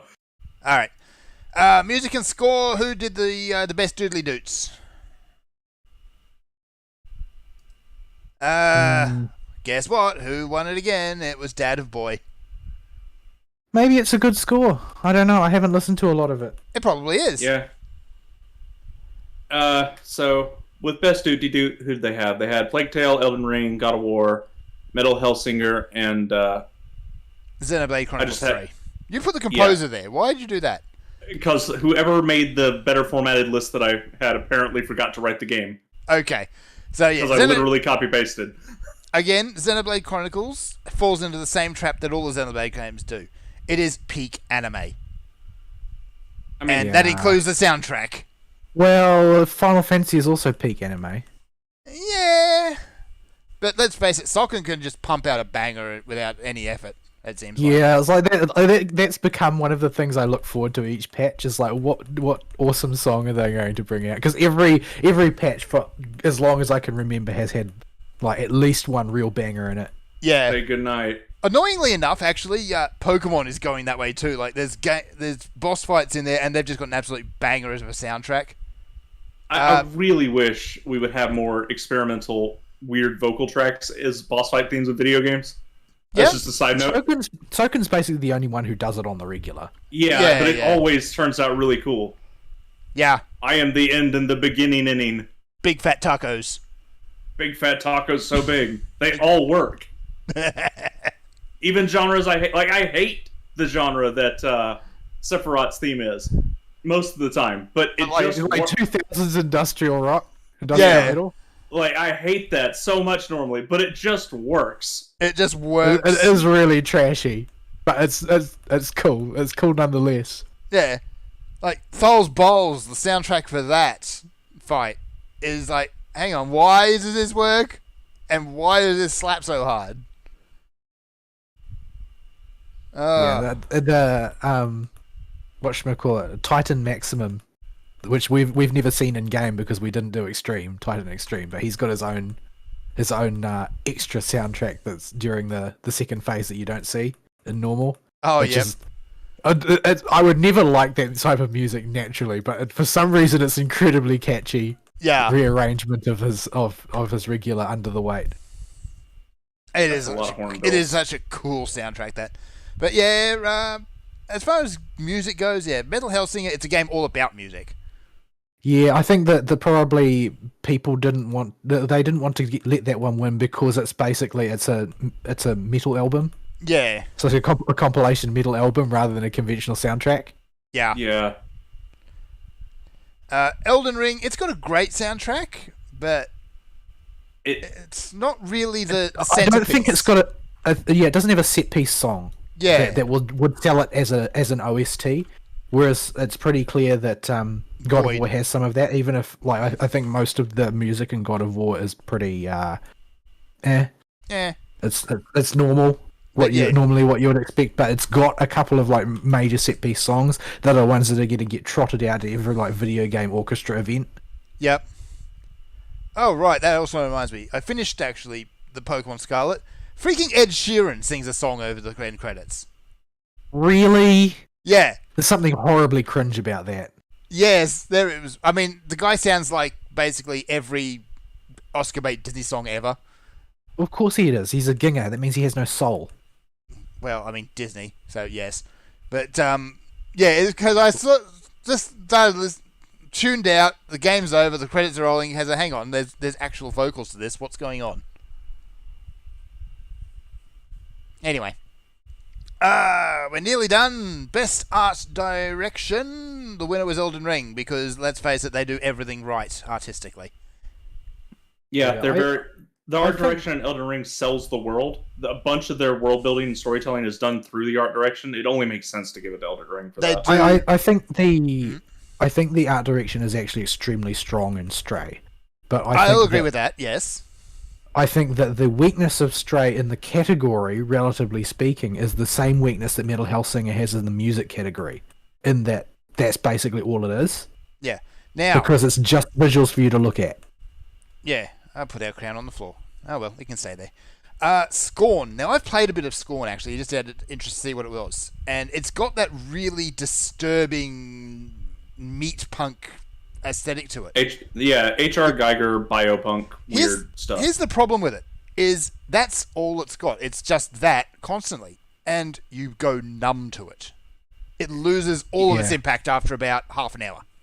It has no impact if you played Doom when you were growing up, because there's so many levels that look Yeah. like this. So you just start doing, Yeah. you do the first few areas, and there's a few places where like there's the light shining down on this centerpiece, and you can see it's all kind of organic and weird looking and all of that.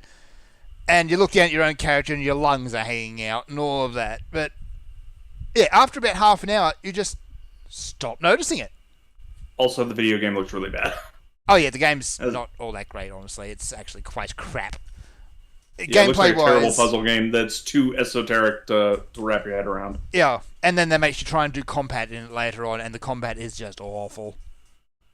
Even when they give you a gun, the gun is just bad. Yeah. So yeah, Horizon Forbidden West, lol. All you got's robot dinosaurs. It's the same as every other Horizon. it's the game. same robot dinosaurs. Yeah, we've seen them before.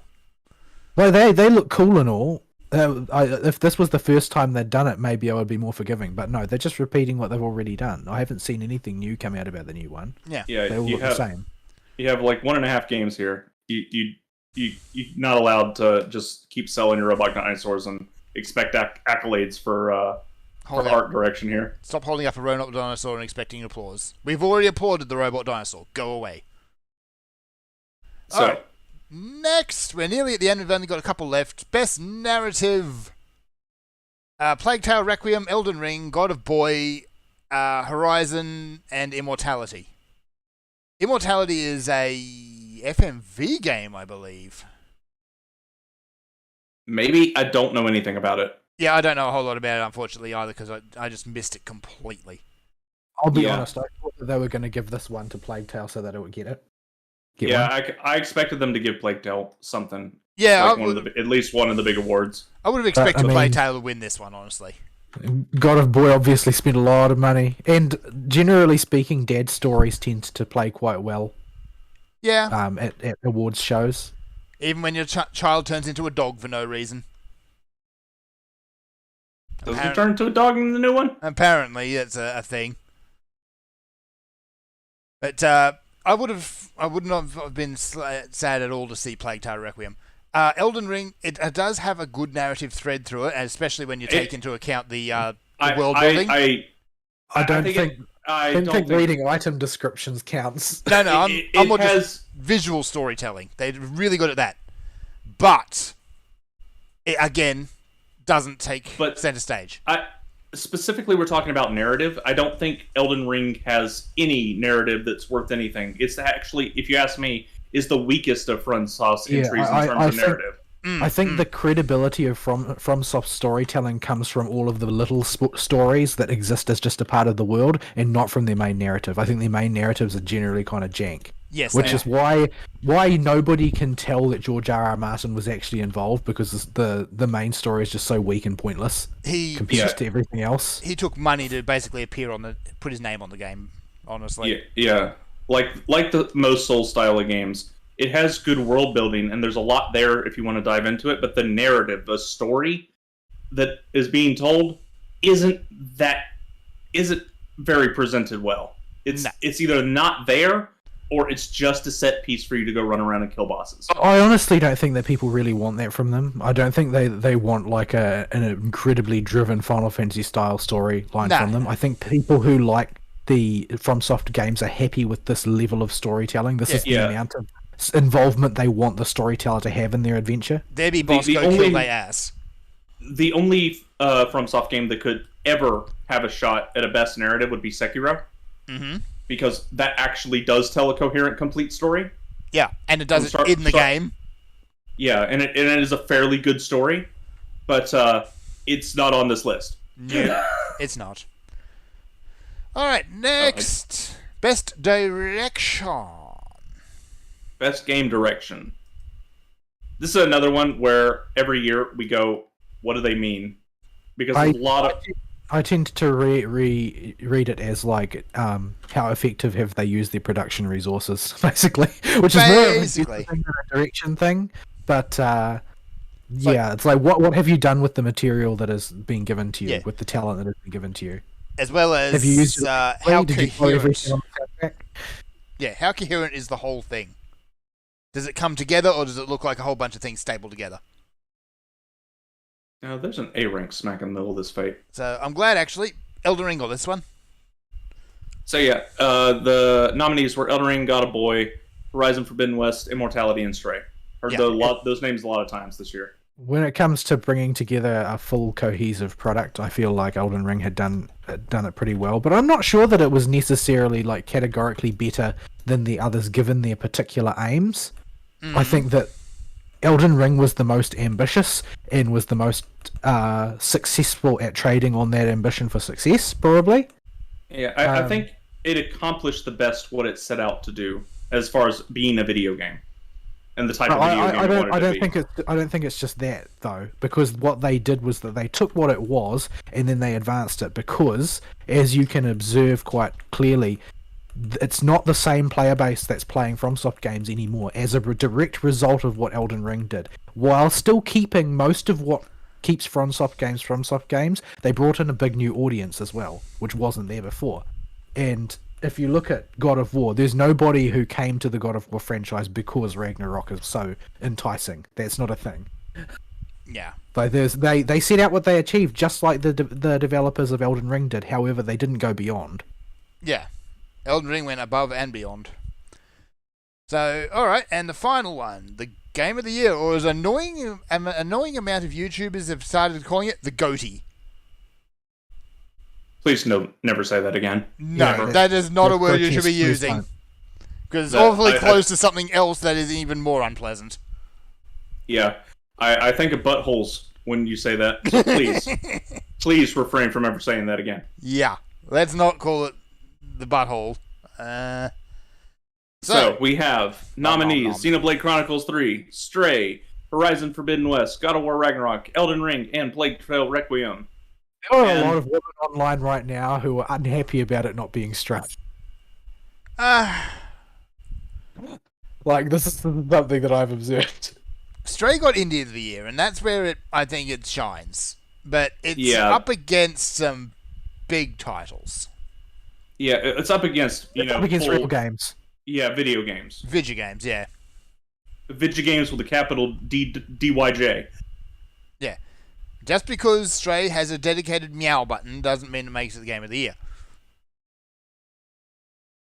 does make an incredible female streamer, So- though. Yes, it does. Yeah. So I was actually not surprised, but it was not the one of this list I expected to win based on how the awards were going. I Yeah. 100% expected to see God of Boy get it. Yep. Yeah, I did. That's where I thought we were going, because God of Boy had just swept the other awards, and clearly they had paid the most money to Jeff. It's needlessly cynical of me, but I feel like they didn't think that they would have any credibility if they did that. I'm starting to I think think that, because it was sort of like the center of attention for a lot of the show, and it is such like a one standard unit AAA Western action game that I think that there was a certain amount of reluctance to let it get Game of the Year in addition to everything else that it had already won, yeah. because it would look like a shill job if they did that. I'm honestly Yeah, starting to well- think that Jeff is keeping Game of the Year particularly like off the viable table. Well, no, I think this is a pseudo way. This is a really cynical take, Okay. but I think this is Jeff future-proofing the Game Awards to say, hey, look, we totally gave it to a Japanese dev this one time. Yeah, maybe. Yeah, because I don't think it's quite that simple, and I don't think it's quite that conscious either. I think it's more that it doesn't have a good appearance when it looks like you're giving all of the attention to the richest backed like game Yeah. developer, and it's clearly not the fan favorite. And I think Yeah. everybody knows that, because there was no phenomenon that occurred around God of War Ragnarok. It just happened. It did not grip the entire gaming community by the throat the way Elden Ring did, and everybody knows it. If he gave it to God of War, no matter what God of War's credentials may be, like it may be a Mastercraft game, but it wasn't a phenomenon. And Elden Ring was. Yep. And still And I think he is. knows that for his credibility, he needs to make sure that the thing that lives in everybody's memories gets acknowledged. Yep. So yeah, So, Elden Ring won it, so yeah, and we completely agree with that, I think. of this list, definitely. Yeah. I can't think of any other games this year, honestly, that I would give it to either as far as new releases. Yeah. It's Right. it's just much like the stuff I would say about Devil May Cry 5. It's a video game game, Yes. Yeah. And we need more it of did those. its video gaming good. Yeah, well, it's the whole product. Like, it's like, if I think about, like, Endwalker sort of missed the boat, right? It didn't really have a chance last year because it came out late, Yep.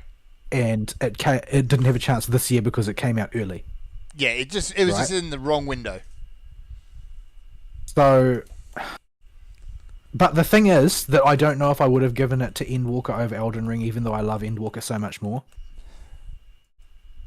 Yeah. Because Yeah. Elden Ring is like a whole self-contained product that really inspired a lot of people to play in a genre that they've never played before, and it is basically has everything from start to finish encapsulated within it in order to make it a successful product. Where Endwalker builds on a lot of material that was there before, it trades on a lot of things that have already been built up in the player base over time, which is not to actually criticize anything about it so much as to say it is not built to stand alone. Yeah. But I love it much more because it's got all that emotional resonance with me, because I've been playing Final Fantasy since back in ARR, and so it's got all that extra cachet for me. You've got that. But I investment. am still rustled that it didn't get shortlisted, Yeah. because I wanted to see it. Since I don't think it had a chance last time, I think that it got excluded. But and obviously nobody would have played it when it came out. I don't think it really got a chance last time. Yeah. But I'm rustled that it didn't get a chance this time to make up for that. Yeah. Horizon But across the board kind at of least spent it- enough money to get them here, but not enough to win anything. that's a really vicious way of putting it. Yeah. I mean, like, I don't think it's a wrong way of putting it it's either. not a though. wrong way of putting it, and ultimately, at the end of the day, you've got all these nominations and won nothing, which says basically, congratulations, you're mediocre. That's like incredibly savage. Incredibly I sad. feel so let down for what Horizon could have been, honestly. But yeah, they've got Well, terrible we needed- writers, and they basically We grabbed needed the to wrong have a formula. Butterface protagonist that has the personality of a cardboard box. Yeah. And we have to undermine the entire plot of the first game by one person making a really stupid move that he has absolutely no reason to do. Sure, I'll take your word for it. I couldn't actually bear to finish the story. Yeah. Also, it's girl power and, female protagonist or syndrome at the Well, same time. She also gets steadily worse at being a caricature of those things as each iteration goes Yeah. by. So I'm Like- expecting it to get worse. I can But I put up do. with- I can put up with Go on. one of those at a time, but not both. Yeah, it's I don't know. It may speak poorly of me as a person, but I would just rather play as a pretty girl than an ugly one. Like Oh no. I This- play this much to play fat, as an actual ugly ginger. character. this fat ugly ginger is not sufficiently aesthetically pleasing enough for me to put up with the fact that she has a personality of a cardboard cutout. I'm sorry. I am fully on board with make girls pretty in video games again. Yeah, I'd just settle for a personality. In fact, I would just settle for assets that are not literally so flat you could, cut bread on them. I'm not so much concerned about that in any particular way. It's more that as a character who's supposed to embody ideals, she doesn't embody ideals. She's sort of like a deracinated, featureless lump. Yeah. There's no character to her character design because as everybody who lives in the real world knows, the reason why you naturally judge other people by their appearance is that people's appearance often carries data. Now, sometimes you'll pick unfair points to judge people on, but you can't help but judge people. That's the simple reality. If somebody looks very fit, it shows a certain amount of discipline in their character. It doesn't. It's not a case of judging them whether they are morally a good person or a bad person, but it does tell you things about them. Aloy has been made to be an ambiguous, deracinated, featureless lump on purpose. She's not even been made to be ugly specifically. She has been made to be not pretty. She's been made to be very unremarkable. And as such, there is nothing to supplement her incredibly poor character writing by informing us through her appearance what sort of person she is. So they are basically double underlining in red their really bad character writing by having her have a hideous design as well. Yeah. Anyway, So, yeah. that is the Game Awards. It's over. Thank goodness. It's over! It's over. Oh, I did have one more picture of one of in the innovation and accessibility category when the girl came up to accept the award. I say girl loosely here. I couldn't tell if they were a man or a dyke, but holy crap, that haircut. Why you do this? I think I remember the one that you're talking about, and I did immediately react by thinking they don't want me to think of that as a man, but that's definitely a man. Yeah, like I have seen some really manly dykes before, but that thing had a square jaw, whatever it was, Oh boy. and it was ugly. Yeah, YouTube's sneaking up on us with a giant knife at this point. They can get over it. All I mean, right. We are way over time. We already knew this show was going to go long. well, the Game Awards show always goes long. It It's, always it's does. effectively a And special. we're nearly at the end of the year, and we aren't doing a rantathon this year, as far as I'm aware, unless you guys want to set up No, an not approach this. Not- Not, and not, buy as a result. No. no. So next week's our last show of the year before we go on our holiday break, right? For New Year's and Christmas. It is. I've got to check the episode number because I think my count's out because Anyway. But yeah, next week is our last of the year. That's a word. Yeah, it's last standard show of the year. Unless we think of specials on the fly, we'll be taking a break for Christmas and New Year's, like we always do. We'll go into more details and solidify the break next week. But we'll be back after the break on. I'll pull up a calendar. The 8th, or the 7th. 7th America time and the 8th for us. Yep. So we will be taking a break on the 23rd and Christmas Eve, and on the 30th and the 31st of the year, because the next week's New Year's, and we should be settled down for New Year's on the 6th, 7th/8th, depending on where you are in the world and how the time zones work. So that weekend of January, we will be back in form. But yeah, we need the Christmas time because most of us have family that need attending to, and even if they don't, the Christmas time is generally a busy time. So we always take this time of the year off for the one of you that may not be familiar with that happens to stumble across the show. So that's our break that'll happen. This has been your VGA special we've been doing for the last half decade, ever since the VGA started. It always goes long. And are they having the 10th one next year? Please don't tell me Didn't how old Keely I say am. something like that? Yes. Probably. So next year's going to be bound to be extra cringe. Yeah. So next week we'll go over everything. It'll probably be a light news week. We'll cover what we've been doing this year and stuff, and do our end of year wrap up stuff, and then we'll be gone, and we'll see you next year. Yeah. But we're not going on break yet. We still got one more show, and then that'll be it for this year. Y'all got anything before I start sending this out so we can actually catch a breath? I'm actually completely knackered at this point, so go for it. All right, folks. Make women pretty again in video games. We will see you next week with our last show of the year. Sayonara. Bye-bye.